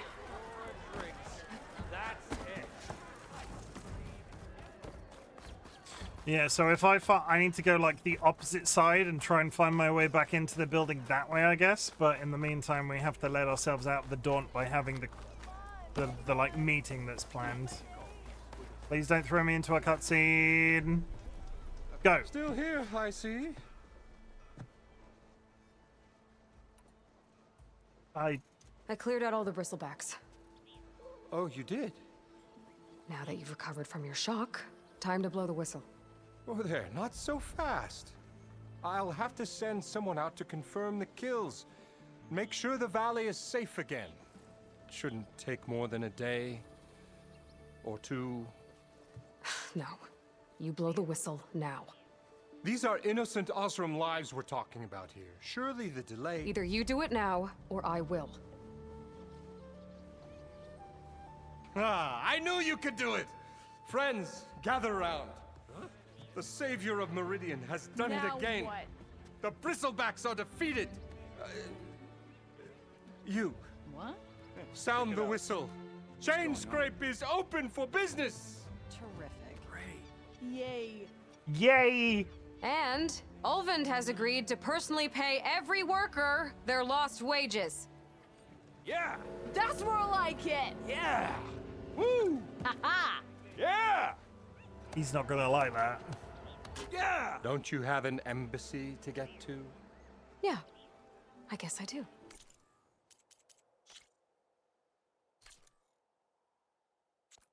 Sorry. He's not gonna like that. Sorry. Merchants are now available. Good. Talk to Waddies. Yeah, the chain scrape's back to work. Merchants should be open to trade. Okay, I feel like I'm... see if they have anything useful before I send Waddies off to Barren Light. I feel like I'm getting my head around the curve of this game. We sort of made, like, after the warm-up, we sort of made a reasonable amount of sort of... I had some fights where I didn't just get my ass handed to me for 45 minutes. So that's personal growth. That's personal growth. I am going to wrap up there. Useful? Now I just need to get Waddies moving. Chat, if you need to... What am I trying to say? 1 second. Let me just do a hard save. Let me just do a quick save for the sake of argument. Let me do this, and let me go over here, and let me press that, and okay. Thank you very much for joining me this evening. I know we had a little bit of an awkward break in the middle, but for everybody that hung around for during that period, I really appreciate it. I'm enjoying this game. As we sort of like push out into the open world of it, there will be a point where I start doing side quests potentially off stream and collectibles and shit like that, and I keep the main quest for on stream because what Jura said earlier probably rings a little bit true. Sooner or later, this game could last till 2026 if I continue to get my ass handed to me like I am. So as soon as we get to a point where I feel like there's like room for me to go off and do stuff off screen, I just might. I did the same with Horizon, though. We sort of like ticked a bunch of boxes to sort of get that game out of the way eventually. Not out of the way as a positive or a that sounds bad. I'm having a nice time. I am. But thank you very much for joining. We'll whiz through the ending real quick. Thank you very much. I'm glad you exist. At the beginning of my streams, I ask if there's anything I can be proud of you for. So at the end of my streams, I like to say something different. Chat, I want you to know that I'm really proud of you for just existing. I'm glad you exist. I'm really glad that you exist. But I'm also really proud of you for doing so. The world is a very, very complicated place right now, and the fact that you get out of bed every day, or maybe you don't, the fact that you are perpetuating yourself on a daily basis is really important to me. As a content creator, I can't ask you to do much, but I do want you to stick around. Not in my streams, in life in general. You do not have to watch my content. You do not have to be in chat. You do not need to lurk in chat. The lurking is always appreciated. What I want you to do is focus on existing. And then if my content can make that existence that little bit easier, that is the niche that I'm attempting to fill. It's at this point I ask, is there anybody in chat that would like to type the word fuck? We do so for various reasons. It's a little bit crass. It's a little bit assertive. It puts a certain type of energy out into the universe, and it can be both a positive and a negative. You can say, fucking hell, I love Horizon Forbidden West. Fucking hell, I love horses. Fucking hell, I love book clubs. But you can also say, fuck anxiety. Fuck the Trump administration. Fuck the current Labour government in the UK and the various political complicated things that they're trying to accomplish. Fuck chronic health. Fuck chronic illness. Fuck Parkinson's disease. If there's anything along those lines you would like to post, this is the time to do it. And yeah, I'll be back tomorrow with Bleach. I'm gonna raid out. Let me find out. Chrome is live. Fuck, I love the secret book. No, good. I'm really glad, honestly. Fuck my gallbladder and liver issues. That sucks. I'm sorry, Tempe. I'm going to raid Chrome Bubble, who's playing a game called Wonder Stop. I have no idea what that is, but Chrome is good people. If you are subscribed, drop a raid email on arrival. If you are unsubscribed, there are some raid messages. Like I said, I'll be back tomorrow with that fighting game, which is based on a very popular anime called Bleach. I've been playing it for a while. I did so on my birthday. You do not need to know the story. It's just coming together and watching me be really ecstatic that something that I love now has an anime equivalent. Chrome Bubble. I'll send you off. I'll see you at the usual time. Enjoy your Mondays. Be good. Be safe. Be careful. Drink plenty of water. Eat plenty of snacks. Hug plenty of loved ones. And I'll see you tomorrow. Thank you very much for hanging out. And thank you very much for your patience with me, because I understand the book stuff was a little bit... It was different. It was different. And that's okay. Different is good. I'll see you tomorrow.